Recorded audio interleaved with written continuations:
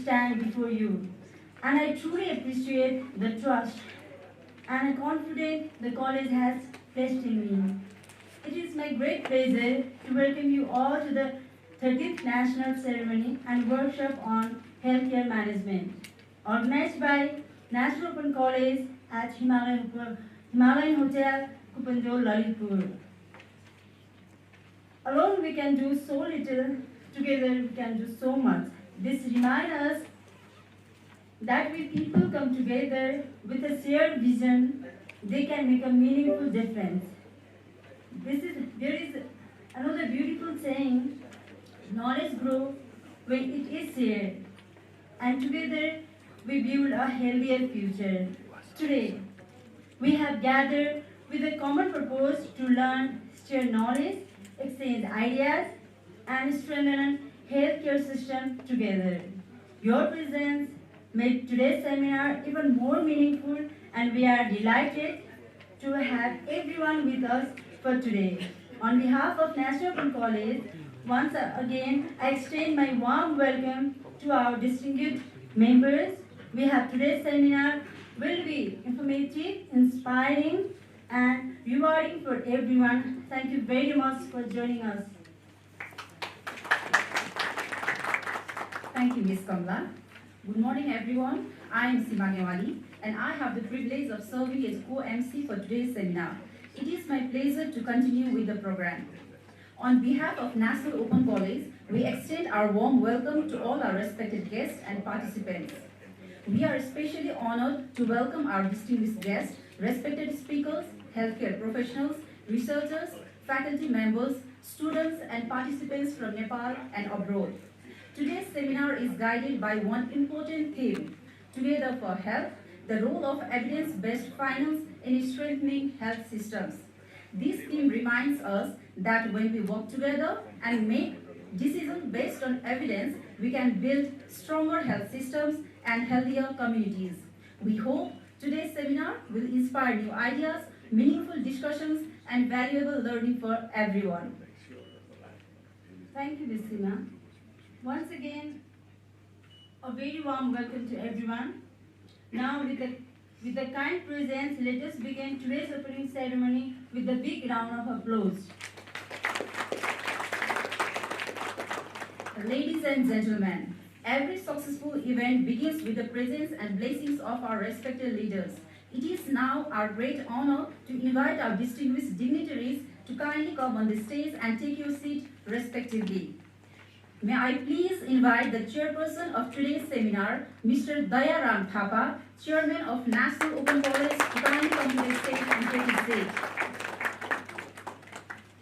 May I now extend my warm welcome and invite our distinguished chief guest, Professor Dr. Sutapa Bin Yogi, Director IIHMR, to kindly come to the stage and take her seat.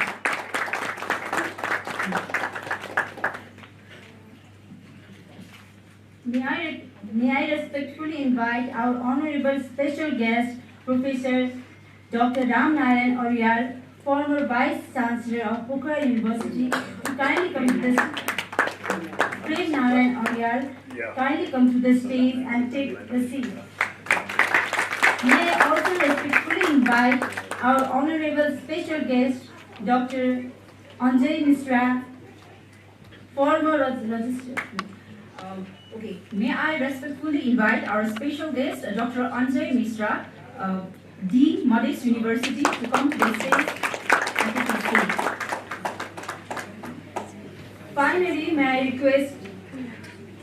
I respectfully invite Professor R.P. Panjiar, Vice Principal of National Open College and convener of this seminar, to kindly come to the stage and take his seat. Ladies and gentlemen, let us welcome our respected dignitaries with a big round of applause.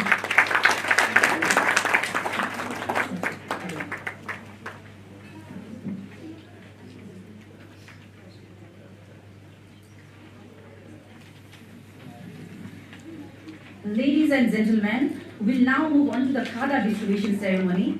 As a mark of our sincere respect, gratitude, and warm welcome, we'll now offer a Khada to our esteemed guests. May I kindly request our organizing team to begin the ceremony.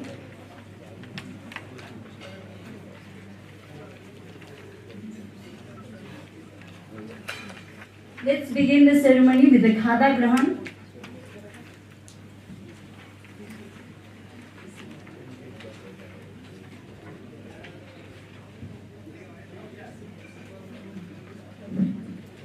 May I please call Sital sir to come up this.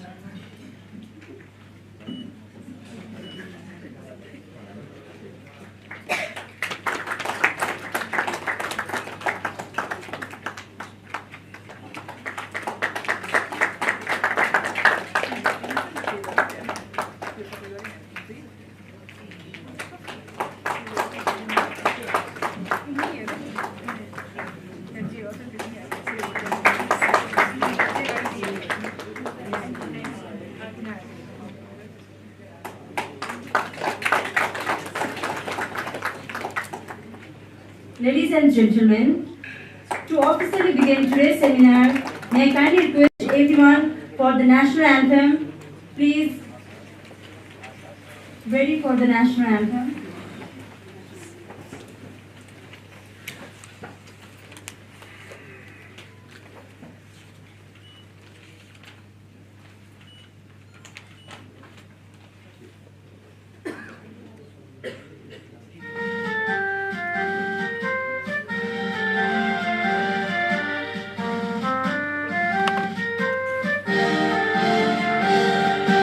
Sayupunga pulka hami yote mama nepali Sarvabhaum vaidhiye kami mahakali Sayupunga pulka hami yote mama nepali Sarvabhaum vaidhiye kami mahakali Prakriti ka koti koti sampada ko asala Virhanu karadatani Sutantara Ajala Jana Bhumi Shanti Bhumi Tarai Pahimala Akhanda Yogyaro Hamro Matri Bhumi Nepala Bahu Jati Bhasha Dharma Sanskriti Chhatisala Agragami Rashtra Hamro Jaya Jaya Nepala. Thank you everyone. Please be seated. Ladies and gentlemen, we will now begin our program with a traditional lamp lighting ceremony. Lighting the ceremonial lamp symbolizes knowledge, wisdom, hope, and the new beginning. So, may this light inspire meaningful discussion, fresh ideas, and a stronger commitment to strengthening our healthcare system. May I now respectfully request our Honorable Chief Guest and our distinguished dignitaries to kindly come forward for the light ceremonial lamp. Thank you everyone.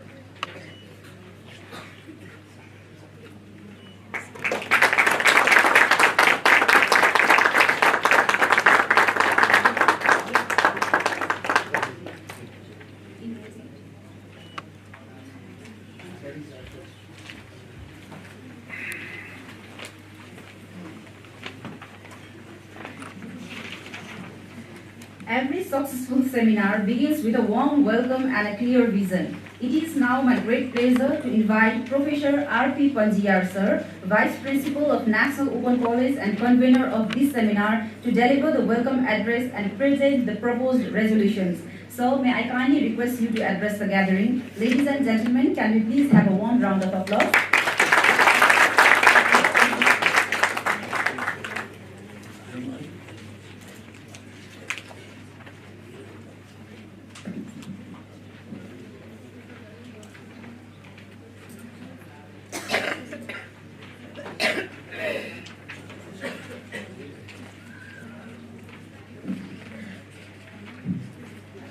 Respected Chairperson, Sudaram Thapa, Chairman of NOC, National Open College. Respected Chief Guest, Professor Dr.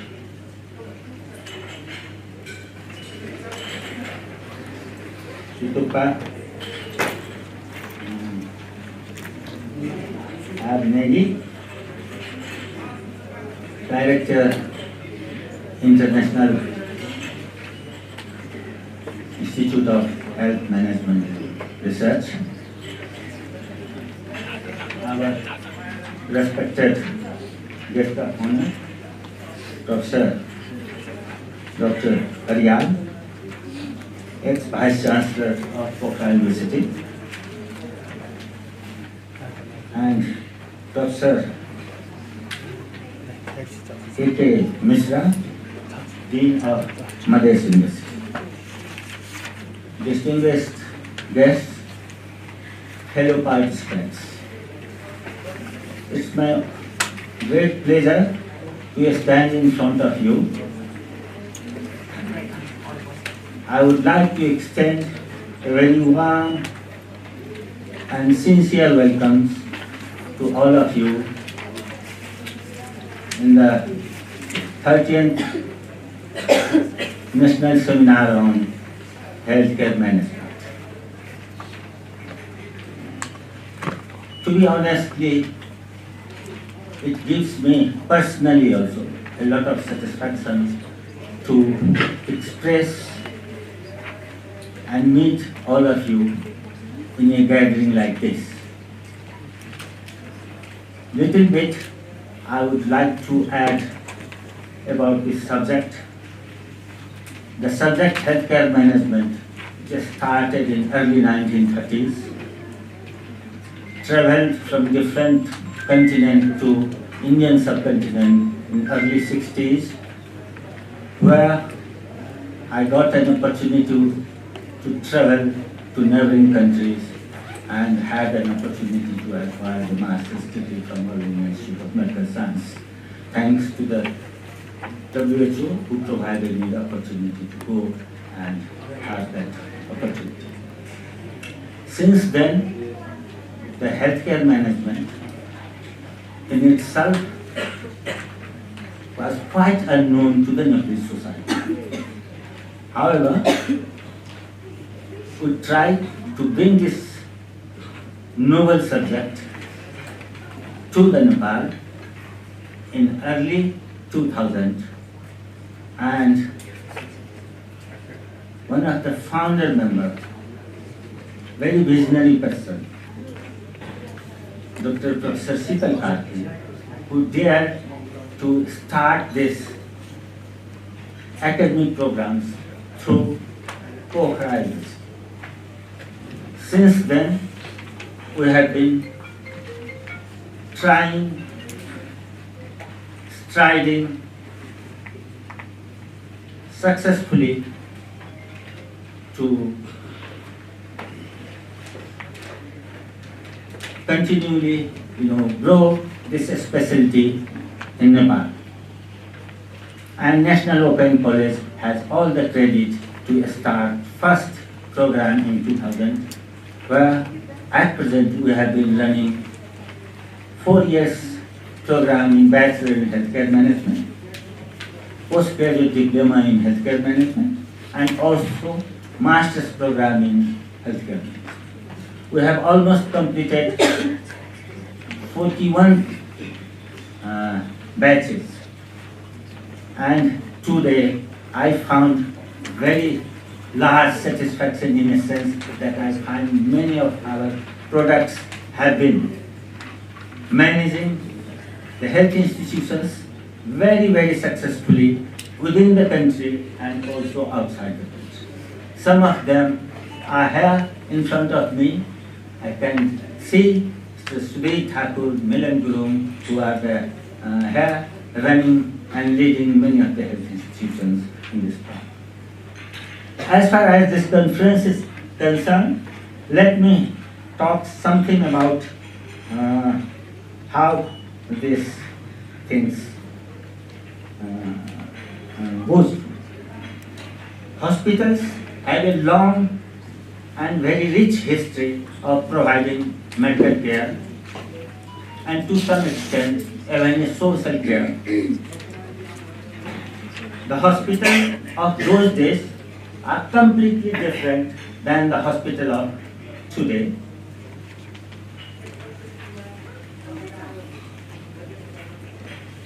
And over a span of time, they have gone through dramatic evolution from temple of worship, recuperation, to almshouse, pest house, and the source of modern day miracles. I would also like to share some of the functions.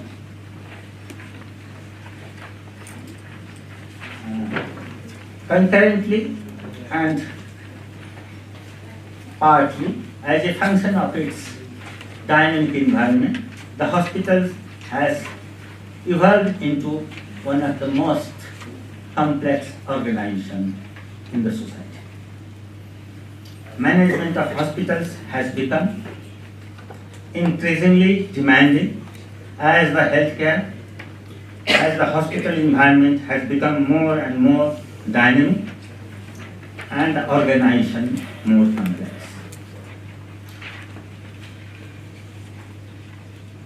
Looking at today's topics of evidence-based financing of healthcare system, of course the hospital is a part of that.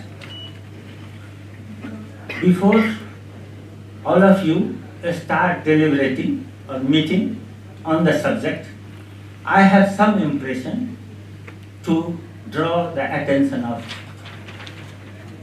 the dignitaries, participants, and colleagues.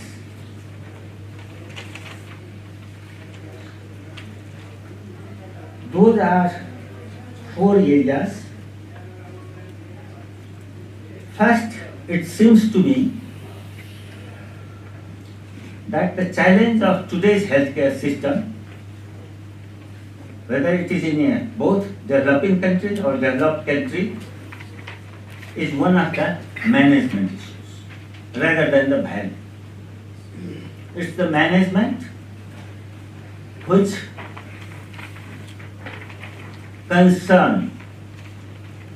which provides the number of managerial tools and techniques to the healthcare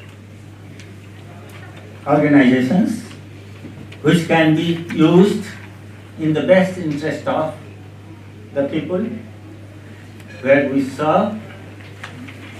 In fact, these things, the management was very well taken by the industries and practiced for more than 150 years.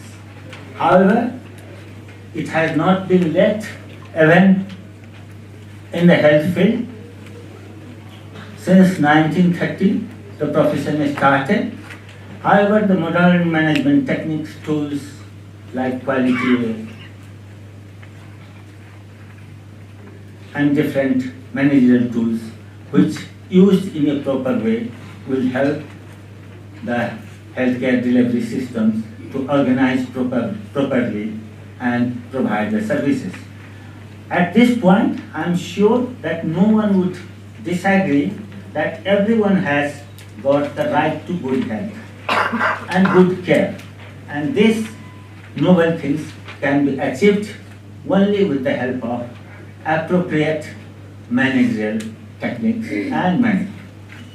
Second things which I would like to draw the attention of this gathering is the increasing cost of healthcare delivery systems throughout the world. It is a rising cost, high spending, even in the countries like United States. Every year the cost is increasing at the average rate of 5.3%, whereas the national gross GDP increase less than that. It is a matter of great concern for the countries and the experts and academicians in the field of this to see how the spendings can be controlled, contained, and the topics very rightly selected today has got a two facets of it. One, how we improve the financing in the healthcare delivery system, or how we contain the cost within the system. Third, I am extremely concerned about the impact of health technology, diffusion of health technology. This is the one area where a lot of advancement have taken place, which is good in a sense that it helps us to reach at right diagnosis and give the correct treatment. However, it is very expensive, and therefore the use of those technology must be done very judiciously. And particularly healthcare spending in Nepal. Just day before yesterday, some of my candidate students was presenting there, and they were telling, let's say 2% of the GDP in Nepal, which has been allocated, whereas for achieving the universal coverage of health, the WHO has prescribed to achieve at least 5% of GDP. So we are much below than that. Under the circumstances, the importance and responsibility of health administrator and hospital administrator increase much. And this is the thing where we need to concentrate. So before I close my questions and request all of you to start your deliberation on the subject and this, and again I would like to extend my warm and sincere welcome to all of you and wish all of you to come to the conclusion which should be beneficial not only for an academic purpose, but it should also be equally relevant and beneficial to the society at large and health managers in particular. So again, I wish all of you to deliberate and would like to extend the warm welcome again, and thank you very much for listening.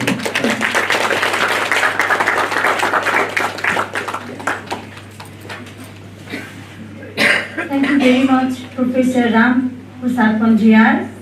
Your warm welcome, thoughtful message, and an inspiring vision had given a wonderful beginning to this seminar.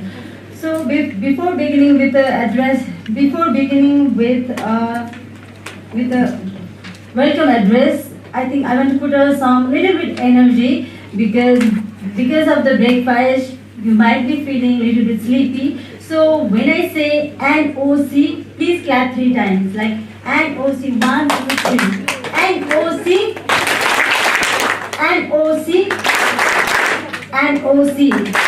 So please put your energy in this way. Thank you, Kamla. Ladies and gentlemen, we now come to the highlights of today's seminar.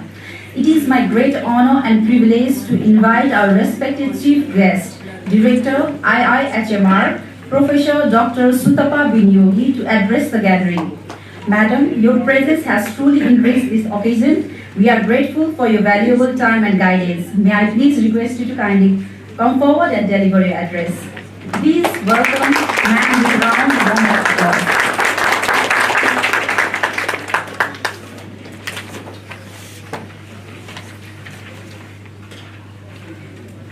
very good morning and namaste, greetings from India. Respected Professor R.P. Panjiar, Vice Principal, NOC. Professor P.N. Ariel, ex-Vice Chancellor, Pokhara University. Dr. Karki, Founder, Advisor, NOC. Dr. Anjay Mishra, Dean, Madhesh University. Mr. Dayaram Thapa, Chairman of NOC, and dignitaries who are sitting off the dais. I feel truly honored and privileged to be a part of this very important workshop, which is the 13th National Seminar and Workshop in Healthcare Management. And this is truly a kind of a milestone in our journey as we embark on this very wonderful and beautiful journey, which is laid down by the collaborative effort, a collaboration between two premier institutions of two countries. One is IIHMR Delhi from India and National Open College from Nepal. I think, and I'm very confident that this collaboration is going to pave new ways for the new generations of professionals to follow. I'll take this opportunity to brief you something about IIHMR. IIHMR Delhi, IIHMR stands for International Institute of Health Management Research. We are a part of the IIHMR Society, which got established more than 40 years ago. And as rightly was said by or mentioned by Dr. Panjiar, that the health management program and the hospital management program actually started way back. But that time it was only restricted to the MBBS or the medical professions. IIHMR created a history by stating and demonstrating that health and hospital management courses can be equally learned and delivered by non-medical professionals. And that's how IIHMR developed a formal academic program, the first of its kind in India and Asia and perhaps the world. And we started off with the first formal education, 2 years academic program on health and hospital management. We started in Jaipur.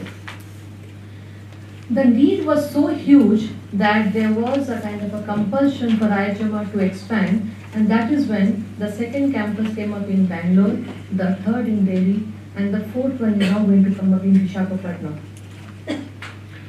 IIHMR Delhi is unique out of these four IIHMR sister institutions in the sense that our mandate is to take the health and hospital management concept to the international level.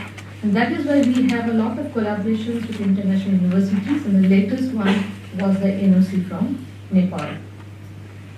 We also stand out in the sense that IIHMR Delhi has been accredited NAC by the NAC, is an accreditation board and the first health management institution as a standalone institution to get that accreditation is IIHMR Delhi.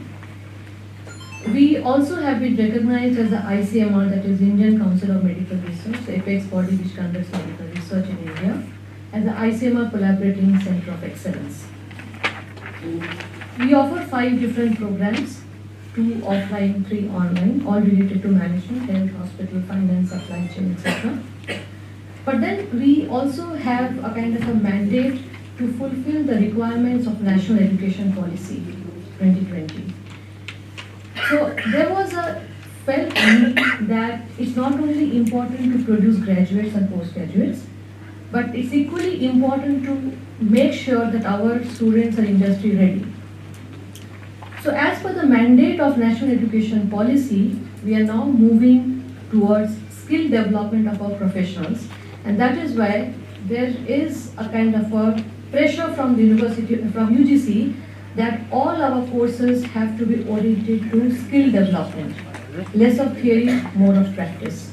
And all our academic programs are now undergoing a transformation in that regard. NEP also states that we should not be confined only to your own country. Instead, we should give the opportunity to the students to pursue more than one degree program at the same time. And that is why the twinning program, the dual degree programs are coming into existence.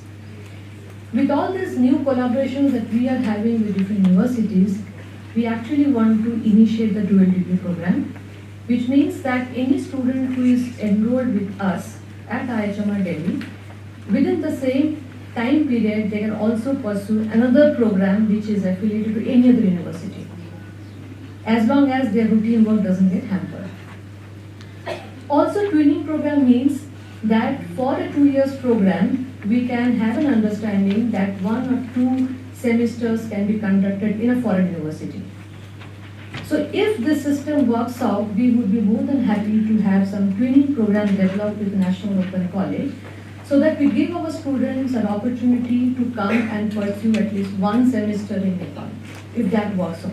But for that, we have to take the approval of AICT. It's not a promise, but obviously the intention is that we move ahead in this direction so that it benefits both the sets of students. Similarly, your student, if you get the approval, they can also come to India and spend 6 months with us as part of their degree program. The requirement to get this regulatory approval from AICT, because once the twinning program starts, the degree will be offered by both the universities. And for that, there are some legal, requirements, for which we can always take the approval from AICT and take it forward from there. Also, as I said, that with the growing, changing environment, we also have to, keeping the focus of health and hospital management intact, we also have to embrace other growing knowledge sectors within the health and hospital management domain. We cannot be only working in the hospital. And some of the growing areas are like digital health. Now it has become so ingrained in the management sector that for the hospital management graduates also, we need to teach them digital health and how they can improve the hospital information system. Similarly, the second one is the medtech sector. Medical technology is advancing at such a great speed that we cannot afford to lag behind. And which is where the 4th campus, which is going to come from Visakhapatnam, our main focus is going to be in the medical technology sector. How medical technology can influence or advance health and hospital management, that is basically the essence of starting the new campus over there. This we realized when last year we got a request from Africa that they wanted to train the lab technicians, cold chain management technicians, cold chain technicians.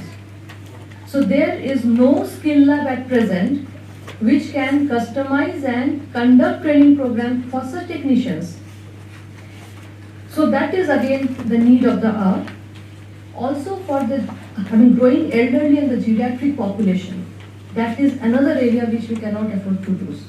So in the coming days, even now also you will find that 50% of the occupancy may be because of the geriatric, but in the coming years this number is going to increase.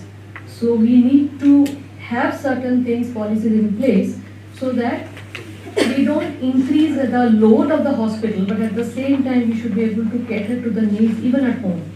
So that's how the concept of health and hospital management will again undergo a kind of a change, a transformation in the years to come. So research is high on our policy agenda, and as the name of the institution suggests, is health management research, which means that whatever research we don't do only for the sake of publications, but we truly want that they should impact the health and the policy and the programs.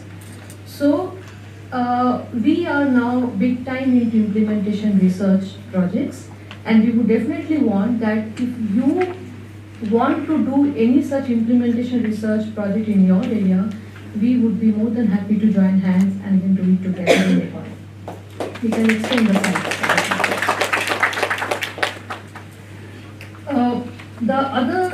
So there are many ways by which we can take this collaboration forward. In the last 2 days of my visit here, what I've observed is, because I visited here in 2014, which was 1 year before the earthquake. So Nepal of 2026 and Nepal of 2014, there's a stark difference.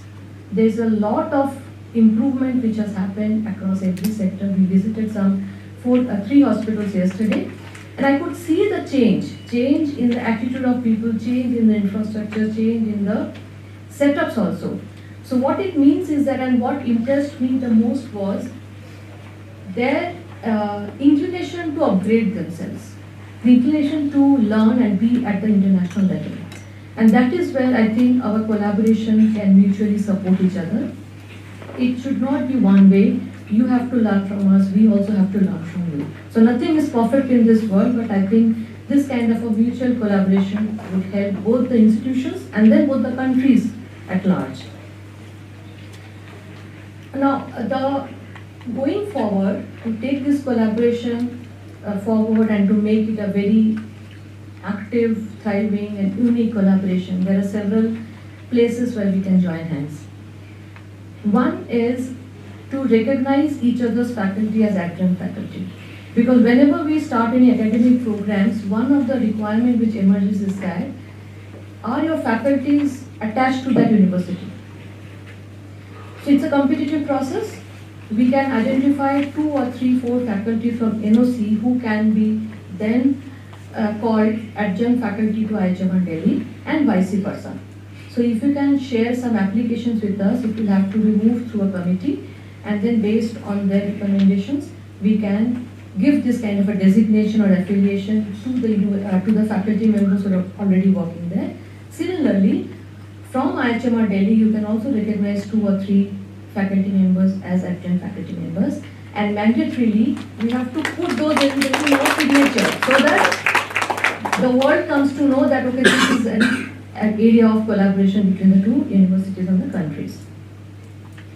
Faculty exchange, we are starting from this workshop, but also we would also want your faculty members to come and teach our students at Delhi. So we will let you know the time and the program and the curriculum, and then we can mutually decide. Student exchange, other than the twinning program and dual degree program, which normally takes some time because of the regulatory approvals and clearances. At IIHMR Delhi, we have an academic immersion program where we send our students to different universities and places for a period of 7 to 10 days. And the whole objective is to get a kind of a hands-on experience and the sense of what the organization is doing. So we can very well send our students to Nepal and your students to our place. And in case they get interested, they can do their internship in that place for 2 months. So our immersion program normally happens in the first week of December. So we'll make an announcement, then coordinate with you and see that if 7 or 10 of our students can come to your university and get kind of an exposure, and similarly you can also send our student as per your needs and requirements. There is no hard and fast rule that you have to send only in December. We can bid for joint projects. As I said, implementation research is one, but other than that, there could be other projects also. There are several calls, and now there is a change in the trend of the global calls also.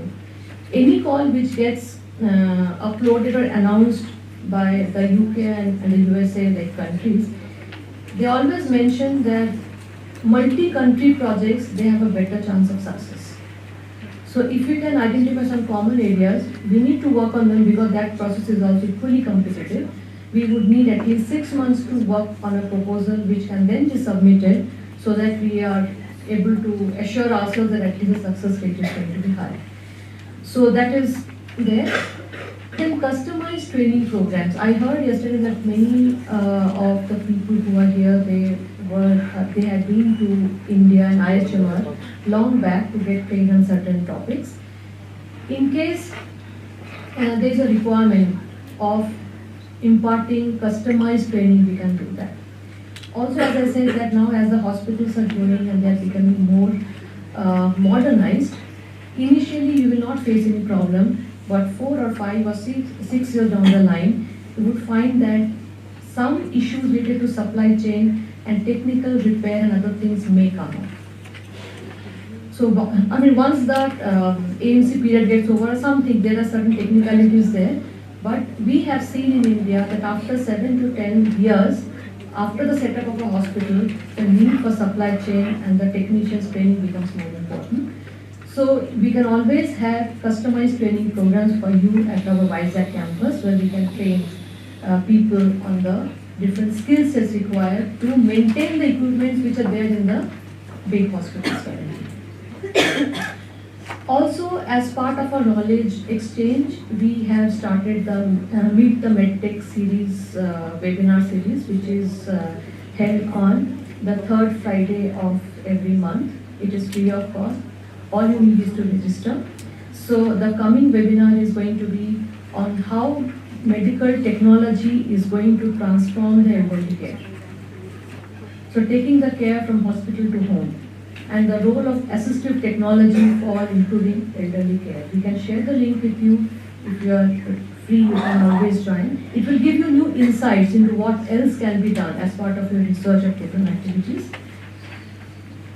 Also, somebody was mentioning about the technology.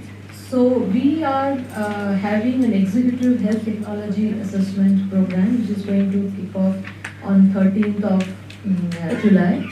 It's going to start with systematic review workshop, which will be followed by some economic evaluations for technologies, and that will culminate in the how to write a policy brief and do advocacy for your own equipment or for different successful technology.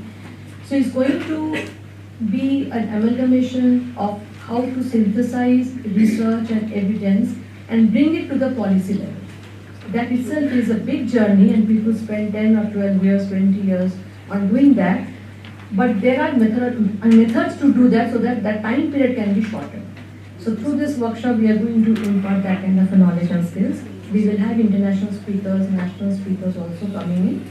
In case you are interested, we will be more than happy to have you with us. The initial 5 days workshop will be offline, then it will be online. So it's a combination, it will be delivered through hybrid mode. And also, as I mentioned, that digital health is an upcoming field. We have a program which is called the Digital Health Enterprise Planning, which means that how much should a digital health person know about health systems? How much should a health systems person know about digital health? Because we cannot have a hardcore IT person sitting in the health system. They will not understand health. And then by nature, I don't know if I can be excused to say this, doctors are very averse to technologies. So if you have to have digital health into the hospital and health sector, you need to have a person who will have equal respect for both. And for this, there is a global course which is called the Digital Health Enterprise Planning. We have adapted the course for India with the help of UNICEF India office. And along with IIT Bombay, we are delivering this course. This is going to happen in the month of October. We'll let you know the dates. If you are free, if you are available, we would be again more than happy to welcome you. So it's going to be for 5 days, and it's going to take you through the whole system, through the entire health system, and it would indicate at what level you would need digital health intervention to strengthen the health systems. So that is going to be a very kind of a unique kind of a program. So I think I would stop here. Thank you very much for inviting the IIHMR team here. It has been a wonderful visit. The warmth, the affection that you have shown to all of us, I think it's something that we would always cherish. And this is a part of our culture. The way you welcome people is so different between East and West. It's markedly different. So I think going forward, we have to preserve this culture of ours, which is very unique to this subcontinent. And thank you once again. I would personally invite all of you to come over to India, Delhi, and IIHMR Delhi especially. So see you there. Thank you.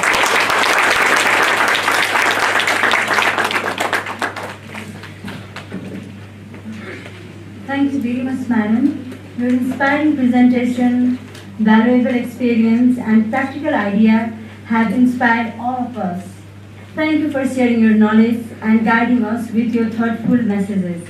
We truly appreciate your valuable contributions to today's seminar. Ladies and gentlemen, it is now our pleasure to invite our respected special guest, Professor Dr. Prem Narayan Aurel, former Vice Chancellor of Pokhara University, to share his best wishes and have a few words for today's program. So, can I please welcome you on the stage?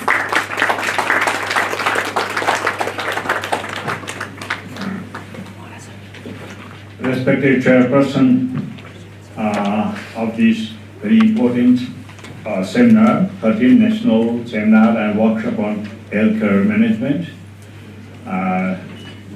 respected chief guest and other guests, and my special beloved resource persons, learners, and experts present in this special occasion. I am very thankful to NOC, Pokhara University College. I am proud to be here with you all. And it is very important and necessary seminar that is important to our teachers, experts, and students also. So I would like to give very brief point-wise discussion on it. And I have gone through the papers written here. Title of the papers, they are very much important about healthcare system, healthcare management, healthcare insurance also, health and law related to healthcare management. All these very important things are very essential to our students, to our parents also. Let's teach our parents. If you do not teach our parents, your teaching will give no meaning.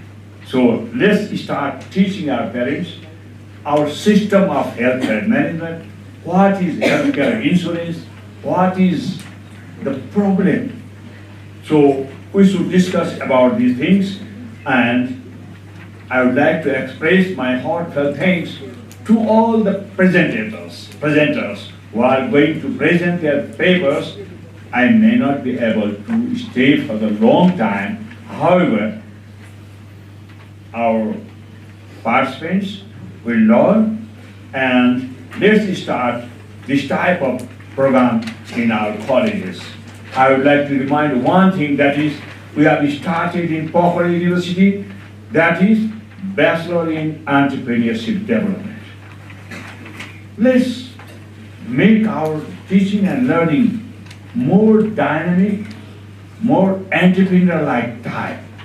That will help our students learn not the book, but the practice. We have started, Pokhara University is the first university and only one university that has started Bachelor in Entrepreneurship Development. And this course, this subject should also be started, and let's try again. We have revised our curriculum after 12 years when I was Vice Chancellor of Pokhara University, and our professors are here, the guests, and all the friends helped me so much that regular change, regular revision of curriculum is essential to meet the need of the changing world. Yes, thank you so much, and I expect wonderful success of this program. Thank you so much for inviting me here. Thank you. Namaste.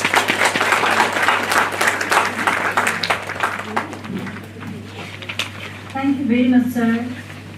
Your inspiring word, valuable guidance, and a kind encouragement have made today's program even more meaningful. We truly appreciate your time and your best wishes. Thank you very much, sir. Moving forward, now may I respectfully invite our next speaker and our special guest, Professor Dr. Anjay Kumar Mishra, Dean of Modest University, to share his best wishes. Ladies and gentlemen, please welcome him with a round of applause.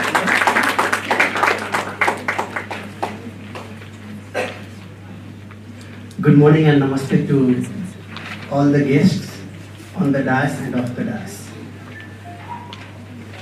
I wish the seminar is already on the path of success.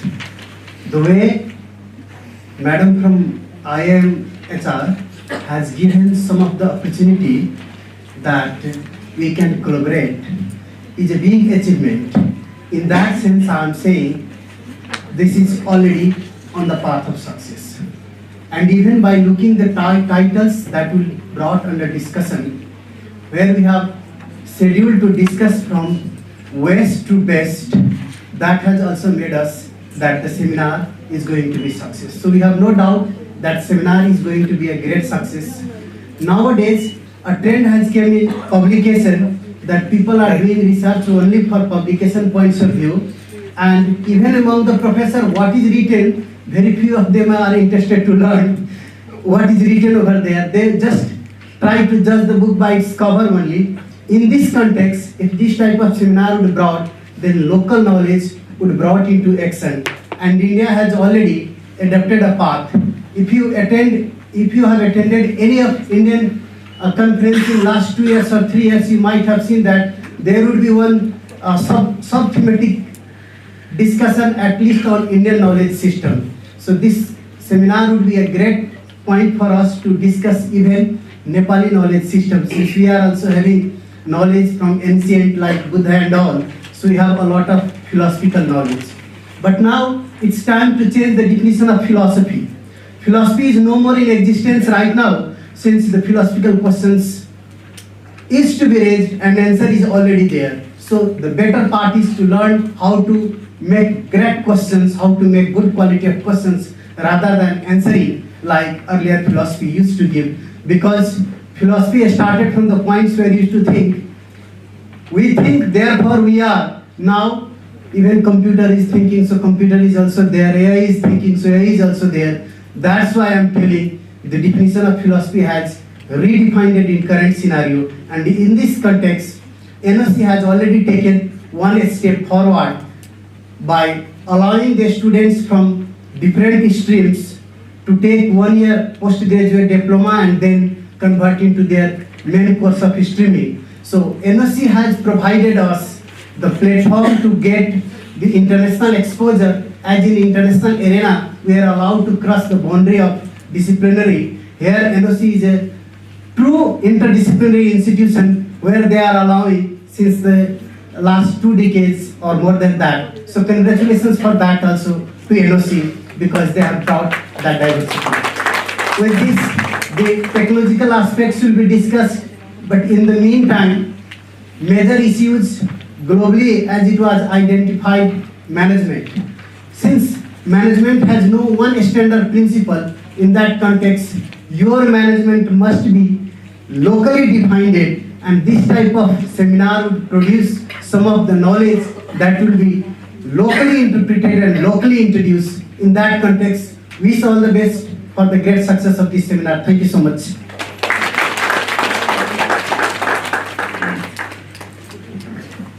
Thank you very much, sir, for your inspiring word, warm wishes, and valuable encouragement. Now, before vote of thanks, we have a certain change in the program. We have a felicitation program by IIHMR Delhi. May I please call Ma'am Nidhi Ma'am to the stage for this program.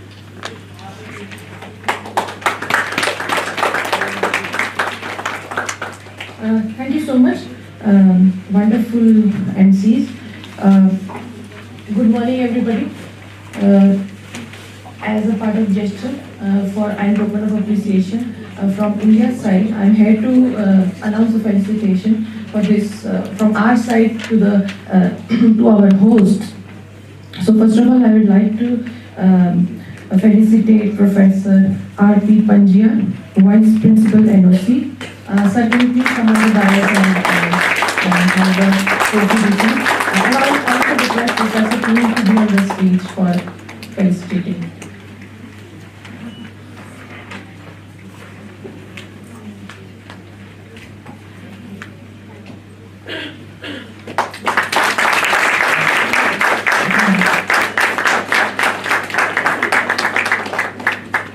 Thank you, ma'am. Can I now request Professor Dr. P.N. Ariel to come forward, please?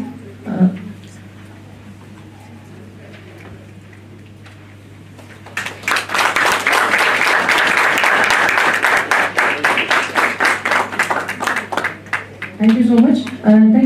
Can I now request Professor Dr. Anjal Mishra, Dean of Madras University, to come forward and receive the question?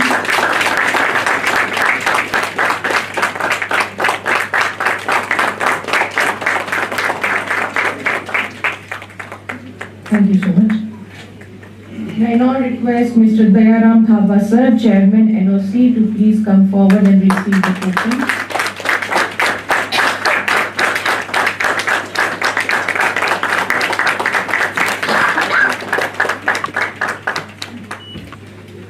And last but not the least, can I request Professor Dr. Sheetal Karki, Founder Advisor NOC, Man of the Show, to receive the token.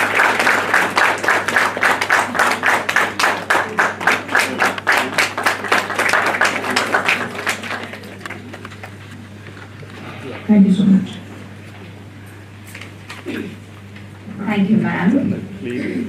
Ladies and gentlemen, as we come close to our opening ceremony, it is my pleasure to invite our respected chairperson, Mr. Dayaram Thapa sir, Chairman of National Open College, to deliver the vote of thanks. Ladies and gentlemen, please welcome him with a big round of applause.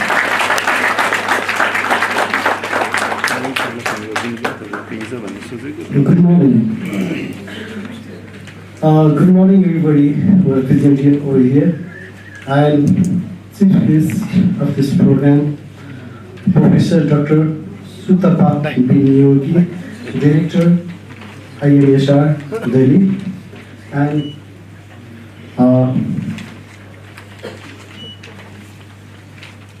former Vice Chancellor, Pokhara University, Professor Dr. Narayan Arya sir, and Professor Dr. Anjali Misra sir, Dean, Madras University, and our distinguished delegates from Delhi, IIHMR, Professor Dr. Puneet Yadav sir, and Associate Professor Nidhi Yadav ma'am, and our all participants and all the keynote speakers, paper presenters, and especially all our beloved students whose hard work made this program happen. And moreover, I should not forget pillar of the NOC, Professor Dr. Ram Pratap and Mr. Anil Kumar Khadka, Principal, as well as all the faculties, dynamic faculties, as well as there are many figures I could see from here, our ex-product with whom we feel always proud. As yesterday we visited many hospitals, we found, so they are doing very well. And then we salute them because UNOC is the pioneer college which produces managing director, CEO of the different hospitals. And then I could see their charming faces as UNOC stand as a pioneer in the new subject in 2000. We can imagine, please, there is no any support, nothing from the government as well. Even we tried, especially in the leadership of Mr. Professor Dr. Sheetal Kumar Karki, our visionary leader. We introduced new subject in Nepal with full of challenge. Especially he is a structural engineer and graduate from Roorkee, IIT Roorkee. And he already established Nepal Engineering College and then came to the Nepal Medical College. At last, he started National Open College with a different field. Though he was engineer, he started Health Management College. So we have to salute that man with that visionary idea, and in extreme situation he did, and just maybe 10 years the government recognized it as a good subject for the hospital, as a CEO, as a managing director, finally, and moreover, we could see wherever we visit, especially in the hospital, there are our kids, students. May I help you? What is the problem, sir? So it is the matter of proud for UNOC. And then anyway, we established this subject in Nepal. And for the promotion of this subject, we are doing every interval of 1 year, means we are running 26 year. This is the 13th national seminar for the promotion and to give the know-how to our kids what's going on in this subject, inviting the different faculties from the different countries as well. And this time we are very much thankful with the Sutaba Binyugi, director and chief guest of this program, along with our team, Nidhi Yadav and Puneet Yadav sir. So, and we are very much thankful to you that we can collaborate with each other in upcoming days. First teacher exchange, later on and student exchange, whatever we can do. We want to join hands together for the promotion of this subject as well and to make it international, internationally recognized, and then to find the scope of this subject. Moreover, and I'm very much thankful, I would like to thank all the media which is going on live in NOC as well as Facebook Live, insitute.com, and moreover, and we have our pillar, Professor Dr. Ram Pratap Punjiar, who established the teaching hospital.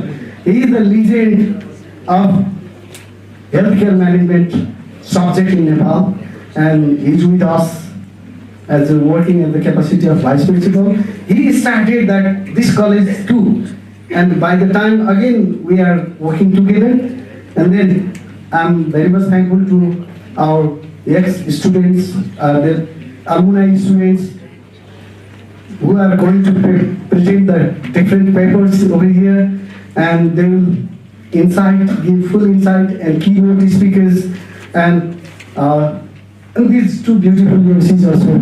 I would like to thank all them. Thank you very much. Have a good time. Hope that the program will be very successful. And till the end, I would like to request you to stay and to get some insight from this workshop seminar. Thank you. Have a good day. Thank you so much, sir, for that heartfelt word of thanks. With this, we come to the end of the inaugural session, and on behalf of this organizing committee, I would like to extend our sincere gratitude to the chief guest, distinguished guests, speakers, and all the participants for making this inaugural ceremony a memorable one. As informed earlier, we will have a 15 minutes break now, and we'll proceed to the part 2 of today's program, the technical session first, health management. We look forward to the engaging and enriching session with our esteemed speakers. Thank you, and without further ado, after 15 minutes break, we'll start the technical session. Thank you.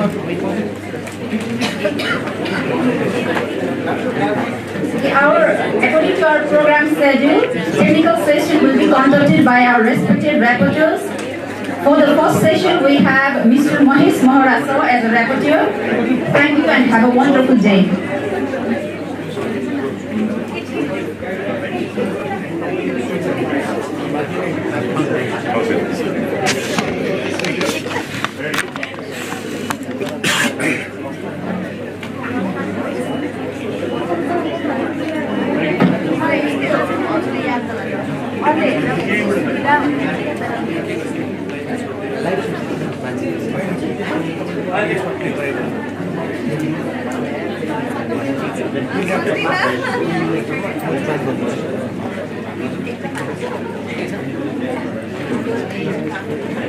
So, ladies and gentlemen, may I inform you, our breakfast session will continue, and along with that, we shall resume our program shortly. I'd also like to inform that let's be prompt so that we'll start our program on time.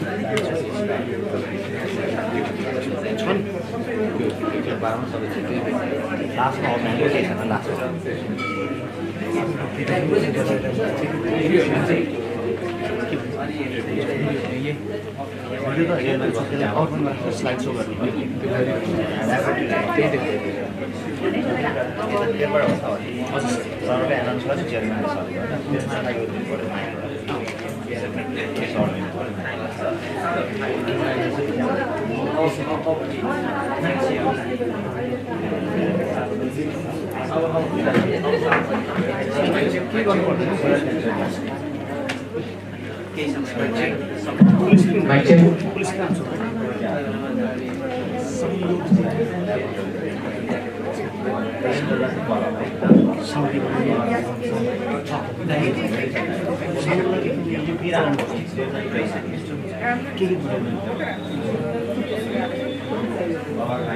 Two.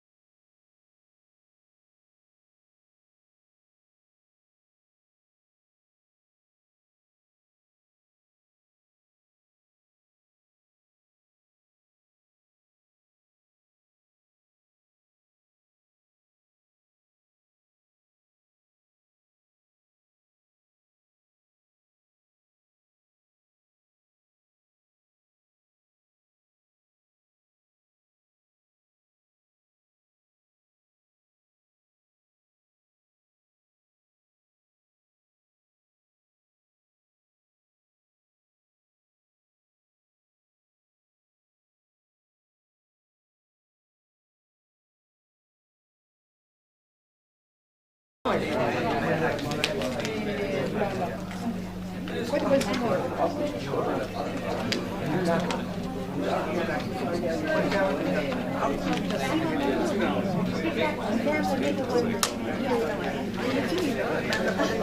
again, good morning to everyone. So, I'm the rapporteur of Session 1. I'm Mois Moana, HOD of PG program at NOC.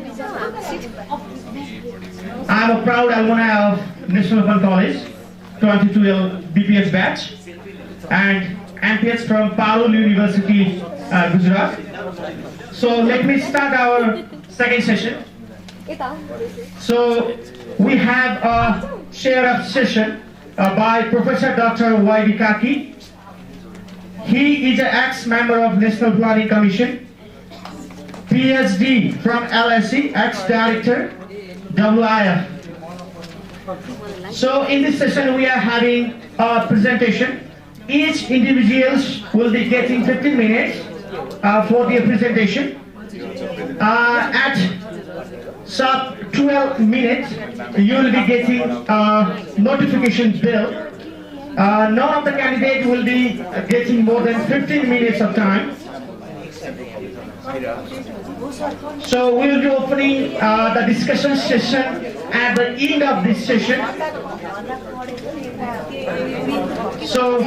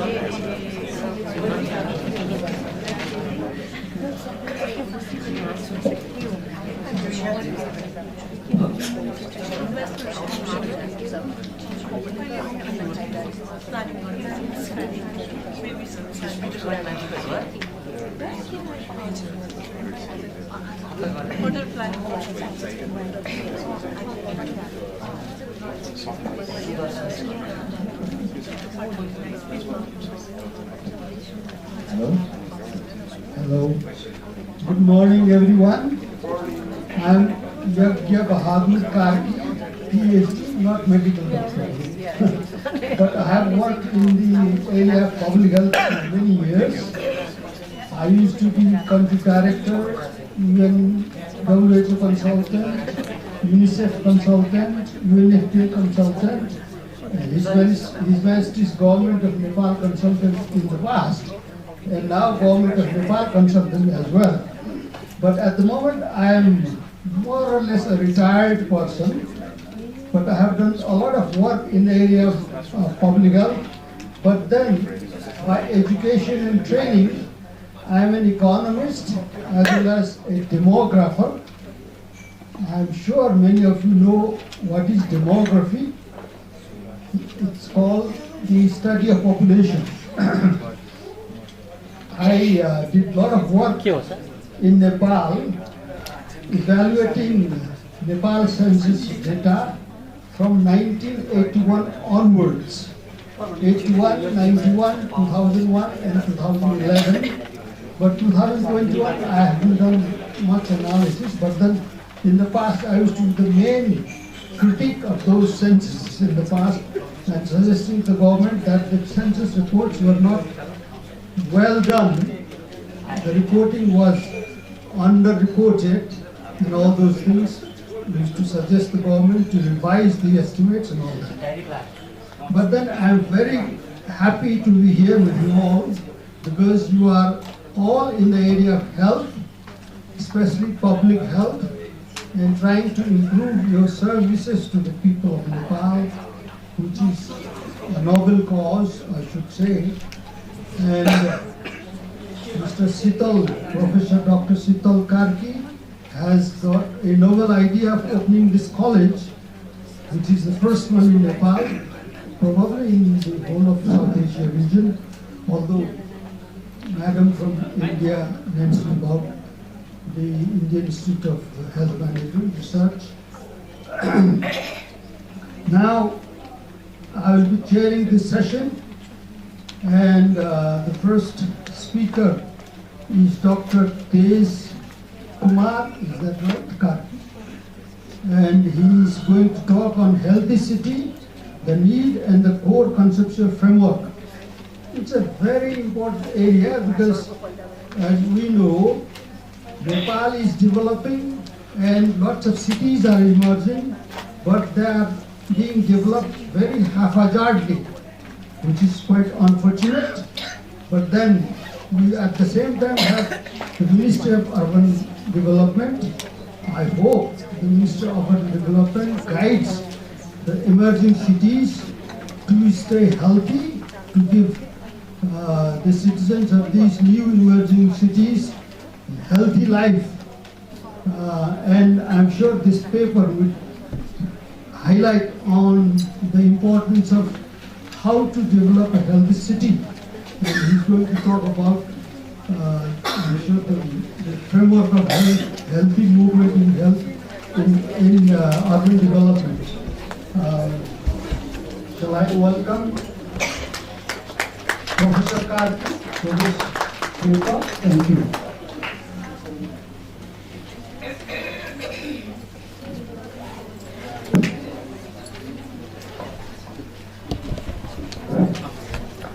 Hello, can you hear me?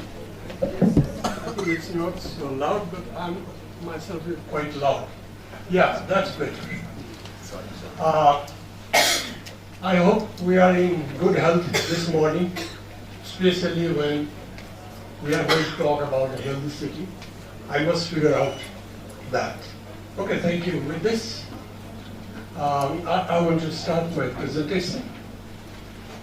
The presentation is about what can we learn from healthy cities all around the world. Okay. The things that I'm going to cover is the role of city planning in urban health. What is healthy city? How healthy city projects are implemented, and some case studies and core messages.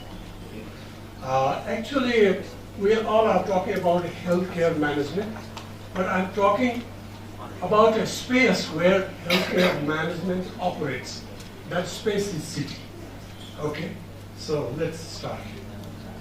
As you know, our country is rapidly urbanizing, and according to the municipal figures, 66% of the population stays in city. So this also suggests that more of our health problems are going to be concentrated in cities. Yeah. But the problem is how our cities are developed in Asia and including in Nepal. They are all developed through expansion of concrete structures without green spaces, open spaces, and in the outskirts it's growing very unplanned. And the outcome, especially when heat is rising in everywhere, they are the very much extreme heat conditions. And that very much impacts the health of the population. So what health risks cities are facing in Nepal? So let's talk about that. So there are a lot of deaths regarding diabetes every year, 2,500. 20,000 by heart problems, 2,000 by suicides. And this figure may be more, but I'm just giving it. And a lot of people are getting overweight and obese. So this is the health situation of our country. Okay. So the question is, what is that? That is the health issue, and what is the healthcare finance, state of healthcare finance in Nepal? I think we are going to talk a lot in the coming sessions, but I'm just giving my overview based on some information. So, 52% of total medical cost a patient has to get the burden of that. And healthcare expenditure actually is 6.1% of the GDP. The government is spending only 2.1%. And the annual budget, what is the percentage of health budget out of the total this year, this fiscal year? It's just 4.8%. And that is too little as compared to the WHO. That's it should be at least 10%. Okay?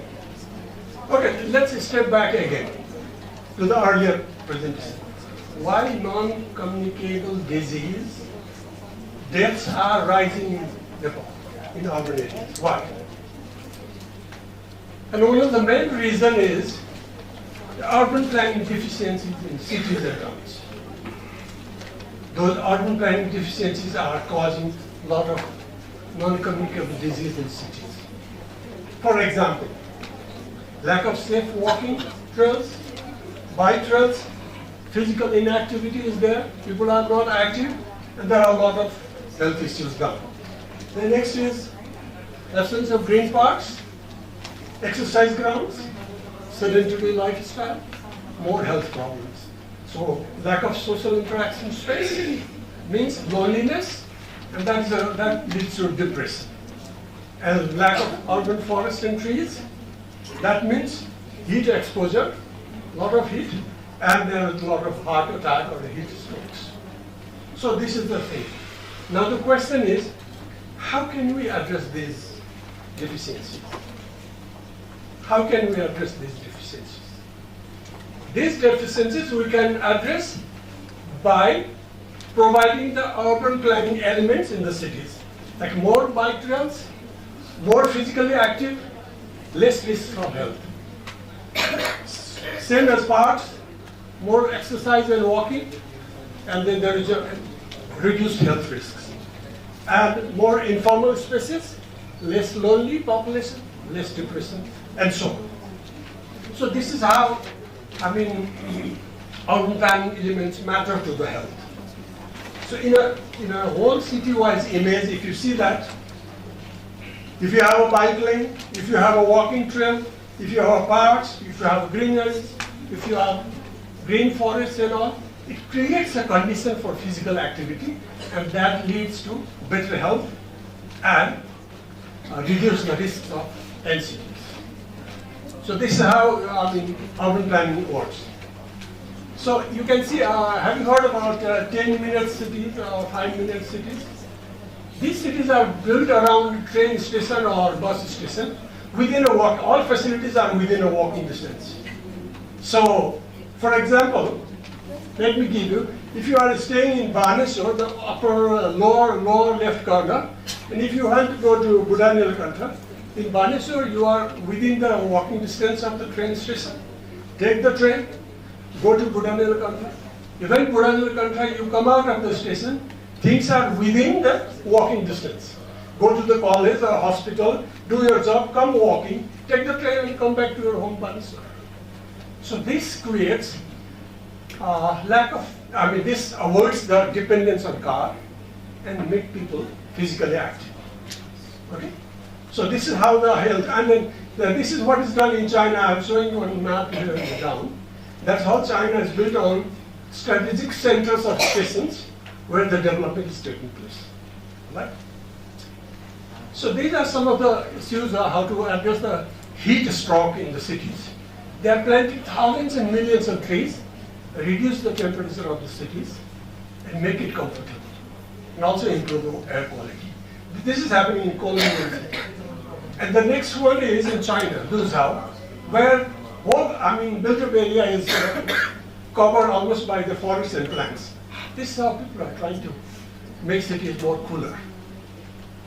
The next is, if you have a centers in cities where people can gather, interact, talk, and all, that will reduce the loneliness. More informal social spaces are very important for mental health and physical health. Okay? And this is the case of in Kathmandu. You see this public park. There are some public parks, not many. Before there were no such physical exercise equipment.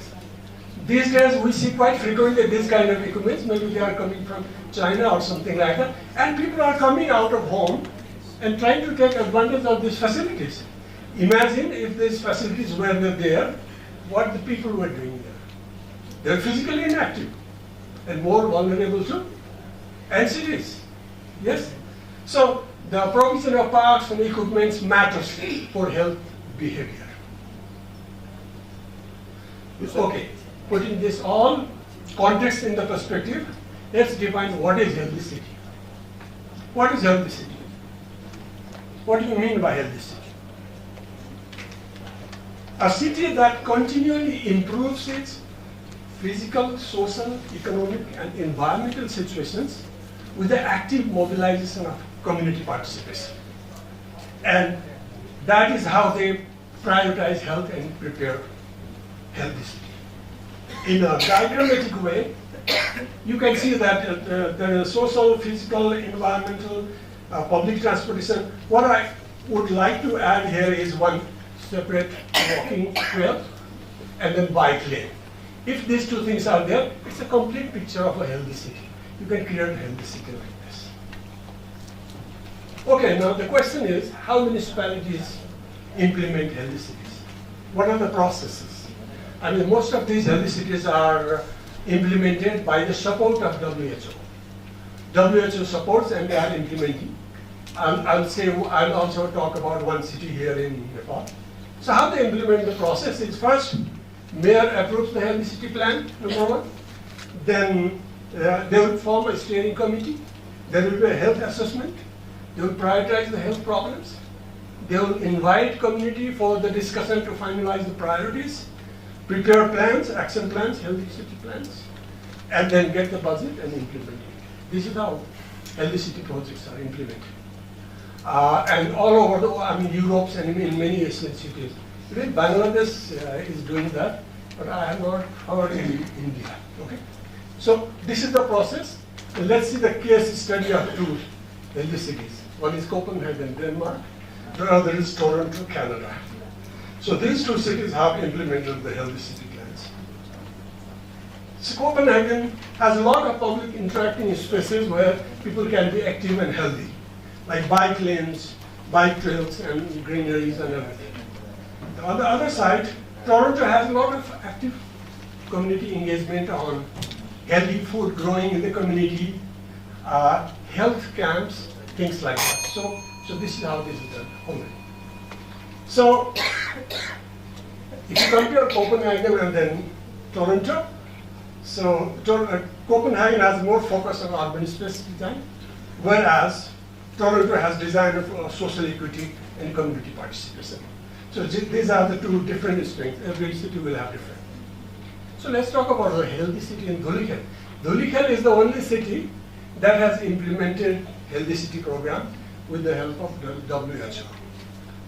So very interesting. It's a small town far from Kathmandu, big, problematic area, but still the NCD is rising so fast. 5 times there is a depression case between 2 fiscal years. But this is the healthy city data, but I'm not sure, but all the figures show that there are 3 times and 5 times growth of NCDs, non-communicable disease.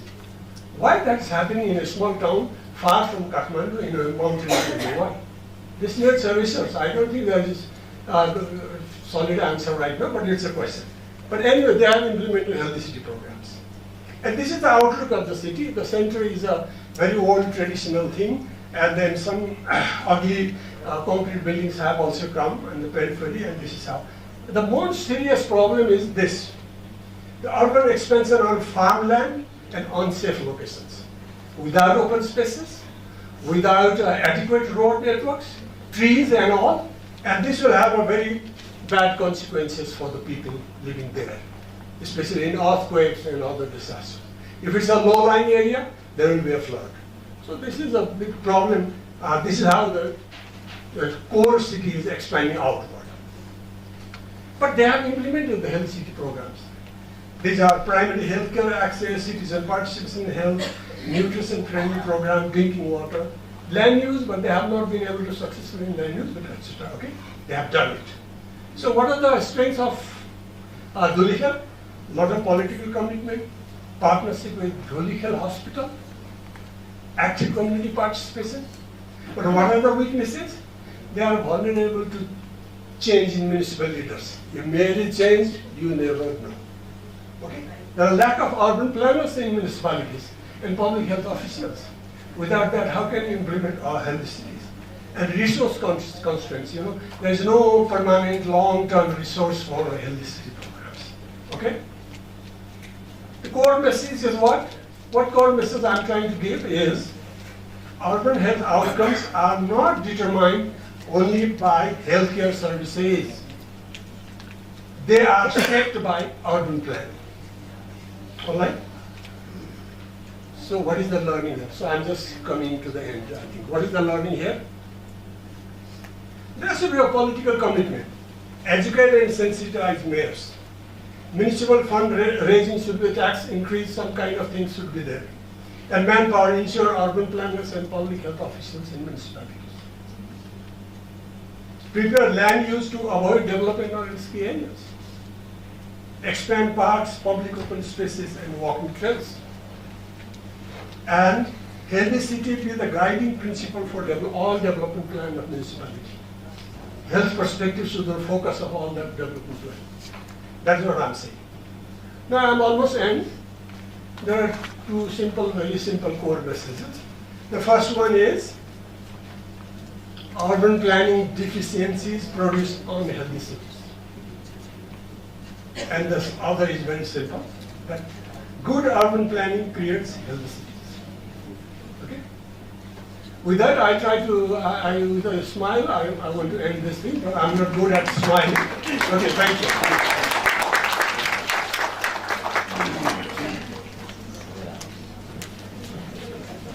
Thank you, Professor Dr. Tejkumar Kakishan, for your wonderful presentation. So, moving to second presentation. So, the presenter is Dr. Timal Sinha, our MSc graduate. Dr. Timal Sinha was the batch topper while I studied MSc. So, straightforward guy. His topic is perceived performance and client satisfaction in national health insurance.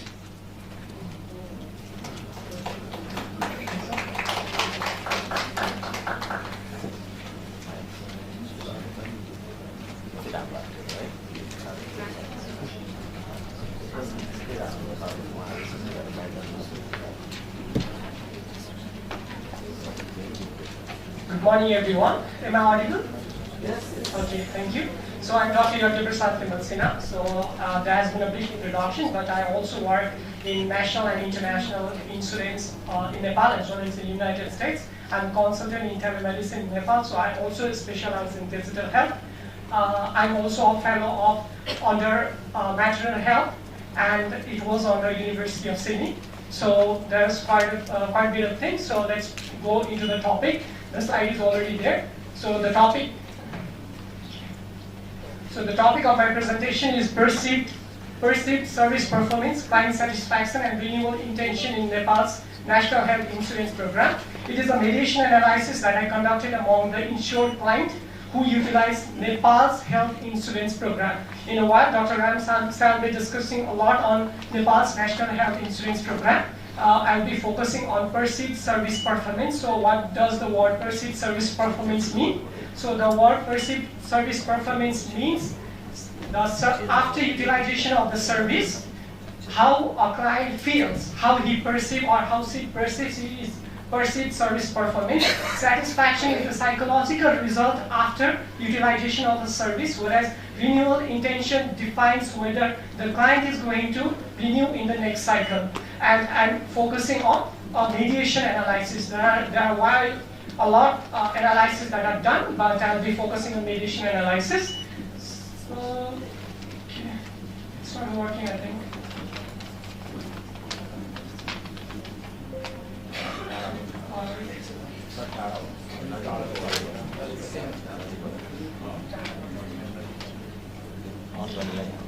Okay, so let's go to the background.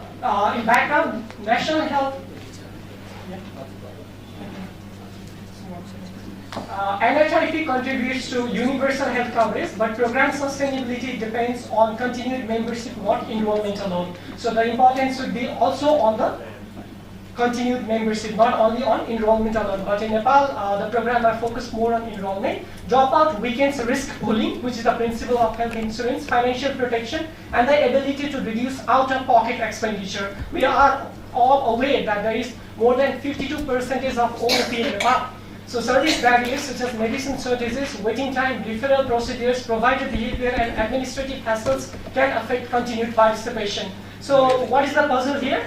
The puzzle is renewal intention can remain high despite decreased satisfaction, despite imperfect perceived service. So we'll be talking in next slide. We'll be talking how I had structured the program. So for today's presentation, the rational and research question focuses on whether socio-demographic factors play an important role in intention to renew, which in my study unfortunately has not shown much. After enrollment, clients judge the scheme through actual service uses and perceived benefit. Satisfaction can be the psychological mechanism which we have already discussed. So the core question is, does client satisfaction mediate the relationship between perceived service performance and intention to renew national health insurance membership? So it's all about how you experience and how satisfied you are. That's the core of the topic today. Okay, so I have, in my research, which is a thesis conducted study, in my research, I have focused on two conceptual frameworks. One is Anderson behavioral model, and the second is expectation confirmation theory. So on the background and context factor, which is ABM, that shows three factors: predisposing, enabling, and need factors. There is some influence on that. I'll be discussing in a while. Whereas my main mediation pathway is perceived service performance, client satisfaction. I need to go back. Slightly forward. Okay, so it's not pointing. Okay, can you please go back? Okay, so we were seeing here, what we are seeing is the client satisfaction.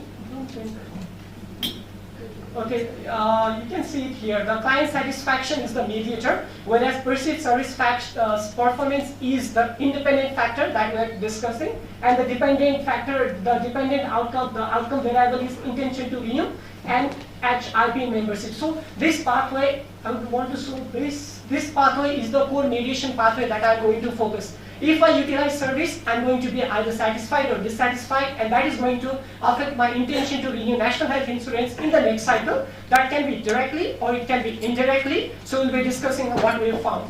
Next, please. Okay, so for the methods at glance, it is a facility-based cross-sectional study that was conducted in Bhaktipur Hospital, Khopa Hospital, and Nepal Korea Municipality Hospital. All of these are the government hospital with the co-payment facility. The participant number was 403, and all of them were NHIP insured adult household respondents. So data was collected face-to-face with the interview, structured interview. The key variables include background variables along with perceived service performance, satisfaction, and intention to renew. The analysis includes descriptive statistics, bivariate analysis, regression, process mediation. So the ethics is, it is NHRC approved study, and institutional permissions were taken, and all the participants had to have written informed consent. Next, please. Okay, so among the 403 participants, the mean age was 44.49 years, and most of the respondents, that is 54.8%, were female, and 28.3% of the respondents had bachelor's degree or higher, and 51.1% of the participants always used card, while often using card, there are approximately a quarter of them were using the insurance card, the National Health Insurance Program's card. And most of the participants, that is 93.8% of participants, had paid premium to get enrolled in the insurance. So the median utilization context, so just to get an idea, the mean healthcare visit per year was 9.83. The mean number of family members with chronic illness in my study was shown to have at least 1.14 members. That is, at least one family member was with chronic illness. Hypertension and diabetes remain the most common chronic conditions, and there was experienced user sample for card use, because those who were using card were frequently visiting hospitals. Next, please. Okay, so my study had 10 different questions for for expectation, for performance, and there were 8 questions for satisfaction, and there were 5 questions for renewal intention. They were on like a scale 0 to 5, and they have been labeled from 0 to 5, 0 to 1 to normalize it. So what happens is there are 5 questions in like a scale.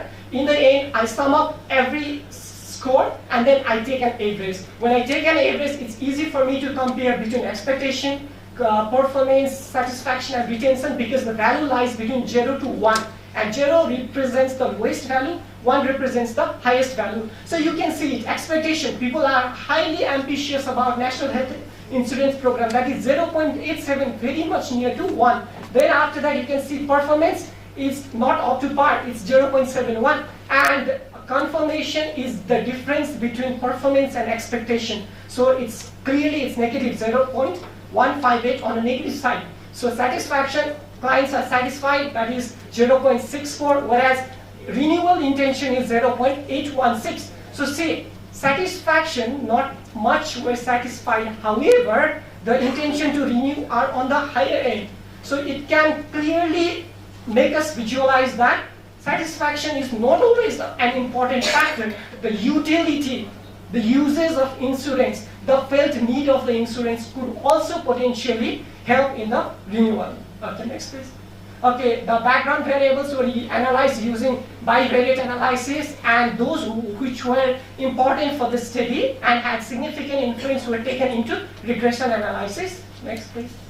Okay, so this is just a snapshot of satisfaction model and renewal intention model, how much whether the model were significant or not, and what is the explanation. So the model shows 57.1% of the variation was explained by the independent variable, whereas in renewal intention, because these are 2 regression analyses that I'm showing, in the renewal intention model, we can see NHIP card uses has the highest beta value, followed by satisfaction, perceived performance, and healthcare visits. And these were the only significant factors. So you need to understand from this slide that car usage, satisfaction, perceived performance, and healthcare visits are more important. Next please. Okay, so this is the hierarchical model. The important model that I want to focus on is on the model 3 and model 4. Model 4 is going to explain a lot, and that is my mediation analysis. Okay, next please. Okay, this is what the mediation model describes. So this is done by process macro 4.2. So the model is number 4, which is simple mediation analysis. Mediation is very simple. You go from part A to part B to see whether the mediator has an influence. Okay, that's going to be the indirect pathway. Whereas a direct pathway is described from X to Y with the inclusion of satisfaction, with the inclusion of mediator. So the total effect can be the sum of the direct and the indirect pathway. In this model, we can see that perceived service influence has significant effect for satisfaction. And again, look at the p-value, look at the standardized beta value. So you can see that both these pathway and also the direct pathway, all of them are significant. It suggests that satisfaction partially mediates. Okay, it's not full mediation because there is also direct effect.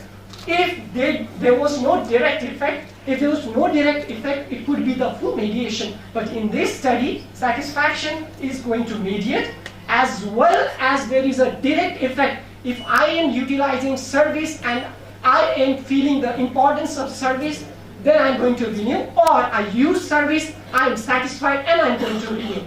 I hope this mediation is clear. These numbers are just a statistical figure that might look a bit complex, but this is just the analysis done by a software, SPSS version 20. Okay, so this is what the output of the SPSS analysis shows. So the total effect, direct effect, and indirect effect, the addition of direct and indirect effect gives total effect, and that is the standardized beta, that's the B value with standard error with P value. Okay, so this model is statistically significant, and for the indirect analysis we have used bootstrapping with 95% confidence interval. Since none of the value has 0 in it, it clearly shows the indirect effect is also significant. Okay, so looks a bit with a lot of numbers, but it's very clear. You receive service, you are satisfied, you renew. You receive service, you feel service is worth it, you renew. Okay, that's the core message that I'm going to convey here. Okay, so let's interpret. It's very clear now. I don't think we need much of interpretation. But perceived service performance improves renewal intention directly and through satisfaction. So health insurance people here must understand that it's a two-way mechanism. Okay, satisfaction is a psychological bridge between experience and continued intention. The remaining direct effects suggest, this is also very important, okay? Practical value, person's health needs. A family has at least one member with chronic disease, so health insurance is a need, okay? And card use, if you use, you understand its value. Okay, the high intention, despite moderate satisfaction, we've seen in the graph, reflects necessary but imperfect program experience. Okay, so what should we be focusing on? Move from enrollment only campaigns to retention and experience management. Strengthen medicine availability, referral timelines, waiting time management, and provider responsiveness. So these were the factors. There were 10 factors in expectation. There were 10 factors in perceived service. There were 8 factors in satisfaction. For example, availability of medicine, waiting time, providers' behavior. These were different factors that were taken. So support effective card use, easier referral, because most of them were complaining about referral and the management issue. There is a huge range of management issue. It's not a workforce issue, it's the management issue. Okay? So policy message, service performance is a retention strategy, not only a quality improvement issue. So normally what happens is we have also HRD board members here. So we focus on MSS for HRD inclusion, but we should also focus on service performance, and every hospital should also evaluate not based on only numbers, but how the individual users had fared about the service, what were their perceptions on the service. Next please. I think we're in the end. So the three final messages from my presentation, from my study is service performance matter for renewal, both directly and through satisfaction. This is very clear by now. Satisfaction partially mediates the performance renewal relationship. Improving client experience can strengthen retention and program sustainability. And it's a cross-sectional study. There are always, every study has limitation. I should not boost around it. So it's a cross-sectional study, limits causality, does not infer causal inference. So the convenience sampling from selected public hospitals, and outcome will measure intention. It's just intention. It is not whether the actual renewal behavior will be done. So with this, I'd like to conclude my presentation. Thank you so much for your attention.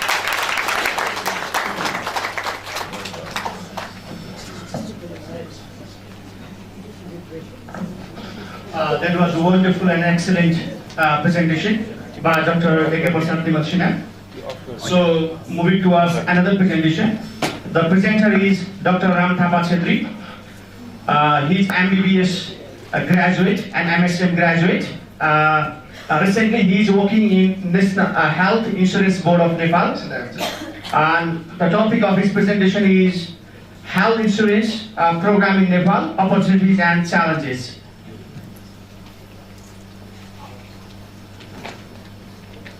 Namaste and good morning to all distinguished guests from India and other parts of the international arena. I would like to acknowledge to the Government of Nepal, Ministry of Health and Food Safety, and also my organization, Government of Nepal Health Insurance Board, to provide me the chance to represent our very public welfare program, health insurance program in Nepal, opportunities and challenges. And I would like to thank to National Open College to provide this platform to represent this very important program of this country. In this presentation, we are going to discuss about the review, the challenges, policy and legal architecture of health insurance program, and also the assess the current implementation status, analyzing the gap using the multiple streams framework, identify reform priorities for health insurance board and government. As we know that the health insurance program was launched on 2016, 2072 को भूकम्पपछि चैत्र 25 गते from the two district, Kailali district, especially Baglung and Ilam district, three district was the first pilot project was done there. And this program was implemented by the Health Insurance Board. And it is a landmark social protection initiative designed to steer the country toward universal health coverage. विश्व स्वास्थ्य संगठनले निर्धारण गरेको universal विश्वव्यापी स्वास्थ्यमा सर्वव्यापी पहुँच विस्तार गर्ने उद्देश्य लिएर स्थापना भएको यो कार्यक्रमले आज नेपालको सडकदेखि सदनसम्म तताएको छ र यो एकदमै महत्त्वपूर्ण कार्यक्रमको चाहिँ हामीले एउटा बोल्ने क्रममा ती जनतालाई म सम्झिन चाहन्छु जसले दूर दराजमा बसेर स्वास्थ्य बिमाको कार्ड लिएर अस्पतालसम्म पुगेर उसले उसको शरीरमा भएको रोगहरू डायग्नोसिस गर्ने स्क्रिनिङ अफ द डिजिज एउटा चान्स पाएको छ त्यसको लागि म हेल्थ इन्सुरेन्स प्रोग्रामलाई हृदयदेखि नै धन्यवाद दिन चाहन्छु त्यसका चाहिँ नीति निर्माताहरूलाई in this program the family as the unit of the enrolment the program utilises risk pooling mechanism to safeguard citizens from catastrophic out of pocket expenditures मान्छेको व्यक्तिको अनियोजित खर्चलाई रोक्नको लागि यो कार्यक्रम सफल भएको हामीले लिएका छौँ र यसमा चाहिँ एक घर परिवारको 5 जना परिवारसम्म 3500 रुपियाँ तिरेर 1 लाखसम्मको चाहिँ हामीले सुविधा लिन पाउँछौँ र यो one single household it contains 5 members and they should pay 3500 to gain the 1 lakh schemes. The program further success can be accelerated by modernizing its digital ecosystem, upgrading infrastructure, and equitable healthcare for all Nepali citizens. This program helps us to achieve our universal health coverage because we are already committed to the WHO and UN to achieve our USC till 2030. That's why this program is very important to achieve these SDG goals in case of Nepal. In this analytical framework, we are discussing what problems is recognizing because in health insurance program there is multiple issues are raising despite of the people are benefited, the policy screening, the what solutions are available, and is there any political commitment, is there political support is available for this program, and what are the policy windows opens for this program. As we are the very benefited that all the legacy, all the constitution has committed us to provide this program to people. In this framework, the Constitution of Nepal 2015 already designated that all the people should be enrolled in health insurance program. That's why this program is already managed from the Constitution of Nepal. And after that, the संसदबाट पनि health insurance act पारित भइकन यो कार्यक्रम लागू भएको छ health insurance rules national health policy health sector strategic plan national health financing strategy त्यसै गरेर SOB annual reports which are already published in our website. These documents are already legalized. This program, it is the part of the government and the part of the constitution. Previously, this program was named as a National Health Insurance Program. It has a strong policy and legal foundation, as we already discussed about this. And the key implementation is that people are facing the high out-of-pocket expenditures, around 54.2 to 57%. The people are paying the money to get the health services from the hospitals. And the issues are the low active enrollment. As we already discussed that our Health Insurance Act discussed about all people should be enrolled in this program, but due to some legal or governmental issues, we are not able to enroll all the government employees to enroll this program. That's our first aim, to enroll all the formal and informal sector to enroll this program to gain the more and more fund for this program.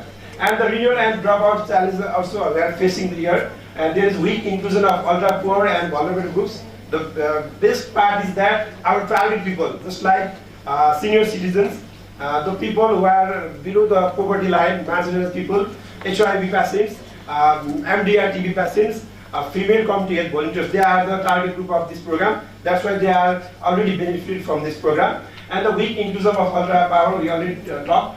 Fragmentation across social health protection schemes, as we have multiple fragmentation in this program, because side by side there is social health, Samajik Suraksha Course, and also we have health insurance program. The government is also thinking about to collaborate these two programs in a systematic way. As we see, there is out-of-pocket expenditure in 2050, 16.5%, and then it is decreasing pattern till 2023 because we are already enrolling in the health insurance program. That's why people are not going to pay from their pocket because we have already health insurance programs. The active population coverage is increasing from the establishment of this program to the recent years, because around 98,000 people are enrolling in this program. The sad part is that people are dropping out. People use this program for their major operations for this year. After that, they will not renewing. That's the issues for this program. That's why people need to, we will need to aware the people about this, the benefits of this program. The active general and target insurance coverage in these slides, you can see there is the general insurance are also increasing, as well as the dropout is also decreasing. The active household coverage, as we see that the 30.24% of active household people are enrolling in this program, and our aim is to, the government is aiming to enroll all the households in this program, so that we can earn and we can collect the much more fund for this program as well. Now we are talking in the southern and southern that people are talking the Bima is collapsing, Bima is पोस्टमा पैसा छैन, यस्तो कुराहरू सुनिन्छ। यसको main उद्देश्य भनेको चाहिँ हामीले सबैलाई स्वास्थ्य बिमामा आबद्ध गराएर पोस्ट बढाउने हो, फर्मल इन्फर्मल सेक्टरले सबैले गर्ने हो। यहाँ चाहिँ अहिले हाम्रो चाहिँ this adverse selections of this program because mainly veteran people and the disease people, बिरामी भएका मान्छे र बुढाबुढीहरू बढी बिमामा आबद्ध भएपछि त त्यहाँ खर्च यसमै त्यसको समेटिने भयो। अनि अहिले हाम्रो हेर्ने भने हजुरको त्यो एउटा परिवारको 98% सम्म त्यो प्याकेज 1 लाख खर्च भएको छ। The social managers, if there is a healthy people are enrolled in this program in a whole manner, especially we collect much more money and we can pull the risk to the risk group. त्यो कारणले गर्दा अहिले के भइरहेछ भन्दा सबै विपन्नहरू अनि बिरामी भएका अपरेसन गर्न परेका वृद्धहरू यसमा इन्भल्भ हुने अरु स्वस्थ नहुने, that's the problem of this programme. That's सबैलाई चाहिँ अनिवार्य बिमा गर्ने हो भने यो हाम्रो आर्थिक कोषको चाहिँ समस्या समाधान हुन्छ भन्ने हामीलाई लागेछ। And the annual renewal rate of family is also dropout rate सँगसँगै हाम्रो annual rate पनि बढेको छ। तर पनि बढेको 2016 we are 178 times increasing the pattern of membership in the health insurance program. That's a good positive part of this program. There is some fragmentation in this program as well. Social health protection, national health insurance program, free basic health service package, and vertical target peoples. And our service provider also claim the vertical target programs like Safe Motherhood, Ama Suraksha, then also subsidiary programs like cancer, art program, they are claiming such amount from health insurance board as well. That's why we have obligation to pay such monies from the dual duplication of this program. And there is some SSP components with social security schemes like SSF, EPF, and health insurance scheme. We have some benefit packages of health insurance package, free basic health service package. There is some margins of OPD visits, essential medicine, diagnosis services for this health insurance program, as well as free basic health service. Due to the duplication of this program, we are paying much more amount to the government as well as private organization due to the duplication of this program. That's why government is working to separate the free basic health service package as well as health insurance programs, which also covers only the without basic free basic health service package. So दुईटा छुट्टा लोगलाई चाहिँ अहिले के भइरहेछ भने basic health सर्भिसको programme पनि बिमाबाट cover गर्ने अनि दुई थरीको पैसा लिँदाखेरि चाहिँ हामीले दोहोरो चाहिँ मार परेको अवस्था छ। The problem is during emergency system is faced. There is additional pressures on implementation because the high utilization of this package among enrolled groups. अब एउटा परिवारमा वृद्ध र दीर्घ रोग लागेका बिरामीहरू भयो भने सबै पैसा चाहिँ उनीहरूले ओपिडीमा खर्च गर्छन्, टेस्टमा खर्च गर्छन्, अनि त्यहाँ त बिरामी नै बढी भयो। त्यस्तो नागरिक पनि सँगसँगै र सबै चाहिँ अब फर्मल सेक्टर र इन्फर्मल सेक्टर जोडिने भने त कोष बढी नै हुने भयो। त्यही भएर कोषको समस्या चाहिँ धेरै होइन। In our general talk, we always talk about the fund of this program, but I think Nepal government is thinking about the restructure of this program by enrolling all people in the health insurance so that our fund will not be the major problem for this issue.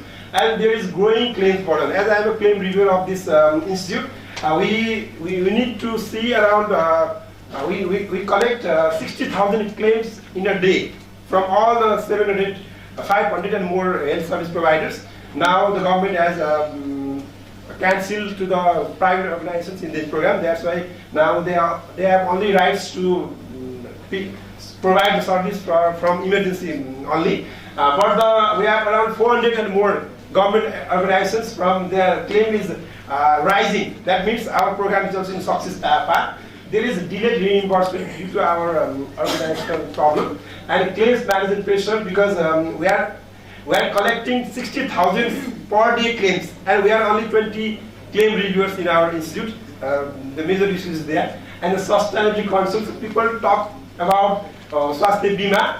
I think this program is in the high pitch of the issues because people are benefited from these issues, this program. That's why people are talking. मैले अहिले हेरेको छु हाम्रो यो Kathmandu भ्यालीको even private अर्गनाइजेसनको अस्पतालहरूमा बिरामी छैन अहिले स्वास्थ्य बिमा बन्द गरेदेखि त्यहाँ बिरामीको आवाज जवाब बन्द कम छ किनभने all the people are going to government organization because health insurance program is there. The government is cancelling त्यहाँ चाहिँ अहिले बन्द गरेको अवस्थामा सबै बिरामी चाहिँ स्वास्थ्य बिमा कार्ड लिएर गभर्मेन्टले जाने भयो अब अहिले प्राइभेट अर्गनाइजेसन तपाईँले हेर्नु भने there is very low number of patients are going there यो किनभने स्वास्थ्य बिमा कार्डले गर्दा हो the weak trust in payment and service issues persist हिजो मात्रको हाम्रो government health insurance board has release the press note about we have paid around 23 अर्ब टिल मङ्सिरसम्मको रिइम्बर्समेन्ट चाहिँ हामी तिरिसकेका छौँ अब हामीलाई चाहिँ के आएर आउने गर्दथ्यो पैसा तिरेन भन्ने र हिजोसम्मको हाम्रो वक्तव्यले चाहिँ 23 अर्ब हामीले तिरिसकेका छौँ अन्त सामान्य प्रधानमन्त्री पालित सरकार सरकारको सरकारले चाहिँ स्वास्थ्य बिमालाई प्रायोरिटीमा राखे भएर नै यो आर्थिक वर्षमै उहाँहरूले 23 अर्ब हामीले फर्चुन गर्न सफल भएको छ यो पनि एउटा हाम्रो स्वास्थ्य बिमाको सफलताको बढीको रूपमा मैले ल्याएको छु यसरी चाहिँ health care utilisation by general population चाहिँ बढिरहेको छ अभियसली पनि अब पहिला 89.1 थियो भने 2079-80 मा इन fiscal year 2081 to 82 there is 92.8% of health care utilization of the people यो पनि जनताले सुविधा दिएको हो यसमा हामीले आपत्ति जनाउनु पर्ने छैन र कतिपयले चाहिँ स्वास्थ्य बिमालाई खर्च भयो भन्छन् यो खर्च होइन we are investing the people to be a healthy people किनभने जनता स्वस्थ भयो भने उनीहरूले उत्पादकको खर्चन they will utilise their energy to earn the money अनि जनताले रोगी भएर पैसा नभएर घरमा बस्नुभन्दा त बिमा कार्ड देखाएर उपचार पाएर स्वस्थ भएर आफ्नो परिवारलाई चाहिँ पाल्न सक्ने क्षमता भनेको त त्यो राज्यले लगानी गरेको हो त्यसै म चाहिँ यो स्वास्थ्य बिमामा गरेको लगानीलाई खर्च गर्ने भन्न चाहन्न यो हाम्रो लगानी हो यो लगानी भनेको तपाईँ हाम्रो स्वस्थ भविष्य र भोलिको नेपाललाई सुन्दर र स्वस्थ समृद्ध बनाउनको लागि चाहिँ यो लगानी हो द्याट्स वाइ यो प्रोग्रामको चाहिँ एउटा म पार्ट हुन पाउँदा I feel very happy and proud to be this part of this programme अनि the financial burdens of claim expansion over the year is increasing as we already talked about these issues. Healthcare utilization by general and private insurance. Obviously, by general services are using private services सँगै हाम्रो चाहिँ लक्षित समुदायले पनि धेरै सुविधा लिनु भएको छ आज स्वास्थ्य बिमा कारणले गर्दा धादिङ मकवानपुर चितवन गोर्खा र तनहुँसम्मका ती चेपाङ समुदायले सुविधा पाएका छन् राउटे समुदायले पाएका छन् दलित समुदायले पाएका छन् यसको चाहिँ राम्रा कुरालाई भन्दा हामी बढी नेगेटिभ कुरालाई बढी इन्फोसाइज गर्छौँ एउटा औषधि नपाएर हल्ला गरिन्छ तर त्यही एउटा बिमा कार्डले चाहिँ गङ्गालाल र मनमोहन मुटुमा गएर उसको मुटुको भल फेर्नेदेखि लिएर 1 लाखसम्मको उपचार पाएको हामी कुरा गर्दैनौँ हामी नेपालीहरूमा पनि केही नेगेटिभ कुरा गर्ने बढी बानी छ यसका फाइदा गर्ने हो कति हिजोसम्म एउटा एपेन्डिसाइटिसको अपरेसन गर्नको लागि we need to pay around 1 lakh for this operation, but due to the health insurance program, we saved the fixed amount of fee for this program, for this service. एउटा एपेन्डिसेक्टोमी गरेको अहिले 28,000 मा हामीले 25,000 सम्म हामी तिर्छौँ तपाईँ तुलना गर्नुहोस् यो स्वास्थ्य बिमा नहुँदो हुन्छ आज पनि जनताले एपेन्डिसाइटिस अपरेसन गर्न पाउँथे त्यसरी हामीले बुझ्नुपर्ने हुन्छ that's why we have some policy stem solutions that we should mandatory involvement under law.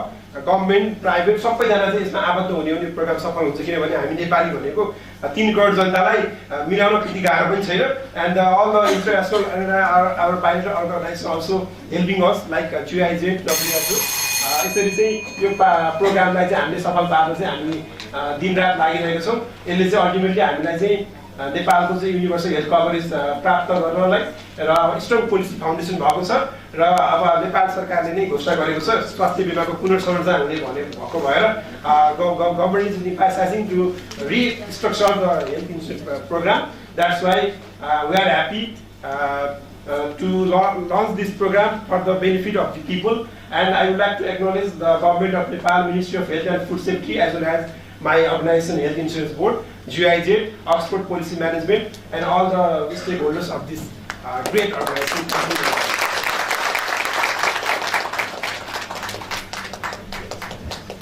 Thank you, Dr. Ramthapa Chhetri, for your presentation. Let me proceed forward. So next presenter is Professor Dr. Ang Ching Sherpa. So topic of our presentation is a case study on senior citizen healthcare management.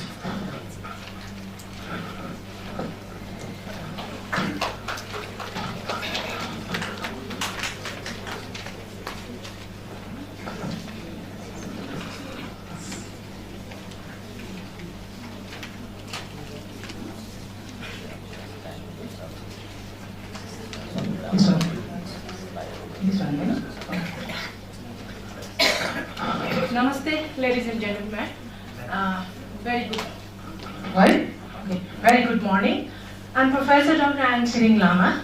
I'm representing here Rapte Academy of Health Science. I'm very thankful to the Rapte Academy of Health Science for providing me for this research-friendly environment, for supporting my logistics and all the travel costs for coming here, and also thankful NOC for providing me for this platform, and I'm deeply indebted to my research participants from Gorai Bank. All right, my background in the my research background is basically I'm more on the human reproduction program. Just to let you know that I'm the pioneer researcher on human papillomavirus. We know that cervical cancer is the #1 cancer. And then, for your information, I am the first researchers who have identified the human papillomavirus strain. For that recognition, WHO has chosen me as the expert. So I'm now the HRP from Nepal. I'm the HRP Human Reproductive Program reviewers, and I'm working for that also. But as the time goes by, आफ्नो रिसर्चको era पनि change हुँदो रहेछ. Silver hairs आउँदा अनि यो beautiful रिङ्कल्सहरू आउँदाखेरि मेरो रिसर्चको दायरा पनि चेन्ज भएर मलाई चाहिँ यता कता कता यो जेरियाट्रिकपट्टि जाने इन्ट्रेस्ट भयो. So concerning the health care management I have chosen this geriatric health केयरमा. So basically my topic is a religious community support group in managing a physical and mental well-being among older adults, a case study on senior citizen in Gorai 15 Dam. All right, we all know that the demographic transition is there. So as the demographic transition goes by, our previous speakers has also highlighted the changes in diseases pattern, that now the NCT has been more prevalent than the infectious diseases. So this is all about it. So the proportion of the population that is 60 years of age older increased steadily from 5.8% in 1990 to 10.2% in 2021. So this shows that significant number of the older adults are increasing, and also Nepal's life expectancy is now 70.9 years in 2025 against a global average of 73.7.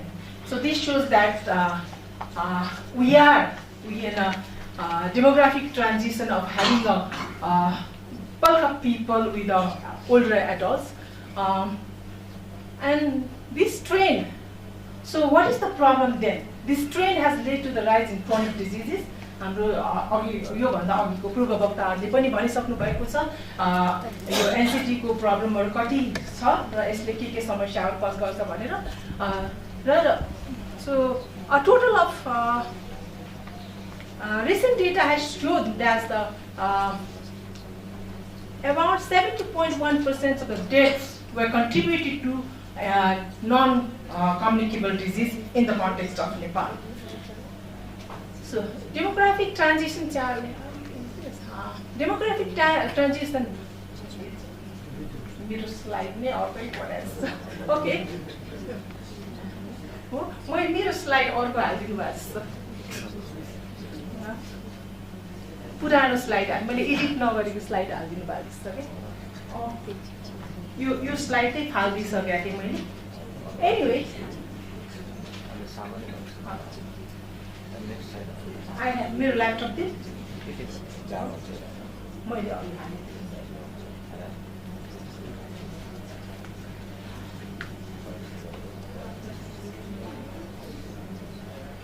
So the point is, अब यो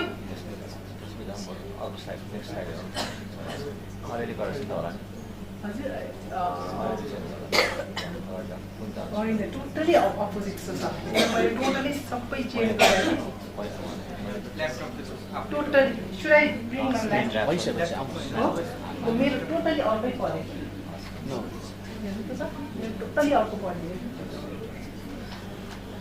र डेटाको पऱ्यो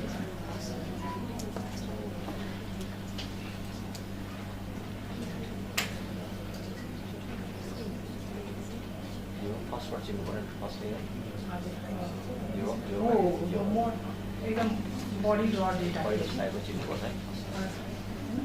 So yes, all edit. Alright. So geriatric health strategy 2021 to 25 को vision के सब है meaningful, healthy and quality life for all senior citizens, and its goal is to enable older adults to live active and dignified lives through effective health protection and quality health service. And इसको objective रहेको छ promote lifelong health and healthy aging, and develop an inclusive and accountable geriatric health service system, strengthen coordination among government sectors and stakeholders. But the reality, does Nepal's current health policies and services truly align with the vision of ensuring a meaningful, healthy and quality life for all senior citizens is a questionable. हामी यहाँ आजको यो platform पनि धेरै नै I myself is approaching to that, हैन अनि यहाँ पनि धेरैजना देख्छु तर हामीले के साँच्चै नै यो geriatric health strategy 2021-2030 मा यो अलाइन भइरहेको छ यदि हामीले त त्यो चाहिँ अनुभूति गरेका छैनौँ भनेदेखि the majority of the people older एडल्ट्सहरूले के भइरहेको होला है त्यो एकदमै सोचनीय विषयको कुरा हो And then my research objectives, because of that, this is my research objective, general objective, to explore the role of religious community support group in promoting physical and mental health among older adults. And my specific objectives remain to assess how participation in religious activities influences the mental well-being of older adults, to explore the perceived effect of religious participation on physical health and daily functioning, and to examine the contribution of religious community support in reducing loneliness and social isolation among older adults. So, my study site is the Gorai sub-metropolitan city, which is the 7th largest city and largest sub-metropolitan city of Nepal. The city lies in Lumini province in the mid-western part of Nepal. It is the largest city of the Dang district of southwest Nepal. According to census, total population is like that. And Gorai sub-metropolitan city consists of 19 administrative wards, but ward number 15, which is my study site, has the highest population. So because of that rationale, I have chosen the ward number 50, Gorai, for my case study. So this is what the picture goes. And the demographic of the Gorai Dang, total population 2,05,827, under 1 population 3,313, under 5 population 16,787, adolescents 36,586, women of population is 50,121, and population is 65 years and above. So you also have around 8% of the populations are older adults. And my methodology is older adult daycare. I have chosen, your study I have chosen older adult daycare center as a site kendra in Gorai 15 is selected for this case in the study. Verbal consent is sought from older adults and permission was asked to conduct the research in daycare center. And study design was an exploratory case study. And study method is qualitative study, participatory observations, which my participatory observation I did on February 2026 to April 2026. Data collection techniques is rapport building, observation, semi-structured interview. Data collection tools are field notes, audiovisual interview guidelines. Data management, data preparation by reviewing and cleansing. This is a qualitative study, so it is totally different from quantitative one. And data management, data preparation is by reviewing and cleansing raw field notes, which is very, very important. And interview transcripts and audiovisual recording to re-familiarize setting and write memos. And categorization and coding, which is also another important and time-consuming, right? It's very, very time-constrained also, but it brings out a very, very in-depth interview. That is the beauty of qualitative study. And categorization coding is done by assigning descriptive level codes to a specific behaviors, course, or actions in the notes. And thematic grouping is made by grouping similar codes into broader categories. And data analysis identify patterns and analyze relationships between categories to find recurring incidents. So my analysis, thematic analysis, was done by inductive reasoning and synthesized the final analysis in a narrative form. So what is my observation then? Some observation. I have observed many things, but some key observations noted. The older adult organization is an informal organization composed of 11 executive committee members, community-based with 80 members. The organizations run in alignment with Jyeshtha Nagarik Operation Procedure 2077 guidelines issued by the Gorai Sub-Metropolitan City, managed locally by an organizing committee of senior citizens and community stakeholders who oversee daily attendance and activities. Funding is through municipal budget, local ward offices, membership fee. The center operates within the premises of Sai Kendra, reflecting an optimum use of community facilities. And daily schedule goes, it starts from 10 a.m., attendance and meditation 11 a.m., tea break 12:30 p.m., 1 p.m. socialized interaction, spiritual program 4 p.m. and closing hour 5 p.m. So daycare center, what it means is a house, shelter, or any other similar type of facility established and operated for providing care to senior citizens during the daytime, either with or without charging a fee. And this center is runs without charging a fee. So main objective is to reach and include a greater number of senior citizens in order to promote respect and dignity for senior citizens, which is the main important part for the older adult people to have quality life. And researcher myself has participated a participant observer. That means I went there, I sat in the bhajans, I sang the song, I danced with them, and I tried to know what they do and what is going on, what they feel, and what are their challenges. So I participated as a participant observer once a month for 3 consecutive months from February to April as a participant observer. The age of my study participants are 60 to 82 years old. Both male and female were equal in ratio.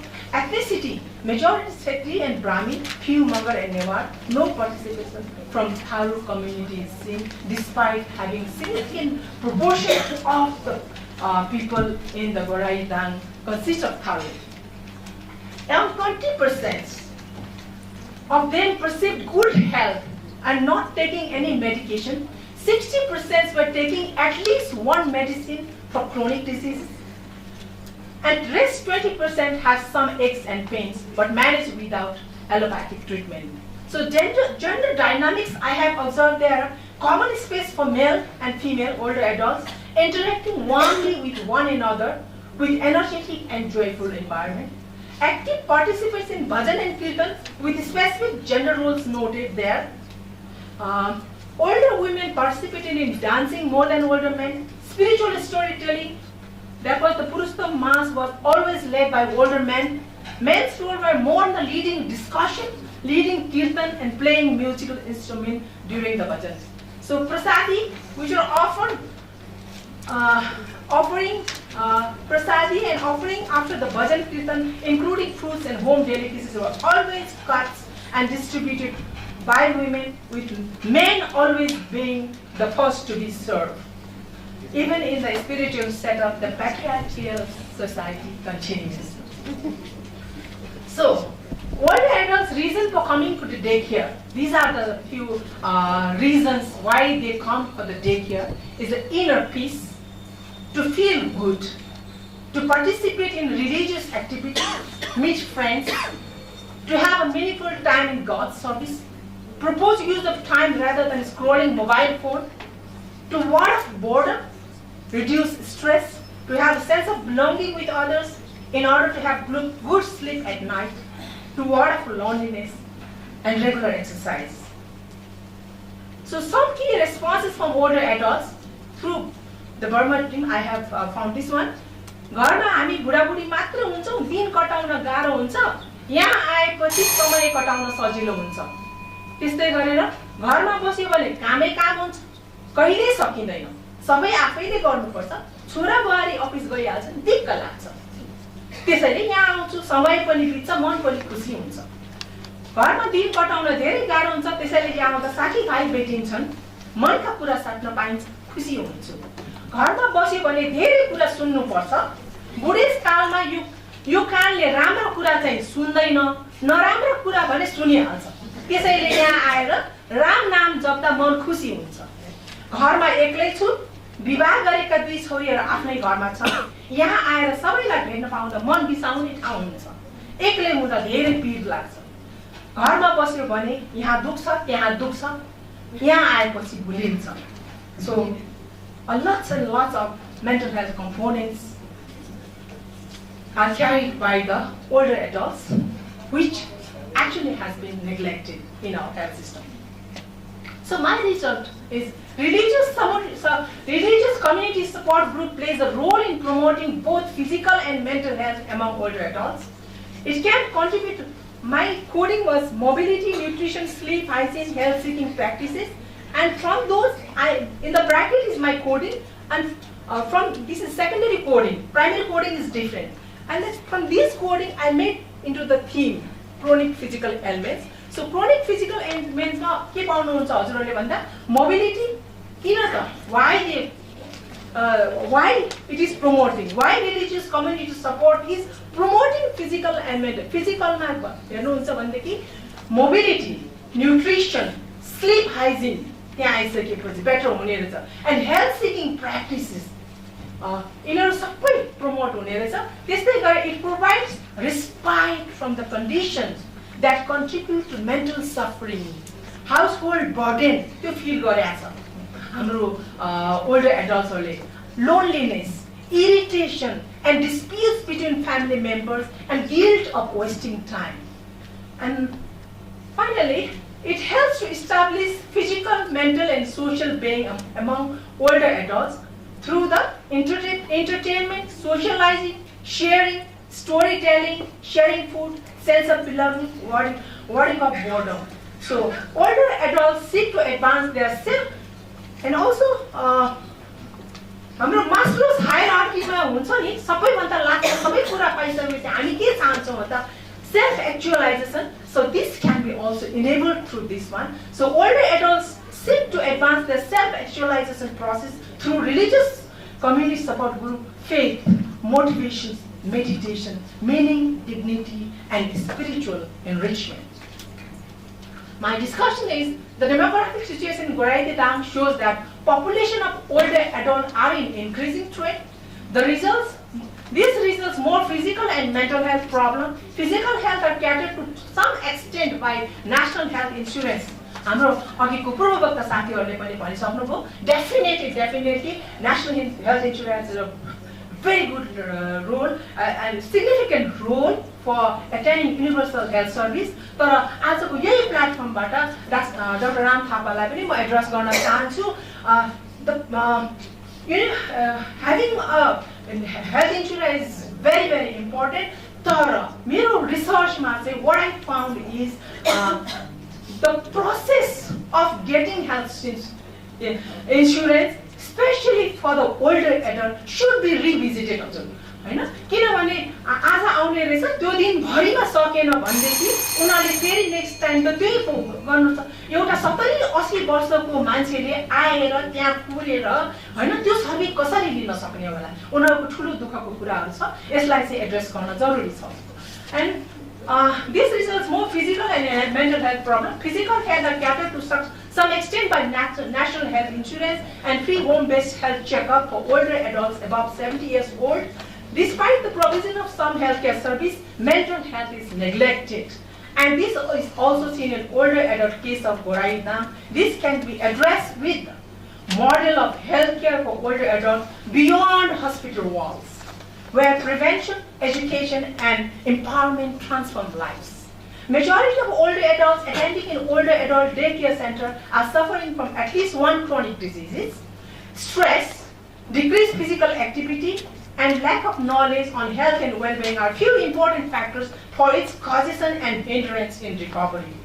Such religious community-led well-being programs noted to have not only positive impact in promoting mental health, but also in physical and social health, which WHO has also stated that health is not merely the absence of disease, but having physical, mental, social, and economically productive life. My limitation in this chart is that I haven't touched the economic part, which is a huge sector itself. So, majority of older adults attending an older daycare center are suffering from at least one chronic disease. And participants, participation is predominantly from Kshatriya and Brahmin ethnic groups, while the involvement of Thar community and other ethnic groups remain limited. Equity, health service is a fundamental in primary health care, and inclusion of other ethnic groups to ensure equal health right into practice is necessary. So conclusion recommendation, the community-led older adult daycare center in Gorai Pintang is functioning effectively and contributes to the promotion of both physical and mental well-being among older adults. To ensure holistic healthcare service provision, it is recommended to include and integrate community support group in and as healthcare service. And future research may look into the underrepresentations, the factor behind it, and if the religious community support group model would be appropriate to ensure inclusion. So, with this note, I would like to stop here. Thank you so much.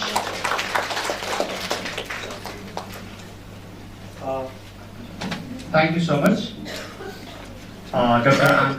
Sitting Chairman. So, our next presenter is Mr. Milan Guru. Milan Guru is CEO of Neuro Hospital, and Mr.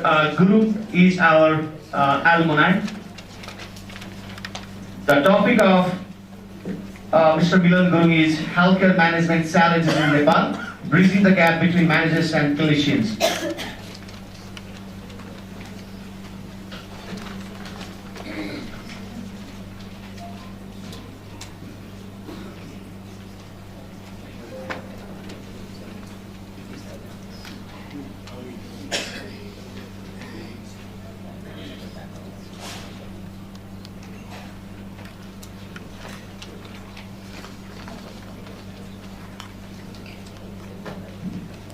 Good morning, respected chairperson, distinguished guests, faculty members, healthcare professionals, and dear colleagues.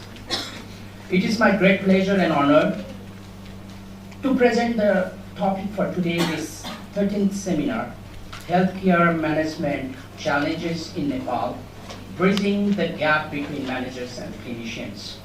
Throughout my professional journey, as a healthcare manager, an educator, and a CEO of near about 7 different hospitals, I have realized one important truth. Hospitals do not succeed because of clinicians alone or managers alone. They succeed when both work together with one shared purpose, that is providing safe, quality, patient-centered care. Today, I would like to discuss why this partnership is essential, the challenge we face in Nepal and how we can build stronger collaborations in upcoming futures. Dear my friends and colleagues, I think as I joined NOC in the year 2000, first batch of Nepal, and the year now is 2026. Still we are teenagers. The reason is, I do remember we had organized the first national conference. The topic was healthcare management challenge and issues, and still we are in still in teenage of that 13th national conference. Still we are debating for the challenge and issue of Nepal's healthcare. So, as healthcare is one of the most complex industries in the world, every hospital depends on two equally important pillars. The first pillar, as a clinicians, our doctors, nurses, and allied health professionals, whose primary responsibility is diagnosing illness and caring for patients. Whereas the second pillar, the healthcare managers, who ensure the hospital have the right people, finance, equipment, medicines, policies, and system to support patient care.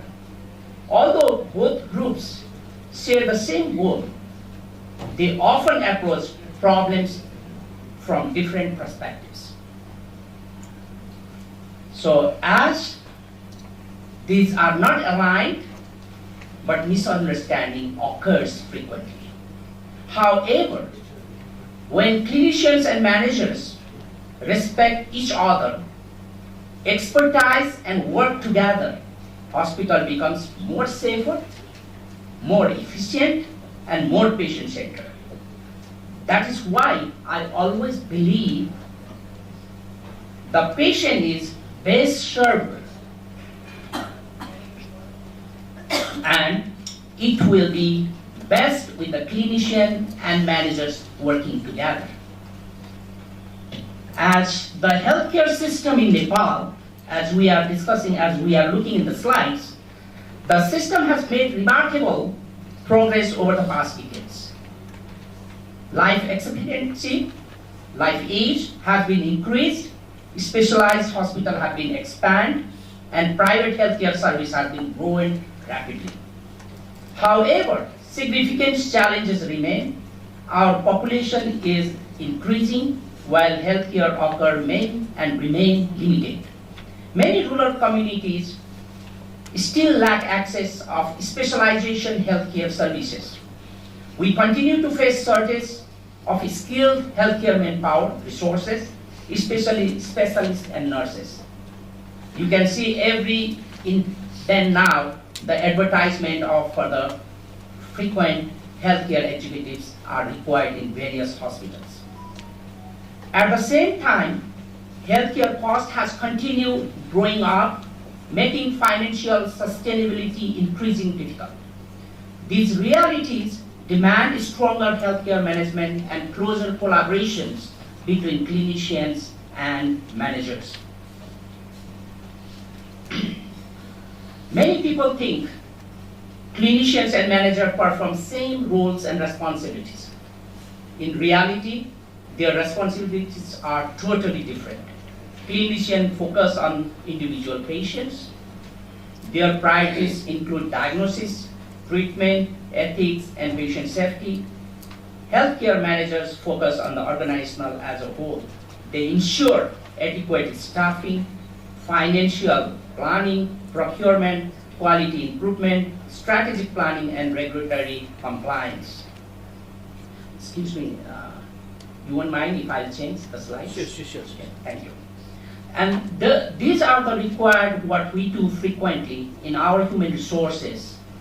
There are huge difference gap between clinicians and managers and business. Neither role is more important than others, but one cannot function effectively without the others. So clinicians and managers are the main key role partners for the development of healthcare industries, not only in Nepal, in all over the world. As I see the different perspectives of clinicians and managers, as I have put in the slides also the variation difference between clinicians and managers, as I see these have a different perspectives, different thoughts, but the thing is, what is the best for the patient today? That is most important. How can we ensure the hospital continues serving thousands of patients tomorrow? That is the thoughts of the managers. Whereas the doctor, the clinicians, the nurses will think, what is the best for patients today? So clinicians are emphasize clinically autonomy and immediate decisions, whereas managers focus on standardizations, sustainability, budget, and long-term planning. Neither perspectives are wrong. Both are right as clinicians and healthcare managers. The challenges is balancing both priorities. Healthcare leader must build system where clinician excellence and financial sustainability should be exist forever in these healthcare centers. As major challenges in Nepal, there are very wide gap. Communication gap was the most often lead to misunderstanding. Limited resources force difficult decisions. Leadership training remain insufficient for clinicians and managers. Thank you, sir. Healthcare workers, workforce shortage, and more stress due to the increase of the problems in the institutions.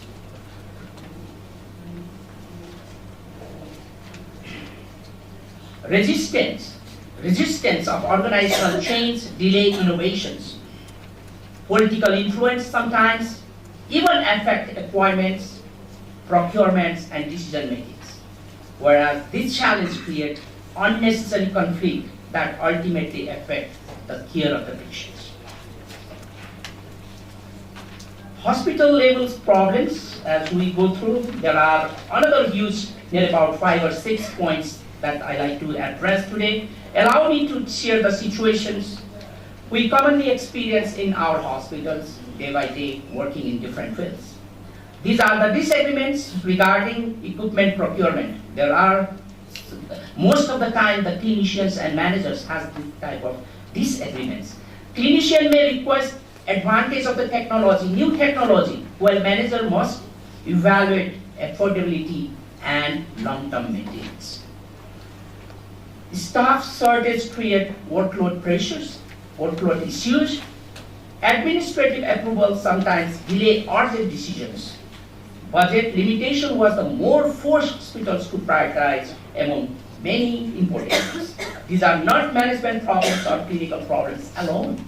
There are organizational problems requiring joint solutions, and that solution will be solved by the mutual understanding of clinicians and healthcare managers. Impact on healthcare.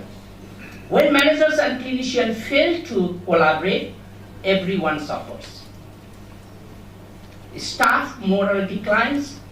If you have a conflict, and that's I'm facing since last more than 26 years, or near about 3 decades, that if you have any problems, then your employee, your staff moral will decline, internal conflict increases, it grows up, operational efficiency decreases, patient experience longer waiting times and reduce their satisfaction. Hospital face financial losses due to poor planning and implementations or duplications. Most importantly, the quality and safety of patient care are compromised. At the center of every disagreement is a patient waiting for better health care. That should remain us why collaboration is matters. As been in about 40 plus different countries learning healthcare experience in my past experience. So these are the few experience I have generated in healthcare industries. That is, many countries have already addressed most of these challenges. However, successful hospital encourage shared governance, doctor participate in executive committee of management committees, whereas managers receives clinical exposures. That's practice I've been doing, and I'm very proud and happy to hear that IIHMR is also willing to support on that part. Leadership development is providing to both clinicians and administrators or healthcare managers data, not personal opinions, guide decisions. Whether we took at the hospital in Singapore or in United Kingdom, Australia or other developed healthcare systems, one lesson remain constant, that is partnership creates better healthcare outcomes. Nepal can adopt this principle while adapting them to our own context. My few recommendations, what can Nepal do in next time? First, encourage joint decision making. Second, develop leadership skills among clinicians and healthcare managers. Third, involve clinicians in policy development and strategic planning. Fourth, improve communication and transparency.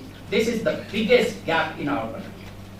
We have, I feel every time, when you try to share something, at the end of the third party, the system, what you share was totally different. So communication is one of the major factors I face in healthcare, that it's a very tough, and you have to diligent way, and you have to think very positive manner in this way. Finally, promote evidence-based management where decisions are supported by reliable data rather than assumption. Most of our employees will say, I think, or I could. So we have to depend upon our reliable data, not assumption. These recommendations are achievable if we commit ourselves to collaborations. Future directions of Nepal healthcare. The future of Nepal's healthcare should move from conflict to collaboration. Clinicians should become healthcare leaders, which we are doing, and which most of our doctors are studying healthcare management. That's one of the positive signs. Managers should become facilitator rather than controller. Hospitals should embrace multidisciplinary teamwork. Patient-centered culture must guide every decision with the mutual collaborations. Our healthcare system will become sustainable only when partnerships replace competition. As I always believe, managers and clinicians are not opponents. They are partners in patient care. Okay.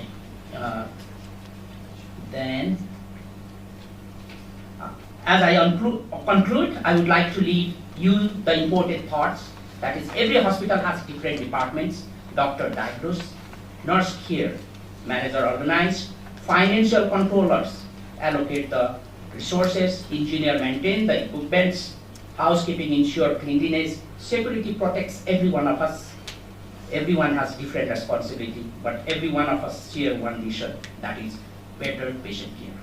Healthcare manager and clinicians should never work in a separate board. It is instead they should build a trust, communicate openly, respect each other, share vision, mutual trust, and strong leadership is one of the most important things. And finally, I would like to end with these few quotes. Healthcare managers and clinicians should never work in a separate board. Instead, they should build trust, as I told you again, and I want to repeat, communicable openly, respect one another, each other, and lead together. The future of Nepalese healthcare depends upon collaboration, your shared visions, mutual trust, and strong leadership. As I have mentioned you earlier also, I just like to remind you a few points. Excellent healthcare requires excellent clinical care and excellent management. Healthcare managers and clinicians should not work in parallel systems, but as partners working towards the same mission, that is better patient care. And at the end, as all the above, I will tell you, everything is whatever we discuss, and wherever we are and whatever we do, our main goal is patient first. Thank you so much. Thank you so much, Mr. Milan Varun sir, for your wonderful presentation and making a bridge between the clinician and the managers. So let me welcome a new presenter, Ms. Charanjit. She is an MSM student, recently studying MSM second semester. And her topic is factor associated with satisfaction of health services.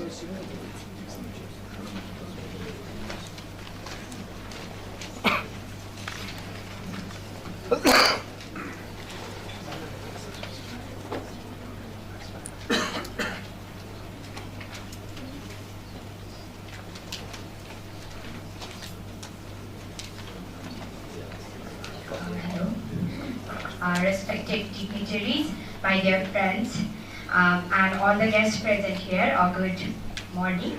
I'm going to present a research presentation that is on the topic factor associated with the satisfaction of service users in Urban Health Promotion Center of Kathmandu Metropolitan City. Moving forward, this is the presentation outline. I'll be dealing about introduction, methodology, results, discussion, conclusion and recommendation, and bibliography.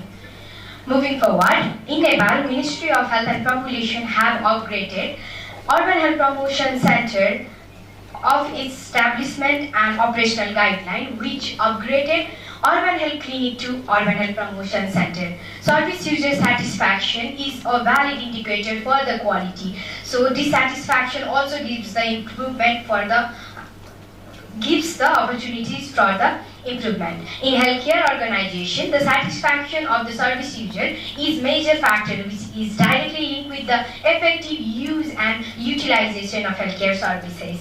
Assessment of service user satisfaction had to find out the gap and work on those gaps to render effective, efficient, accessible, acceptable, equitable, and safe healthcare services.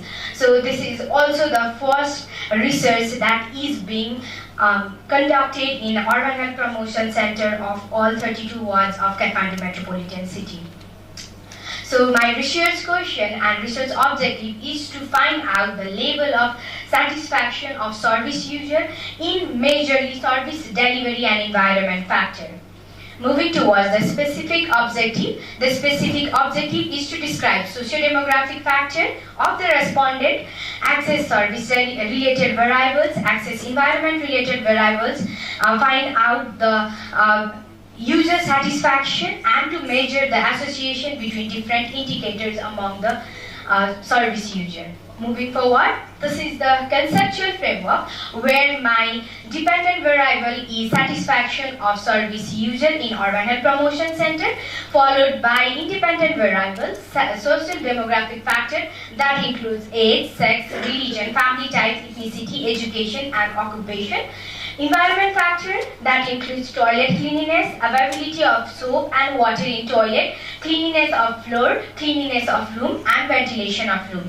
Similarly, majorly the service delivery related factor which includes availability of trained service provider, medicine provided, waiting time, information on service, counseling, privacy, interpersonal communication, skills of service provider and availability of signage. So moving forward towards the methodology, my study method was quantitative method, study design was cross-sectional study design, study setting was all 32 Urban Health Promotion Center of Kathmandu Metropolitan City, and study population is the service user of Urban Health Promotion Center. So I calculated sample size using the finite population formula and prevalence of 77%, which was conducted prevalence from the Ethiopia study. Moving forward, the sampling technique. The study was conducted in all 32 wards of Kathmandu Metropolitan City, and each ward has its own Urban Health Promotion Center. Sample was collected from all the 32 wards, and the sample was divided among 32 wards, which is 273, which represent that 9 sample was recruited from each Urban Health Promotion Center, and the sampling technique was service user exit interview. Moving forward, data collection tool was semi-structured questionnaire, while technique was face-to-face service user exit interview. Data was entered in Epidata 3.1 and analyzed in SPSS software. Validity was maintained by the development of questionnaire and extensive literature review under the guidance of supervision, and cross-checking of data was continuously done immediately after data collection.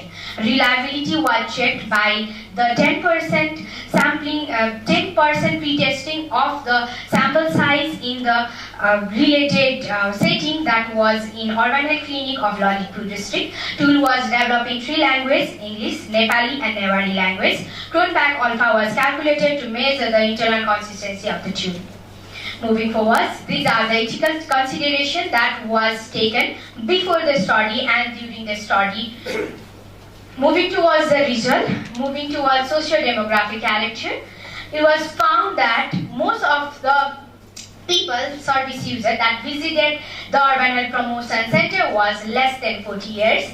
Most of them were female and lives in nuclear family. They were married, follows Hindu religion, and they were mostly relatively adventurous Janajati. They were educated till high school, and most of them who visited Urban Health Promotion Center was unemployed. Moving to a service-related information, it was found that the information of Urban Health Promotion Center was mostly found from word of the mouth. Most of the people that visited the Urban Health Promotion Center have the distance less than 1 kilometer from the home to the service user. The main visit of the health service was general checkup, and as it was newly constructed, the waiting time to see the healthcare provider was more than 5 minutes. Most of them were choosing that healthcare facility because it was very near to their home. Moving towards satisfaction related information, it was found that explanation received from the healthcare provider, which is counseling and easy access to medical personnel, was found to be highly satisfaction among the service user, while it is also found that there were no signage, due to which it found them very difficult to know the places. So in this point, some people, some service users were dissatisfied in this point. Moving forward towards the environment-related satisfaction, it is found that since the Urban Health Promotion Center was very new, the ventilation of the room was very highly satisfied by the service user, while the toilet cleanliness in the facility was, there was dissatisfaction in this point. Moving forward, service-related satisfaction level of the respondent, it was found that 62.3% were satisfied in service-related satisfaction, while 51.6% respondents were satisfied in environment-related satisfaction, and overall 64.1% were satisfied in the facility of Urban Health Promotion Center. During the process, it was found that the different associations were made between the variables, and it is found that only 2 sex and distance travel by the persons were associated among this study, while it is shown that most of the female are dissatisfied with the facilities that is provided and distance travel by the participants. Moving towards the discussion, it is found that female is found to be 65.6 and is associated with the level of satisfaction of services, while similar studies was found to be in Specialized Hospital of Ethiopia, Tertiary Public Hospital and Nepal Medical College. Contradicting this point, unlike the study conducted in Chandigarh, India did not show the association between sex and the level of the satisfaction. This may be due to the maximum use of health facilities by the female for family planning services, maternal health services like antenatal check, postnatal check, and health services like immunization, which may be a result of free services that is offered by Urban Health Promotion Center. Moving towards distance travel, the study showed that distance travel from the residence to health facilities affect the level of satisfaction. Similarly, the study conducted in Special Hospital Zima University, Ethiopia, demonstrate that address of the responses affect the satisfaction of the respondent. Moving towards the conclusion, the overall satisfaction of service user in Urban Health Promotion Center of Kathmandu Metropolitan City were generally satisfied, that is 64.1%. Majority of services user were female, but male were more satisfied in the services. The research reveals that distance travel from resident to health facilities affect the level of satisfaction. This is the recommendation that is based on the association. Urban Health Promotion Center must focus to female because their satisfaction needs in healthcare services. Extend operating hour to accommodate individuals with busy schedules or those who cannot visit during regular business hour, keeping in mind about the distance they travel to reach the health facilities, and the transportation option can be managed similarly. These are the bibliography that I have studied to conduct a research. So thank you very much. Thank you so much, Mr. Charanjit. Really, it was a wonderful presentation. So let me call our new presenter, Professor Dr. T.K. Gupta. He's MDGP and MBA Health, as well as he's our faculty. The topic of his presentation is leadership and job satisfaction in modern healthcare.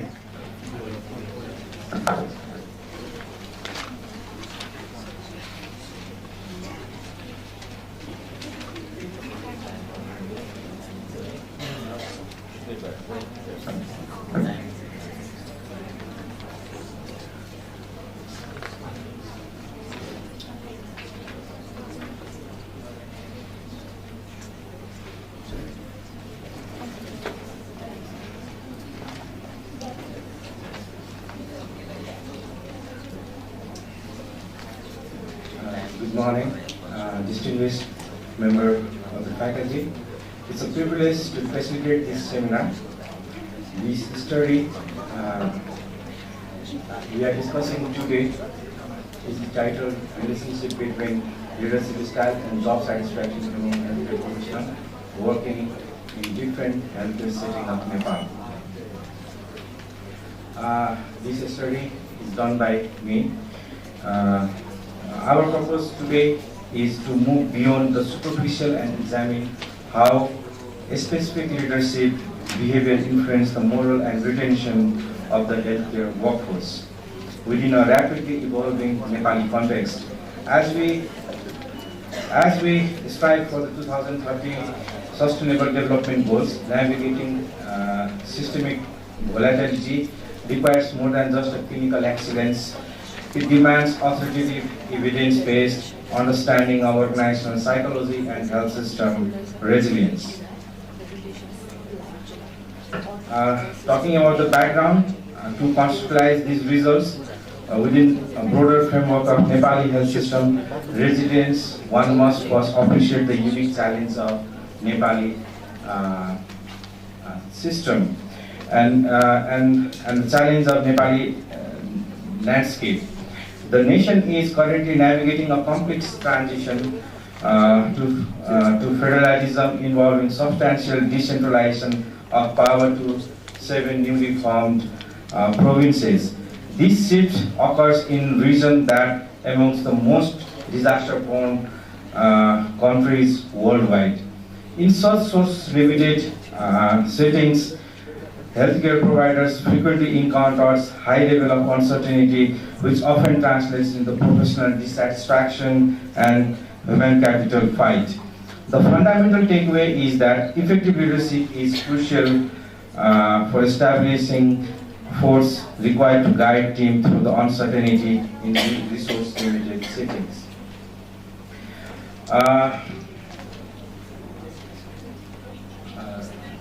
The objective of this study is to determine association between leadership style and level of work, level satisfaction among healthcare professionals in different healthcare settings in Nepal. This is a quantitative quantitative study and analytical cross-sectional design. The participants were healthcare professionals at different healthcare facilities all over the Nepal. We took participants from all provinces, all 7 provinces, and including all healthcare centers, including medical colleges, including province hospitals, district hospital, primary healthcare center, and health post. So we included 11 participants from each healthcare facilities total. Okay. The sample size was 385. The total number of health center to be 35, 5 from all provinces, and we did leadership style assessment using multi-factor leadership questionnaire. Data was collected from eligible participants using multi-stage sampling. I already mentioned that. The tool was a structural questionnaire that was leadership style and degree of job satisfaction. And lastly, we analyzed this using SPSS 16 version. Survey questionnaire was this. It was a 4-point Likert scale, and the job scale we used was this one. You can see later also. So, talking about the result, of 385 respondents, only 13.2 held the leadership positions, and among them, most of them were male. That was 51.9% of them, and the most of the leadership position was held by 30 to 40 years of age group. And talking about the gender and education, that we found there was a significant association between them. And in all kind of leadership, we found a moderate level of job satisfaction. It was around near about 70%. And among the transactional leadership style, only contingent reward was significantly associated with job satisfaction.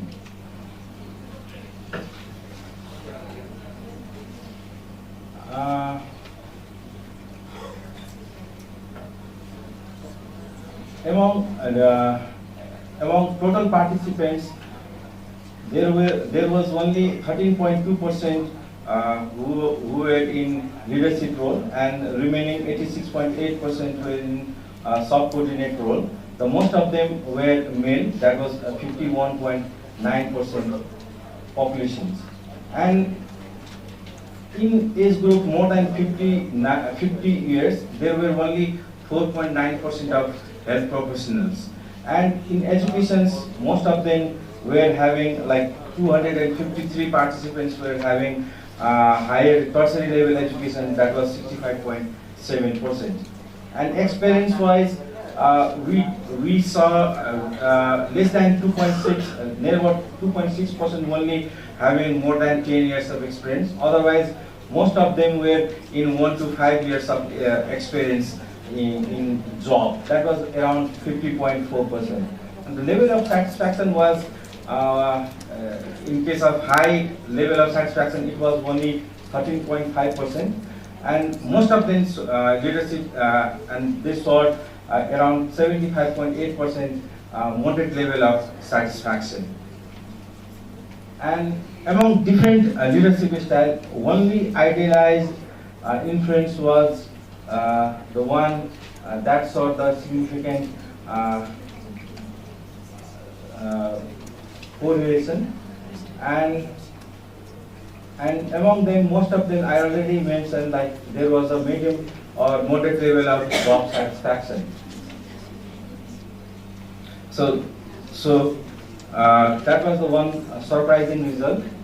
And level of job satisfaction, talking about in leadership, I already mentioned there was only 7.8% having in leadership roles, and job satisfaction was very less in that category.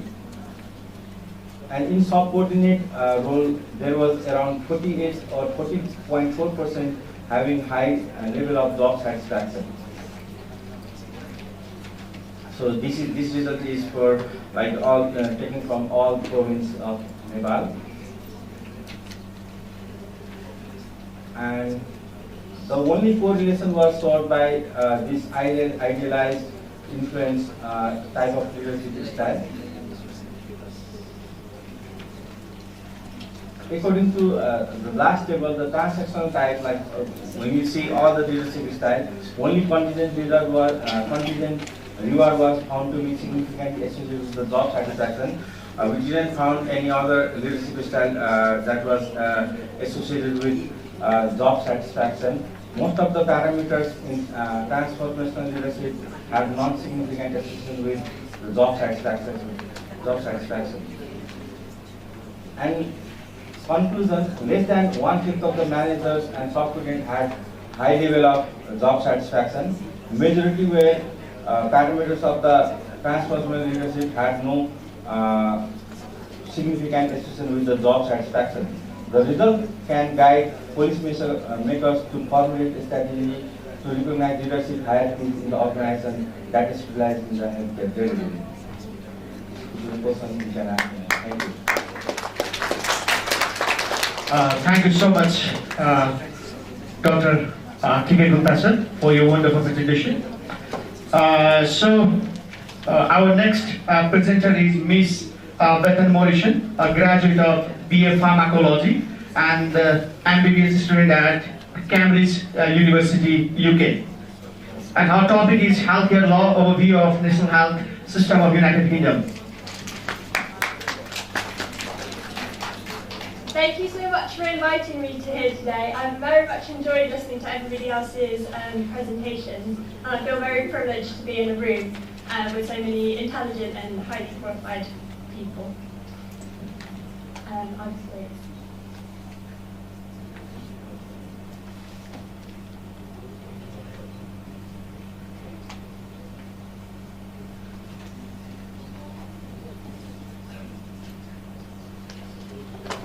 So today I thought I'd talk a bit about the NHS, or the National Health Service, which is our healthcare system in the UK. So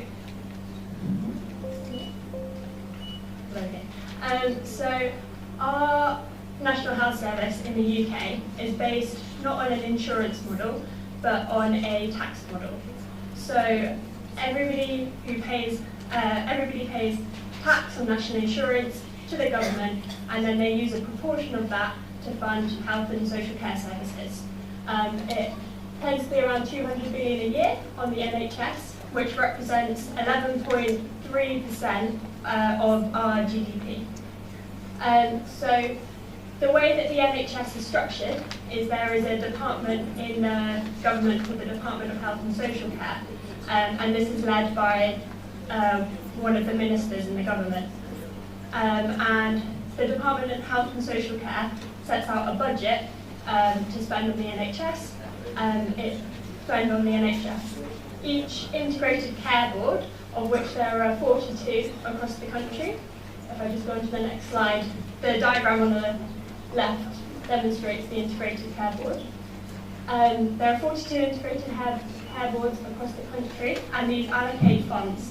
And these integrated care boards allocate funds based on the needs of that area, of the population in that area. And these can be towards primary care, so general practitioners, some dentistry services, some pharmacies, and some eye care as well. Hospital trusts, which are our secondary and tertiary care. So we have district hospitals in our smaller places, and then tertiary care or teaching hospitals in the bigger cities. And it also can fund home visits by nurses, especially to the elderly, social prescribing to groups to help people get back on their feet, and public health. So, So yeah, as I said, this on the left is a diagram of our integrated health care boards, and on the right, they are all of the hospital trusts, so all of the secondary and tertiary care centres in the country. There are some key bodies which are involved in running the National Health Service. I want to start with the body at the bottom, NICE, or the National Institute for Health and Care Excellence. These are responsible for determining which treatments we provide in the NHS. So a very key principle is the use of evidence-based medicine. So each treatment on the NHS has to be financially, we have to be able to provide it financially. And the way that we work this out is by using quality adjusted life years. And so the quality adjusted life years are a combination of the amount of years this would add to a person's life and how much it would add to their quality of life. And so the amount in the UK is £200,000, which I think is about 4 million Nepalese rupees, and that's the amount that a treatment has to cost under to be able to be used in the NHS. We also have some other bodies, like our public health body, our Care Quality Commission, which visits the different trusts and determines whether they're working as they should do, and then our General Medical Council, which monitors if doctors are performing as they should do, and the Nursing and Midwifery Council. So who is in charge of the NHS? So the NHS trusts all have a board, which includes people from management, so CEOs and CFOs, as well as a chief medical and nursing officer. So each trust board has to have at least one doctor on the board. They also have, and then as we go down into the hospital organisation, it's very similar. So you've got divisions like medicine, surgery, women and children, clinical departments, and then at the ward level, you obviously have all of the multidisciplinary team. So how do patients access services? So no matter the amount of tax that you pay into the government, which is based on your income, everybody has access to the same services. And a key point for the NHS is that it's free at the point of use. So anybody can walk into a A&E department and receive care. So the way that this is organised in the UK is through the NHS Constitution, and this outlines what patients are entitled to and outlines what staff are entitled to. So some of the key points that patients are entitled to include being able to access the NHS free of charge, being able to be treated with dignity, accept and refuse treatment, and they have the right to consultative treatment within 18 weeks of a referral from a GP, and within 2 weeks if the GP suspects cancer. And then on the flip side, staff rights include working in a safe environment, being treated fairly, and there are other staff rights, including our working hours and things like that. And then we also have some core values just to help keep up staff morale and keep the big organisation working as it should be. So I also wanted to talk here today about some issues that we're facing in the NHS. It's one thing that the UK is very proud of, having a healthcare service that's free at the point of use, but there are some constraints in our healthcare system that is limiting use for the population. So we have a bit of a workforce crisis, particularly in the more rural areas of the UK, so not in the big cities, where we don't have enough nurses and healthcare assistants to help. And so we really do rely on many people from other countries, the European Union, and from further afield to supplement our workforce. But also have a massive problem with waiting times, because everybody can access the NHS there's a big queue in terms of when you can get your operation. So for example, if you tore your anterior cruciate ligament in your knee today, you would have to wait 3 months to get an MRI scan to be able to diagnose that that's what you've done, even if the clinical signs are highly suggestive. And then you'd have to wait a year or longer to get the operation to fix that anterior cruciate ligament. So the waiting times are very long. And then there's also some funding and financial pressure. The NHS, because it's a nationwide system, there's not much competition between different services and different insurance companies that patients could pay for. So they tend to spend more than they need to on services. And then we have a massive problem with the ageing population and multi-morbidity. 25% of the UK population is above 60, and most of these people live alone and they live far from their younger members of the family. So a large proportion of the NHS budget is going on caring for our older population. So there's further services that need improving, such as mental health. There's a big mental health crisis amongst young people, especially as about 14% of people between 16 and 25 are unemployed in the UK. It's really hard to access a GP appointment. It can take months to get a routine GP appointment. Social care, patients, especially the elderly, will be stuck in hospital wards without a safe place to go home to. And we have some public health problems such as obesity and smoking and alcohol, which are costing the NHS a lot of money. So to end with, I just wanted to suggest some ideas for improvements. So, for example, for waiting times, we could have better access to GP appointments, more GPs, and that could reduce the amount of people in A&E attendance.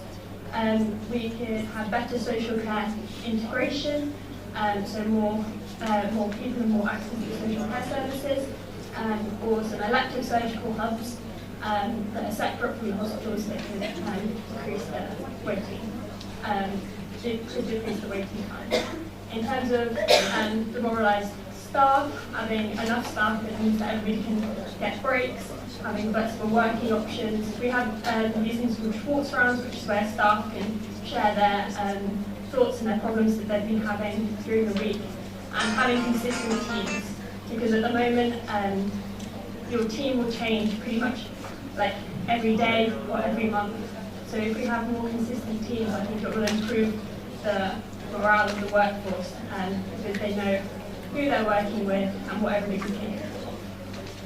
In terms of the ageing population and multi-morbidity, it's really important that we integrate this with social care, and we find a way, because at the moment, a lot of our elderly population are visiting a cardiologist for their blood pressure, endocrinologist for their diabetes, an orthopedic surgeon if they've had some problems with their osteoarthritis.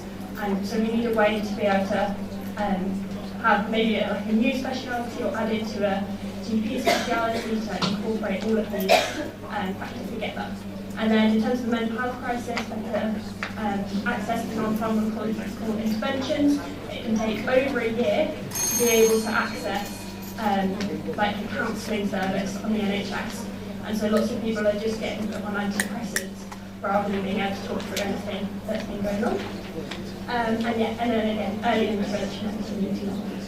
So that's everything I had today. Thank you very much for listening. Thank you so much, Ms. Morrison. So now it's time to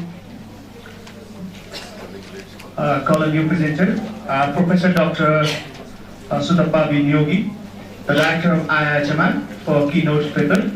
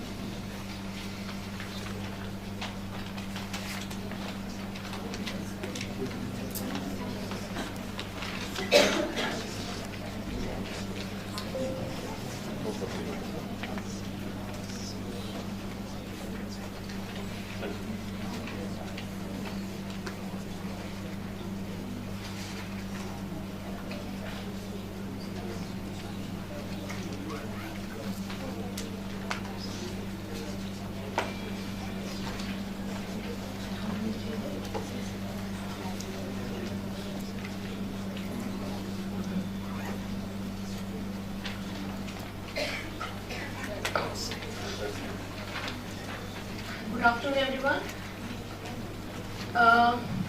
What I'm going to speak is not exactly health management, not exactly hospital management, not exactly financial management, but something which cuts across everything. So I may exceed my time a little longer because this is one of the case studies which I'm very passionate about, and this is about my experience. The topic, as you can see, is walking a fine line between science and culture.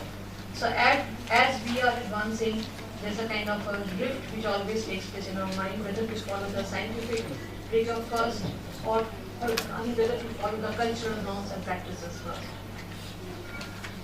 So this is about my experience which I had faced almost, you can see 2002, 24 years ago. It was in one of the training programs of the medical officers that I came across a point which was pointed out by one of the medical officers, that she was seeing many cases of spina bifida in her area. Do you know what spina bifida is? It's a birth defect congenital malformation where there is a swelling on the back. So it is visible at the time of birth, and that medical officer told me that she was seeing a rise in those cases in her areas. So what would come to your mind if somebody gives this kind of an anecdote? Would you just ignore? Or what would you do? I'm asking the backbenchers, please. If somebody comes and tells you that I have seen a dog speaking, what will you do? You will just ignore, saying that this is all rubbish? In public health, nothing actually is a waste. So when I heard about it, my first reaction was that I have to verify whether this fact is correct or not. And how do I verify? How do I verify facts? Ground truthing. Yes, please? Ground truthing. Ground truthing. You go to the ground and you Yes. check the facts. So we think that I keep asking people, everybody, whether this is a fact or not, and this is what I did. Every batch I was teaching, I was asking them the same question, whether you also had seen this kind of an increase. But no one was able to tell me that this was a fact. But in one of the batches, one participant said that I don't know what you are talking about, but I have seen, I know many people who take all sorts of medicines. Medicines for what? And at what time? Then one person told me that you did not know about it because this is not under the domain of medicine. आपको जानने की जरूरत नहीं है, doctors के काम का चीज नहीं है ये. Imagine a layman telling me कि नहीं डॉक्टर्स की काम की चीज नहीं है. So then they said that no, these are taken during pregnancy. What for? To have a male child. So people take medicines during pregnancy after conception with the belief that this is going to give them a boy. Have you ever heard of such practice? No? It is quite prevalent. So what do you do when you hear about such an anecdote? I started putting two and two together. Are these two related in any ways? I didn't know. So then began the exploratory study. At that point of time, I did not know what is qualitative research. I just started asking everybody whether they also had known about this thing. Initially, there was a lot of resistance. And in that process, I must have interviewed more than 50 people, all from different categories, without any topic guide, without any questionnaire, just informal discussion, informal talks. And those respondents ranged from guides to health workers, to faith healers, to doctors, to women, anybody and everybody that I could come in contact with. What surprised me most was they all were from different genders, but the information provided was exactly the same. Everybody told me that yes, there is a practice like this. This is in Haryana language called "su badalne ki dawai." So people have an impression that if a woman is not able to give birth to boys, which means there is some problem with the reproductive tract.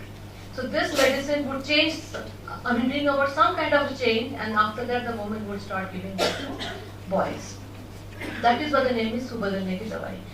These are all indigenously prepared. These are not branded preparations. These are not marketed. These are just indigenously prepared using some herbs here and there. And most commonly used are Shivringi, Madhupar, Mor Panka Chan. But what again surprised me most was the time of intake of this medicine. They said that if this is not consumed within 1.5 to 2 months of pregnancy, this will not give you the desired results. The time has to be strictly adhered to. Now, because it had got something to do with the sex selection or sex change, we gave the term sex selection drugs to such preparations. I would be wrong if I say medicines, because these are not actual medicines. But way back in 2002, when I was quite naive, I just said that these are medicines. So then what do? Then I started asking people. I wanted to know, because the start of any intervention begins when you know it is a public health problem. As a person from the public health sector, we can only intervene when you know that yes, it is a public health problem. And for that, quantification is most important. So we just went to 3 villages, interviewed all the women to find out if ever they had heard about this. 90% of the people, of the women, said they had heard about such preparations. When they heard, it means that it is still in practice. That is what people are aware. Then we conducted 2 surveys briefly, and we found that people were taking those medicines, but not in their first pregnancy. They would always leave it to chance. If they don't have a son in the first pregnancy, they would start taking it. If they have 2 daughters, then all the more the chances of increasing this or taking the medicine increases. So this is what the pattern emerged. Then I wanted to see how these medicines look like. I was still now only hearing from here and there. So I went to several shops asking for the medicines. All of them refused. They said these are not something which are branded and kept. You have to place an order, and only a pregnant woman can come and place an order. So there was no other way but to become a pregnant woman the next day. So then I went to different people and places as a pregnant woman, और सब जगह मैंने जाके यही कहा कि मेरे 2 बेटियां हैं, मेरा आदमी मुझे बहुत पीटता है, मुझे मदद करो. And when a woman goes with this kind of a complaint, everybody comes for help. उनको लगता है कि इनकी मदद करो तो I will straight away go to the help. So people then started supporting me. They gave me all those samples which I was supposed to consume. I bought them in fact. मुझे पैसा देकर खरीदना पड़ा. These are some samples of the medicines, what they look like. There is no standardization. There are some syrups, somewhere there were capsules, somewhere there are churans, somewhere there are concoctions, all kinds of preparations. But again, there came another surprise when I found that there were pamphlets which are distributed along with this. So structured was the system. I have never seen in any public health program people distributing pamphlets on do's and don'ts. But here was a person, in many shops I found that they would give them the instructions in the form of a written booklet or a pamphlet which would have all these instructions, what is to be taken, when it is supposed to be taken, etc. etc. Then what do? Now I have some samples. I didn't know what to do with them. So the next step was to get them analyzed. I went to the laboratories, they refused. They said, you have to come and tell me what exactly you want to look at. I was also not knowing, and that is why I came to you. But there was no response. So after a lot of hurdles and struggle, one laboratory, they said we can do it, but you have to again tell us what exactly you want to do. I said, please look for steroids, whether these contain steroids or not. And 50% of the samples actually contain steroids. Now, natural products will not contain steroids as such. So these came from contamination which was from the feather of the peacocks, Mor Panka Jam, that is rich in steroids. But they also contain natural testosterone or what we call it phytoestrogens. So these are naturally occurring estrogens which are available in the herbs, and they may change and behave like testosterone once it is ingested. Then I started doing a lot of literature review on the use of these herbs. I won't call them herbal medicine. But worldwide, 80% of the global population relies on traditional medicines, whether they accept or not. This has been documented widely in the literature, and the prevalence is not different. It is equal in both developing and developed world. But the reasons for intake, it varies. People in other countries, they take medicines to have a fair child. There are many herbs which are consumed during pregnancy to have a beautiful child. But here was a case when people were taking it for a male child. The difference was that. Then when you look at the scientific validity of it, what emerged was that these are the time when the different organs get formed during the period of gestation. And if we take in, if there is any insult which is during this period, this is the time when the cleft lip, palate, sex organs, everything is getting formed. Any insult to the development at this stage may interfere with the development, and that may give rise to birth defects.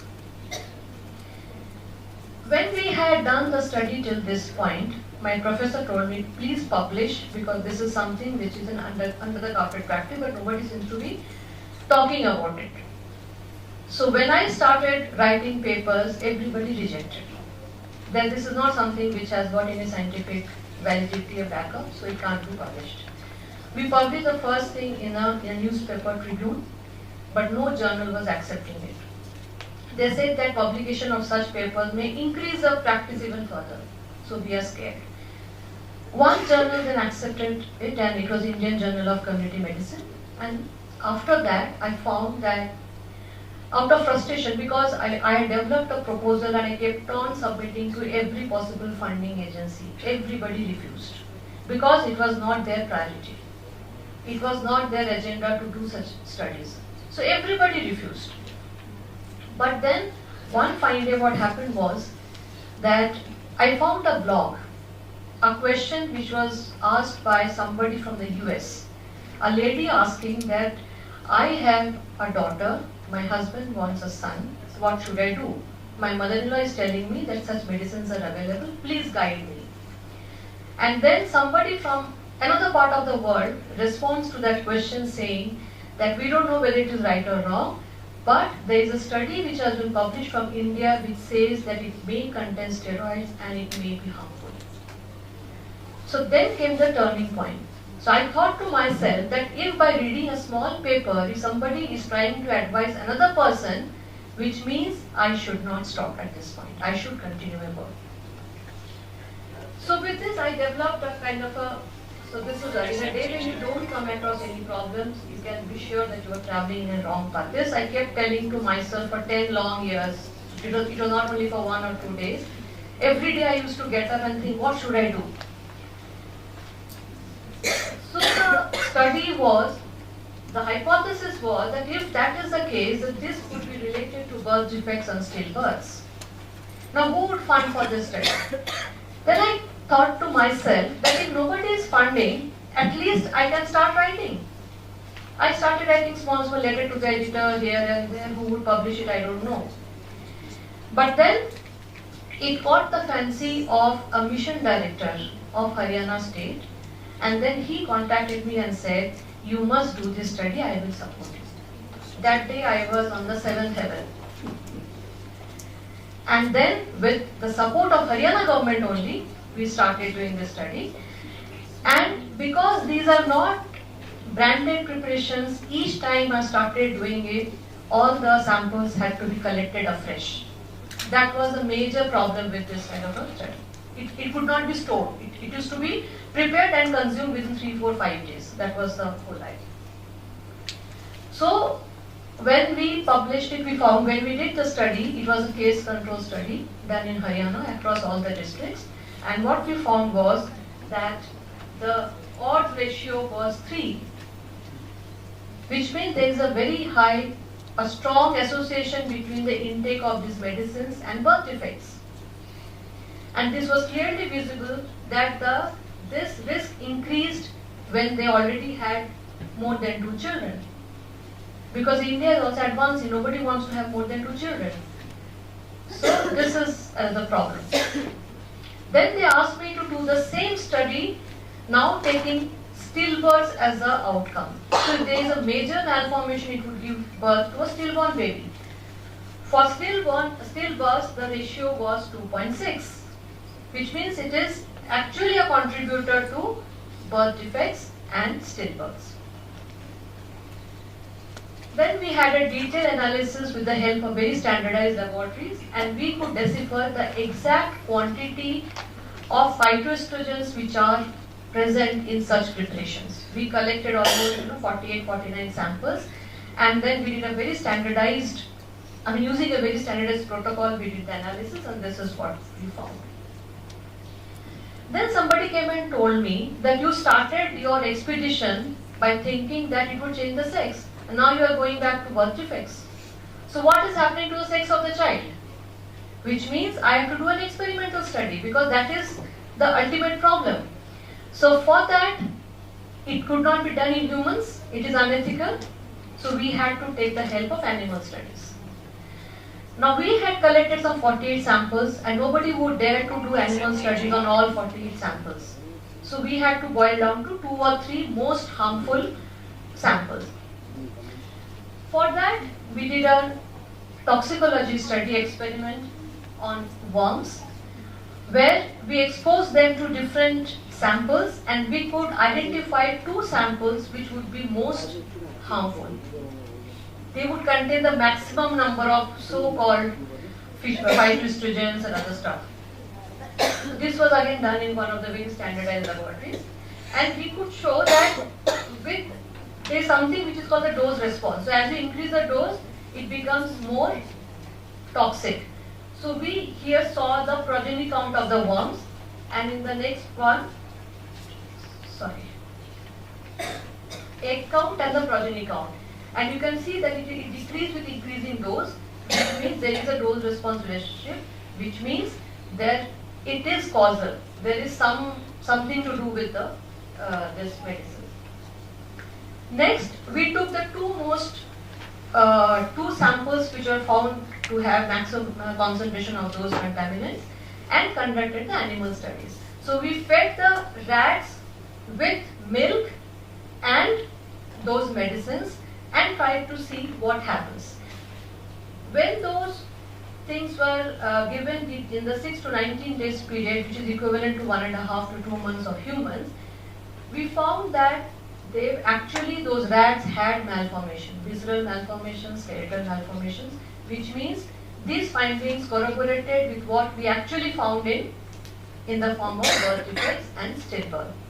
But again, there was no effect on sex ratio, which means that it is quite natural that it will not hamper or affect the sex organ development. On the contrary, it was doing something else which was much more harmful. Then what do you do as a public health person? We have done enough research. Again, research should not remain confined to journals and papers and publications.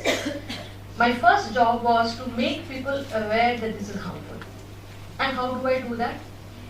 When the first publication got unpublished in Drug Safety, there was an HT correspondent, Hindustan Times correspondent, who published this as a front page news in all the editions of Hindustan Times. Once that was done, then we again took the help of Haryana government and said that it's time that you disseminate the message. Nobody would listen to me. I'm no one in the picture. I'm just a researcher. Then Haryana government took it on themselves. They said that okay, in every district, in every newspaper, this would get published as a news item from the district magistrate's desk. So government got involved in the process, and they only disseminated the message in different newspapers in local language. Meanwhile, it got covered in several international dailies also, like Guardian, British Medical Journal, Wall Street Journal, even BBC also captured this as a news. Now when all this was happening, you can imagine how happy I was. No? This was in the year 2015, 16, 17, when I was again, I thought that okay, all my efforts have not gone waste. Then I thought that who will read the newspapers? Who has the time to read the newspapers, and that too only one news? So then there was this promo which was circulated from the Chief Minister's office by Haryana, But then my next question was, who is going to look at the website of the Chief Minister, of all the people? Nobody would do that. So then I thought that, okay, now if I have to really make people aware, I have to make a small film. Now I was very skeptical and scared how would people take it. Till now I was only talking to the researchers and academia and whatever.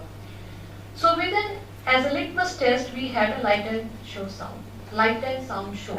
It was a 20 minutes program which depicted in the form of a play what happens if you take those medicines.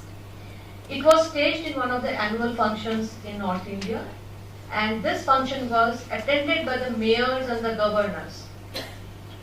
From their reaction, I could assess that nobody would throw tomatoes and eggs on me if this someday becomes a kind of a film. But who is going to see a 20 minutes film? Nobody has the time and patience. So then I requested one NGO to make a small film which would not be of more than 1 minute, only capturing the essence and saying that it is unethical and illegal and harmful to take these medicines. It was again then captured by All India Radio also, but I don't know. Can you play this?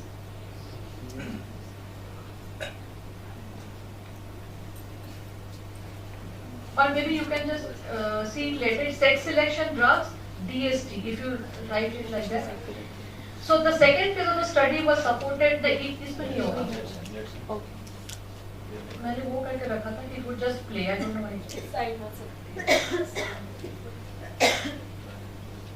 ठीक है छोड़ो.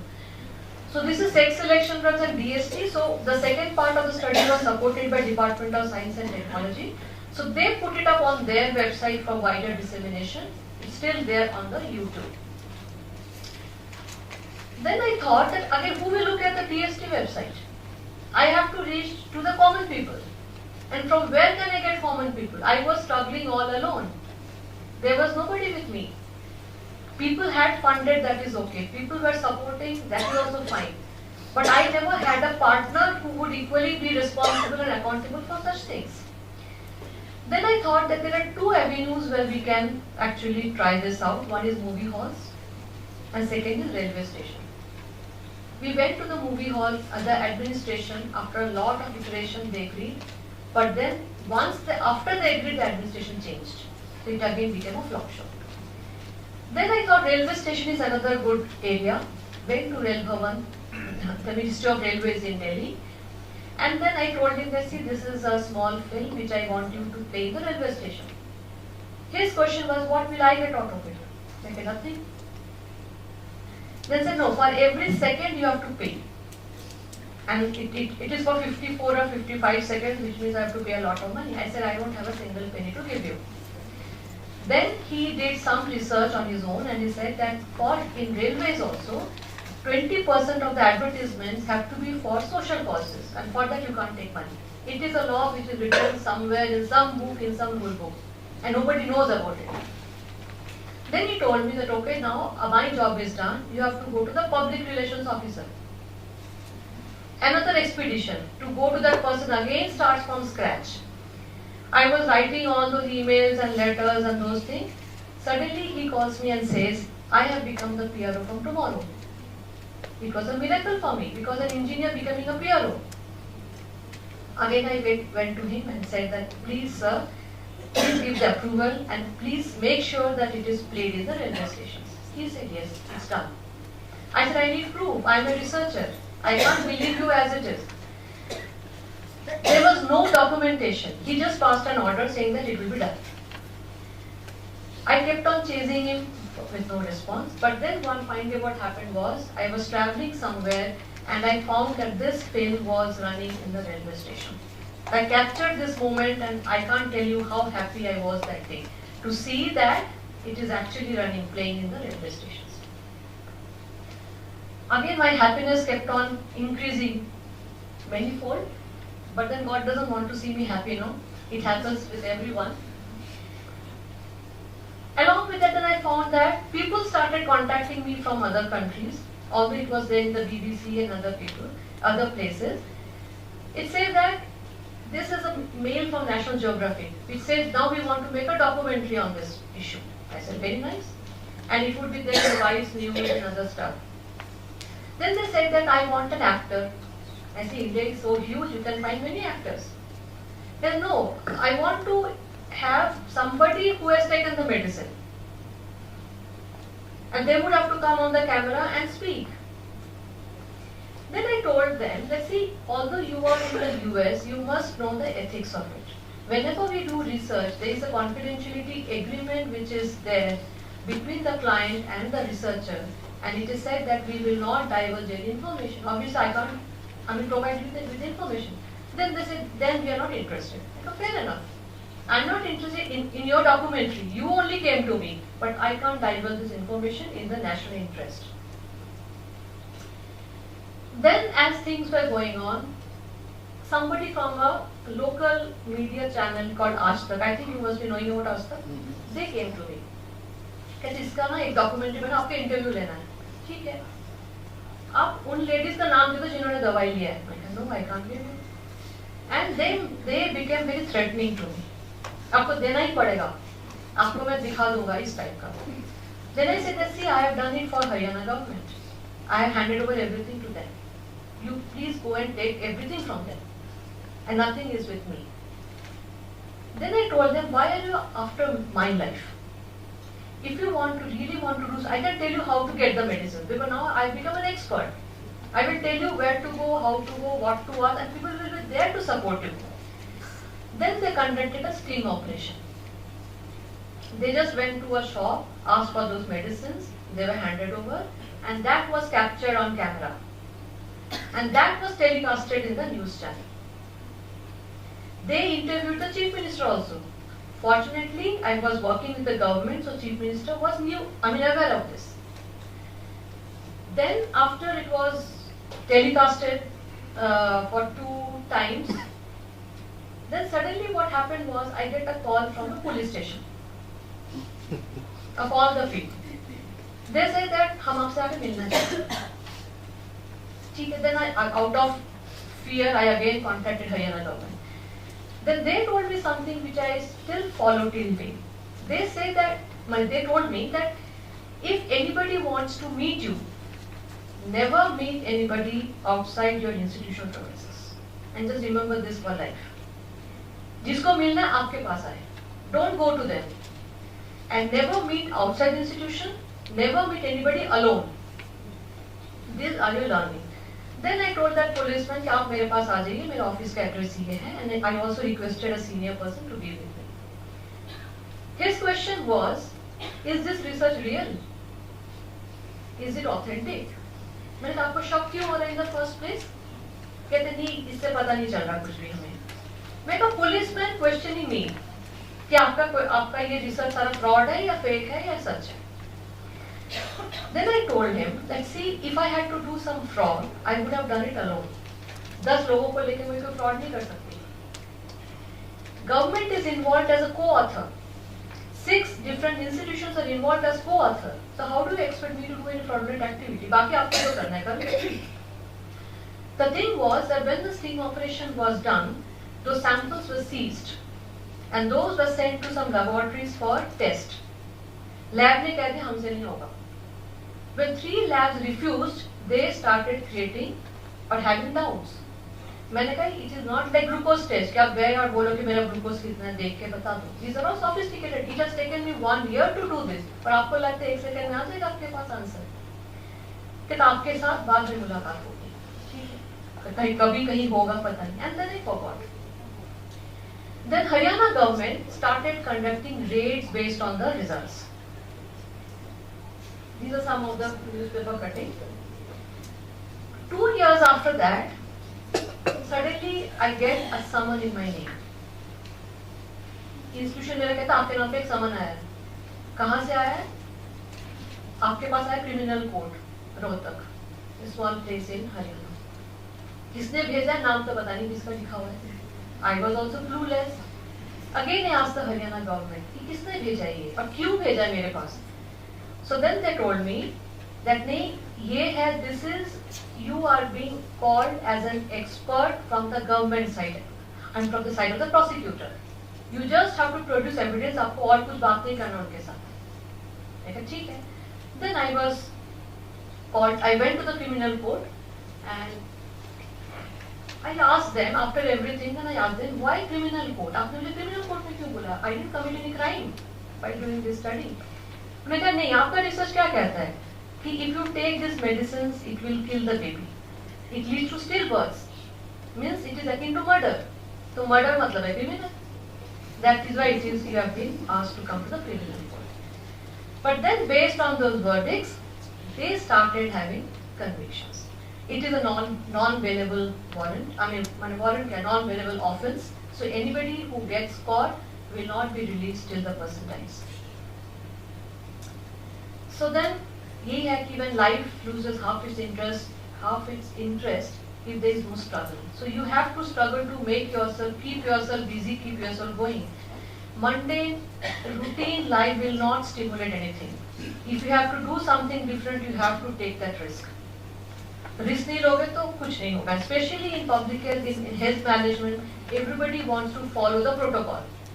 I am not saying that don't follow protocol. But then if you have to really bring about a change, you have to break those protocols also at times. You need like-minded people, but always remember you will not get everybody to support you at every point of time. This has been my 20 years of journey. I have written a book on this, thinking that someday somebody will read it. So under PC20 Act, as I said, 100 convictions have already taken place. And what I want to convey is that research is a cycle. Health management, hospital management, everything comes under its ambit. One research will give rise to 10 other research questions. But don't stop at that. Don't think that the ultimate aim of research is only to gain grants and funds and publication. There's a lot more beyond that, and as people from the health sector, we are equally responsible for community service. So every research should go to the public also in some or the other form. So the learnings are these. What is the secret of success? Right decisions. How do you make right decisions? Experience. How do you gain experience? Wrong decisions. You may go wrong at times, so never feel bad about it. Keep going. That is the mantra. And for the youngsters, I would like to say, always introspect on what you want. Don't go by the norms. We do research based on what the researcher or the funder wants. We only try to satisfy the funding body. That is not research. Research does not come from the ground. You have to talk to people to frame a research question. When you see that you are not being recognized, keep writing. Writing is a very powerful weapon to make yourself known to people and also to share your ideas. Problem with most of the researchers is that we are very insecure about our own ideas and we don't want to share. My advice is, if you are insecure about something, make it public. सबसे पहले दुनिया को बता दो मैं ये चाहती हूँ. Nobody will be there to copy you then. The more you try to hide, there will be more avenues to steal that idea. So better to make it public. Interact with people from different sectors. Health में ना there is a lot of क्या बोलते हैं walking in silos वाला phenomenon. People don't talk to each other. People feel engineering is मतलब वो तो अलग ही field है. Engineering is important for health. Pharmacy is important for health. Social sector is important for health. Health cannot develop in isolation. And we want to, make this intersectoral coordination a reality. And for this, we must learn how to make friends. My feeling is that intelligent people cannot make friends. They are not very good team players. But we have to do that. Talk to people whom you don't like. Do things what you don't like. That will always make you a better person. And in public health, you cannot do anything without the support of the government. Never go against the government. Even if you find that something is not happening well, you have to have the courage to bring the government under you. Means just talk to them, do your advocacy, but never publish anything which is against the government. That will make your life hell. It is not right also, because we all are working for the country, for the government. So always keep this thing in mind, that for public health, for advocacy, you need to have the government as your partners. So this is all. And just to tell you that the happy ending, 50 years of DST, Department of Science and Technology,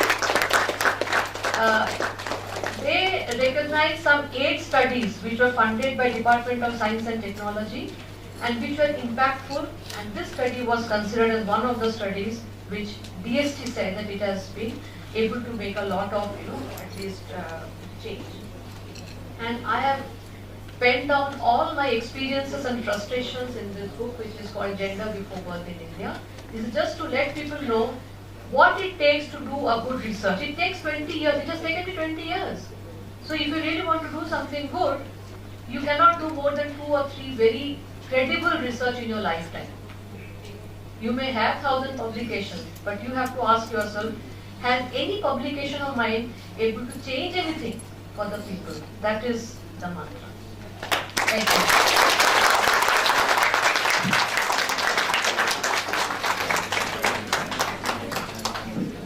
Thank you so much, ma'am, for your wonderful presentation. As they are saying that experience is not an experience unless you have to speak. So let me call a new presenter. So our new presenter is Professor Dr. Nidhi Yadav. She is an Associate Professor of IIHMR, Delhi.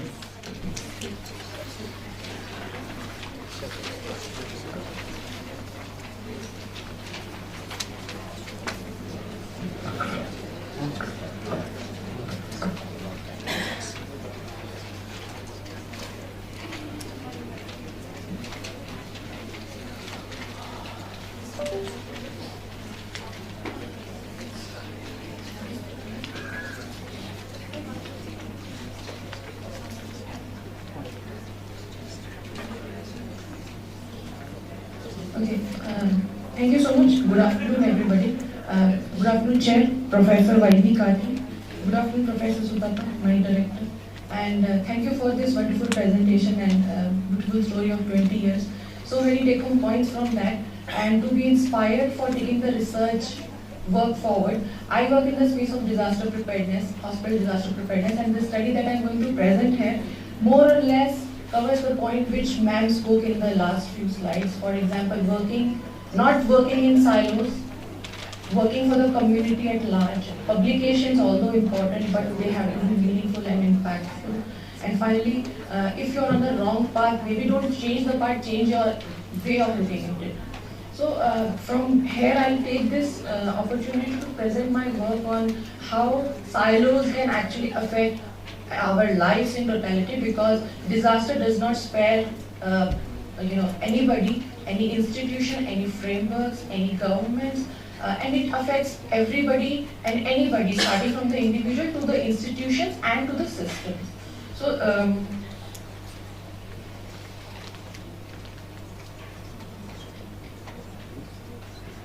that how it looks?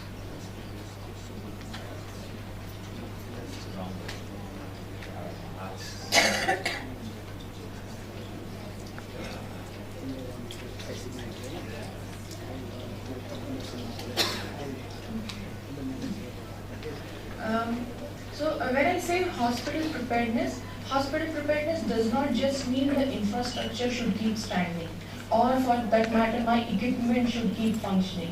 It should mean that in the event of a disaster or when a hazard, I should not call it a disaster, because disaster happens only when a hazard, for example fire, for example water, for example a tectonic plate movement meets the property or meets the person, takes the life and interrupts the business. So there are 3 qualifying criteria for a phenomenon to be called as a disaster. Until then it is called a hazard.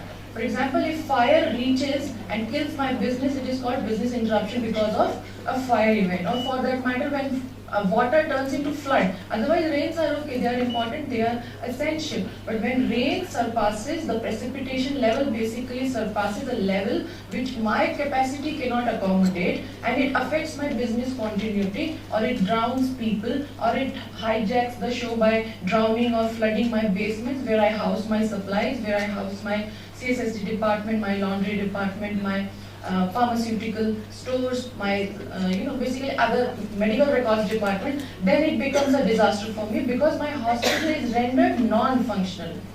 So there is a difference between hazard and disaster, so we should not use this term first of all and very loosely. And second is disaster should not be taken very lightly. So any amount of loss of life, loss of property or loss of business amounts to a disaster event, and hospitals are affected more significantly when it comes to disasters. Because hospitals have a psychological bearing also.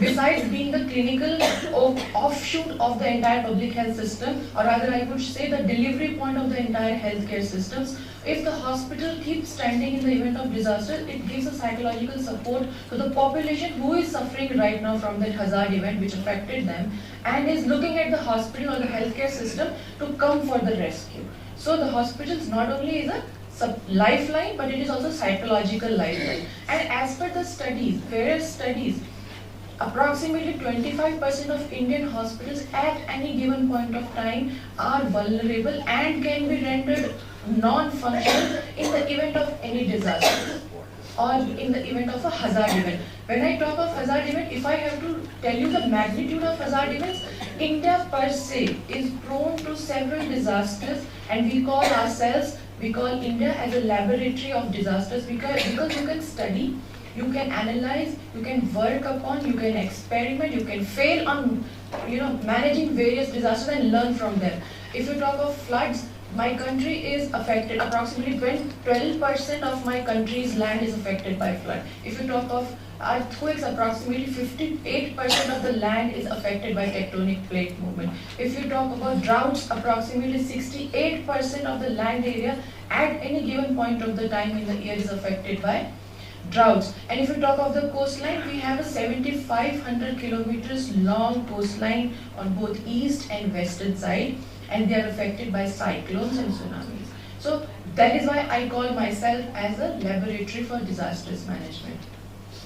We are a multi-hazard country, as I just said, and safe hospitals is not just a mandatory requirement to save lives, it is also international priority that comes to us when we say India is a signatory to, or it has aligned itself to the Sendai framework, which runs from 2015 to 2030, and we all, from systems to governance to individuals to hospitals to functionaries to early warning systems, all of us have to be aligned with that, and that's a government agenda and priority as well. The three frameworks that we talk about when we say hospital preparedness, they generally are drawn from the WHO PAHO safety framework, and they comprise primarily functional safety of the hospital, which comes from the manpower. Then it comes from the structural component, which is brick and mortar, the beams and the columns that stand, the walls and ceilings, and the non-structural component. These are basically the three dimensions or three segments which I'm talking right now. So structural segment, the non-structural segment, which is my electricity, my HVAC system, my piping, my conduits, my supply line, my fuel storage, my water, my food supply, my linen supply, etc. And functional is all about my manpower. So these are the three segments or three pillars which we studied using the WHO PAHO framework with respect to this study, and we studied them in the context of three opinions, or rather I would say three players that are there. One is the Disaster Management Act 2005, which was instituted in India and implemented thereafter. Then the National Accreditation Board for Hospitals and Healthcare Providers, which is a quality accreditation system which is there prevalent in India since 2005, and it was a voluntary system at the beginning, but in 2012 and onwards it has been made a mandatory system for the hospitals to be accredited by NABH, so that the insurance, the regulatory bodies, and the empanelment for the government employees can be sent or parked. We can park such patients there for treatment purposes, a mandatory requirement. And the third one was the NDMA guidelines for hospital safety. NDMA is National Disaster Management Authority under Ministry of Home Affairs, which were issued so that the hospitals comply by them and makes themselves resilient. Basically, it was all about bringing the resilience level up for the hospitals. The guidelines, the NDMA hospital safety guidelines were the third thing, which were issued in 2016. So we had 3 pillars: structural, non-structural, functional components, and we have 3 fragments here, which is the disaster management act, the legal framework, the quality framework coming from the quality standard accreditation systems, and the safety guidelines by the Ministry of Home Affairs. And in my research, I tried to look in northern India, which share the homogeneity of a lot of disasters, barring cyclones, in the North Indian states, and how these 3 things are affected when these 3 structures are affected when legal system, quality accreditation system, and the guidelines, they interplay. So that is how the study evolved. So the question now, what question should I ask? The first question was, how fully do the 3 frameworks integrate, or do they integrate at all? So because there were 3 guidelines at different point of times in the evolution period, starting from 2005, the Disaster Management Act, the 2007 Quality Accreditation Guidelines, and 2016 Hospital Safety Guidelines. So do these 3 systems, which were pushed by the ministry, by different ministries, are they actually leading to any sort of safety preparedness or disaster preparedness for the hospitals or not? And are they actually talking to each other, or is it fragmented? So where do the monitoring and accountability gaps exist? Because ultimately that is the question that I have to answer for any policy recommendation which I plan to have at the end of my research. And does the legal accreditation convergence improves preparedness? So is there a cause and effect relationship between the 2? Do my dependent variable have an effect on independent, and vice versa, or independent on dependent? Then what actionable mechanisms can operationalize the Sendai framework at scale, which we are signatory to and are committed to as a country? So with these 3 questions in mind, with these 3 objectives in mind, we proceeded with our research.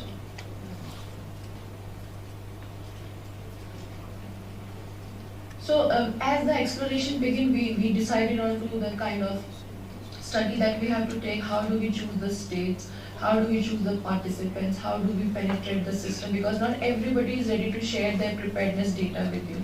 So a lot of governance issues came into play. A lot of permission and secrecy issues or integrity issues came into play. Ultimately, we plan to have a study which is a cross-sectional quantitative study with accredited hospitals of 6 North Indian states, with hospital staffs participating into the study voluntarily. That was the model which was chosen, and 6 North Indian states because one, we are located in Northern India. Second, it was feasible to do a study where you can approach the government and approach the participating hospitals where you have worked.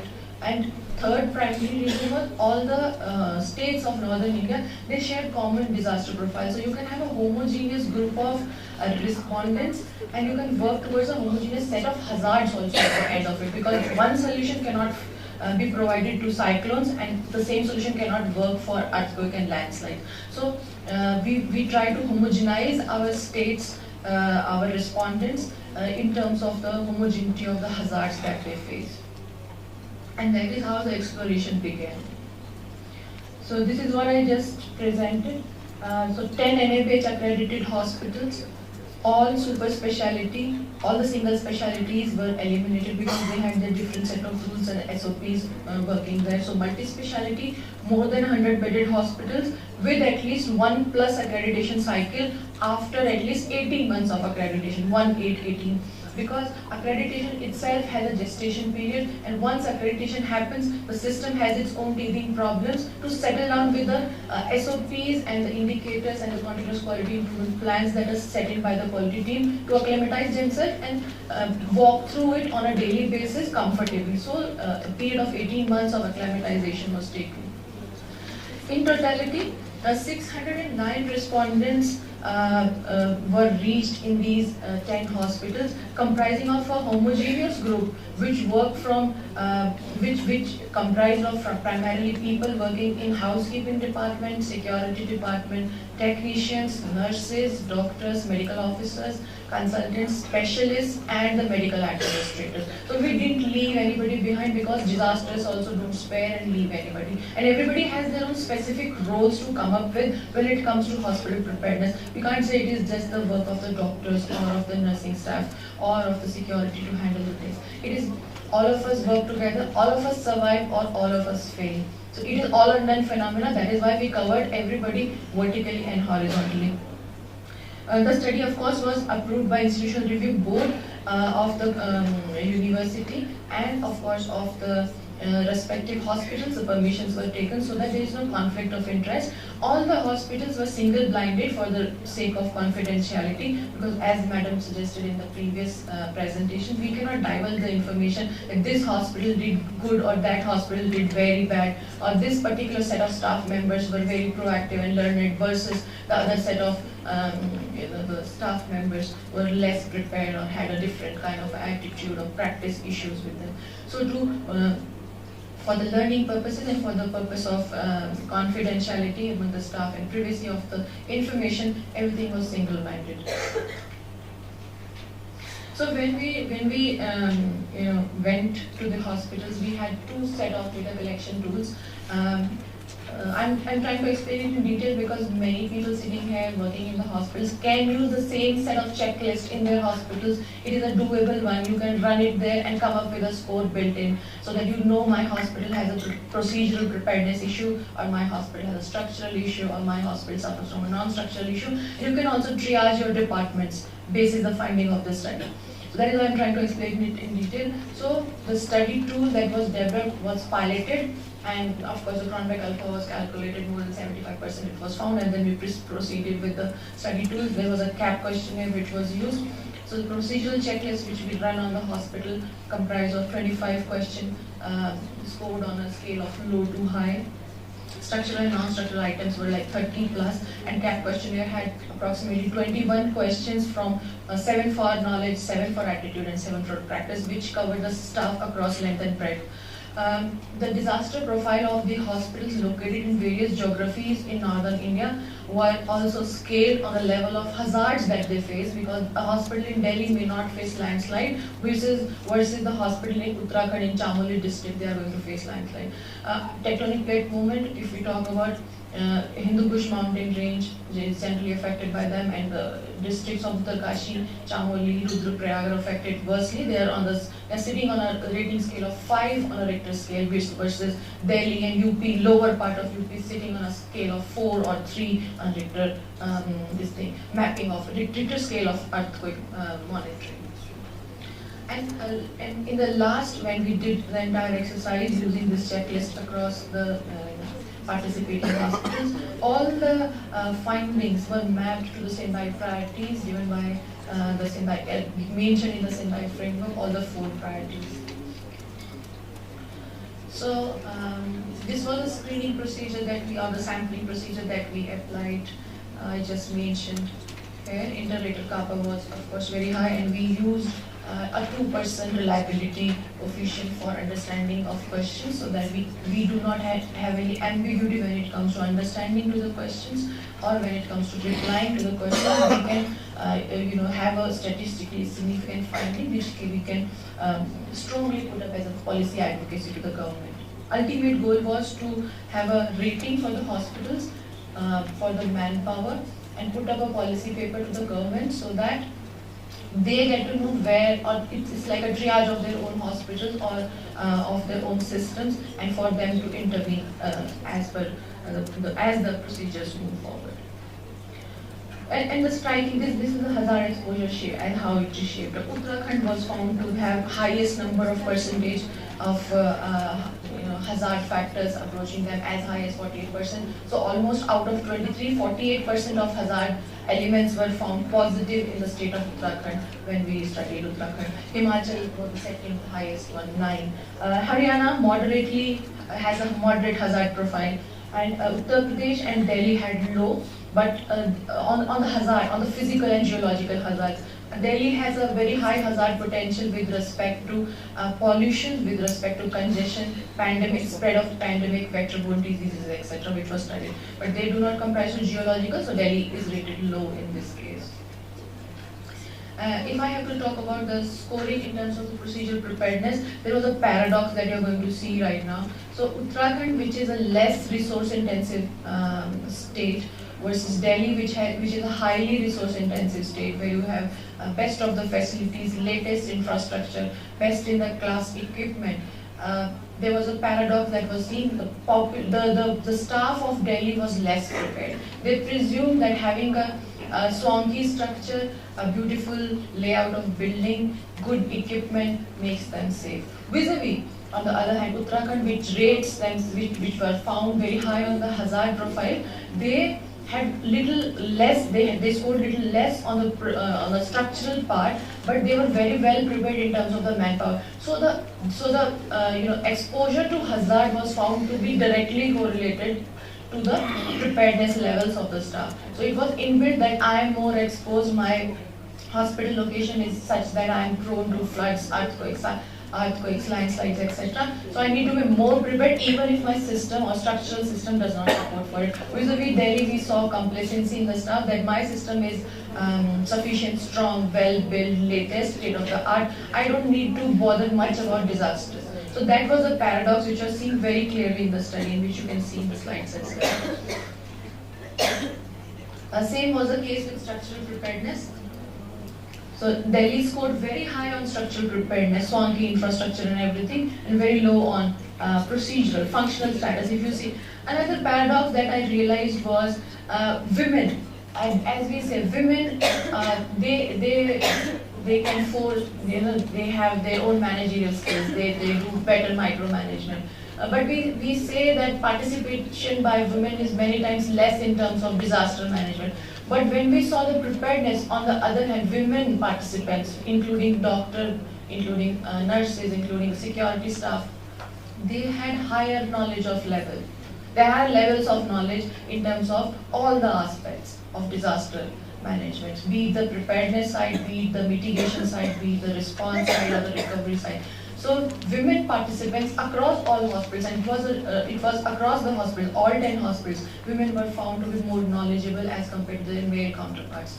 So one striking feature. Another was the length of the service that they had in the hospital. Higher the number of years of experience and the length in the hospital, they were more acclimatized to the disaster preparedness procedures that were in the hospitals, and they participated more in the drills, or probably attended more training classes. So one was the gender that was found very strikingly different to be there. Otherwise, in the field, if you see, the manpower that we see mostly working in rescues and all is mostly males. Usually, when it comes to procedural preparedness at the ground level, it was the female staffs which are found to be doing well.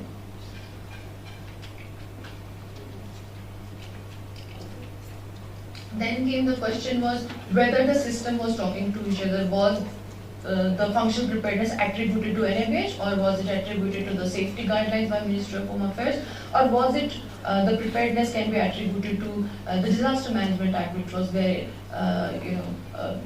published or gazetted in 2005. So when we try to triangulate the data, we realized no two systems talk to each other. They are working in silos. It was all fragmented. Neither they were interlinked to each other at the policy level, nor at the implementation level, nor at the audit levels. So any of the system which you see, they were talking in vertical levels. For example, procedural will talk to structural, and structural will talk to non-structural. But if you see them horizontally, there was no connection found at all. There were broken links that we saw. So that was a pattern that we observed. So when we talk about the integration framework, this was the picture that we realized, that high integration with respect to NABH, disaster management, etc. was found.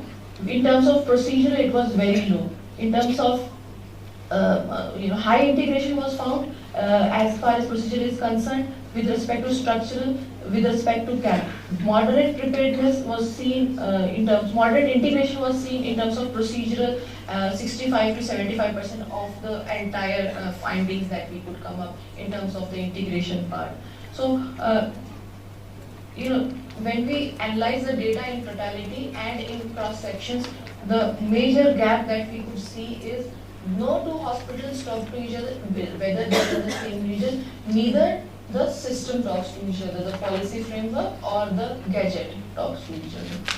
So we try to synthesize the data, and we saw that the states with high risks, high hazard risk, as high as 48% in case of Uttarakhand, they had the system where the responses were very quick, because that was the first line of defense that they have to respond to and rescue as many number of people and save lives. So there was a system of rescue and response which was very active and quick in the state which was more prone to hazards. Vis-a-vis the state which has not seen many disasters in terms of active intervention by the states, was silent on preparedness as well as silent on policy integration, which was, for example, Delhi or Uttar Pradesh. So these states were low on level of integration as well. So state-specific differences also came driven by their hazard profile and their hazard exposures. So the central finding was, irrespective of the mechanism that plays behind the psychology of disaster management, the convergence of these three aspects, the accreditation system, that is NIH, the act, the legal framework, and the guidelines by the ministry, they were not syncing with each other. No two systems have backed up each other, that if the NIH team comes to the hospital, they can actually check for the implementation of Ministry of Health or Home Affairs guideline with respect to preparedness, or when the Disaster Management Act compliance is to be checked, or whenever the act is invoked, nobody goes and finds a relationship or a link between accreditation standard. Although accreditation talks about hospital safety, there is a separate chapter, chapter 8 on hospital safety in the accreditation system, but there is no connect with the Disaster Management Act, neither a reference on that, and nor of the hospital safety guidelines by NTM. So there are systems working in isolation, not talking to each other, neither referencing to each other. So that was the biggest policy recommendation that we came up later on. And wherever we saw preparedness outcomes, the system was integrated. For example, this system comprised of structural, procedure, and non-structural. This is not about the policy side. So wherever we saw the structural, procedural, and non-structural elements in sync with each other, that were primarily high because of one of the factors, either because of NIH accreditation combined with the joint accreditation system, JCI, or primarily the implementation of DMA Act in that district. So neither can be attributed to any of these policy frameworks. So we proposed in this, at the end of the research, we proposed a unified hospital disaster preparedness framework, which had these three pillars and these three frameworks across talking to each other. And that is how the research culminated, ending up with a unified hospital disaster preparedness. And when we put it up as a publication and we proposed this framework, I got a patent from Government of India for using this framework with this triangular matrix for implementation and for improving the hospital preparedness levels. So that is patented, and when that patent was converted finally into a research study, it was provided with a grant of approximately 1.5 CR for conducting similar study on a larger scale at 3 states, Uttarakhand, Sikkim, and Assam, so that we can see if the same silos is being found at these 3 states also, all supported by Ministry, ICSSR. So we are right now working on the actual ground level or ground truthing of this framework that we proposed as an outcome of the study that we did in 6 North Indian states, supported by ICSSR, was for the 3 states that I just mentioned. Thank you so much. Thank you so much, ma'am, for the wonderful presentation.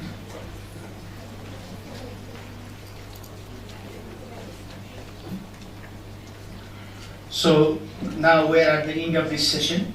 So before ending this session, we have a award ceremony session. this award is given in favor of honor. I usually says to that person that he is the living legend of Nepal. So he has given a sterling contribution to the hospital administration, hospital management. So for providing an award, may I request the chairperson of first session, Y.B. Kagnisar.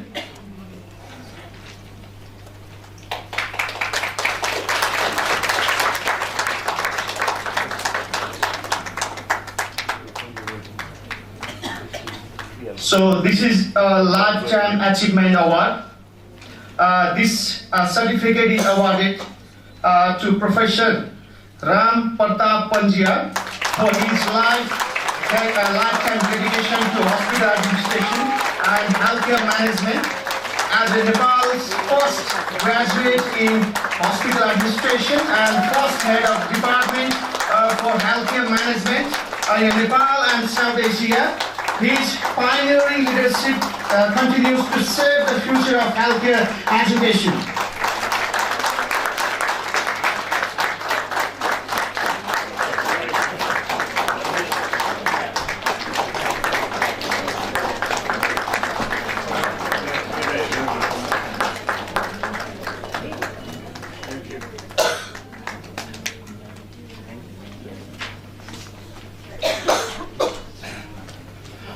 So, thank you so much, sir. So we are about to end our first session. So our lunch is ready. I think you guys might be feeling hungry. So you can proceed to our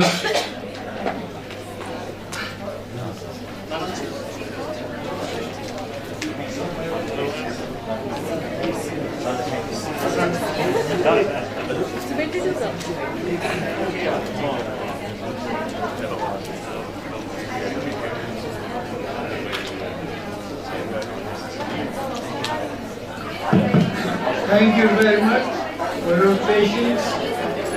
By listening to 10 presentations in this session, as I was counting, and they were very good, excellent, and unique. And some of the presentations were very new actually to me, and I'm sure the audience also found them new and interesting and very useful in our daily life.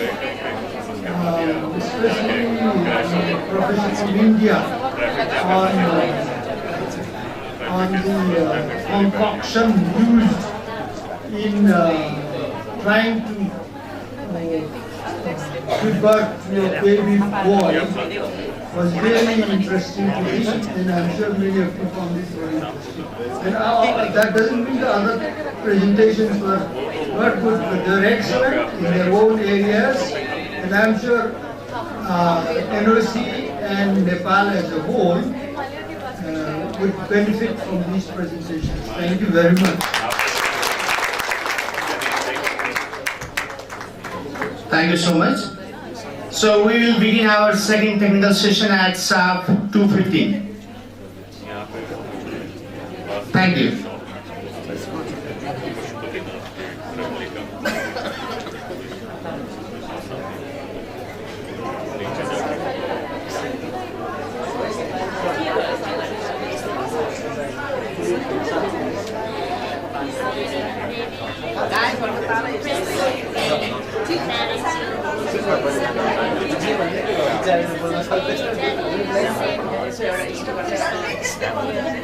Thank you for coming. Thank you for coming. Thank you, sir.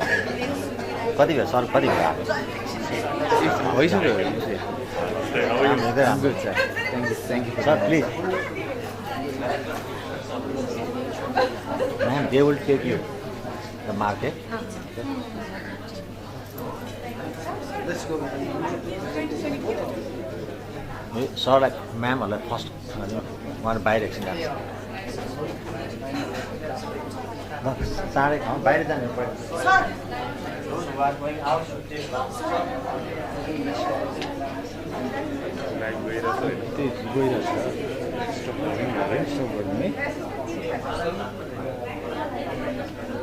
Also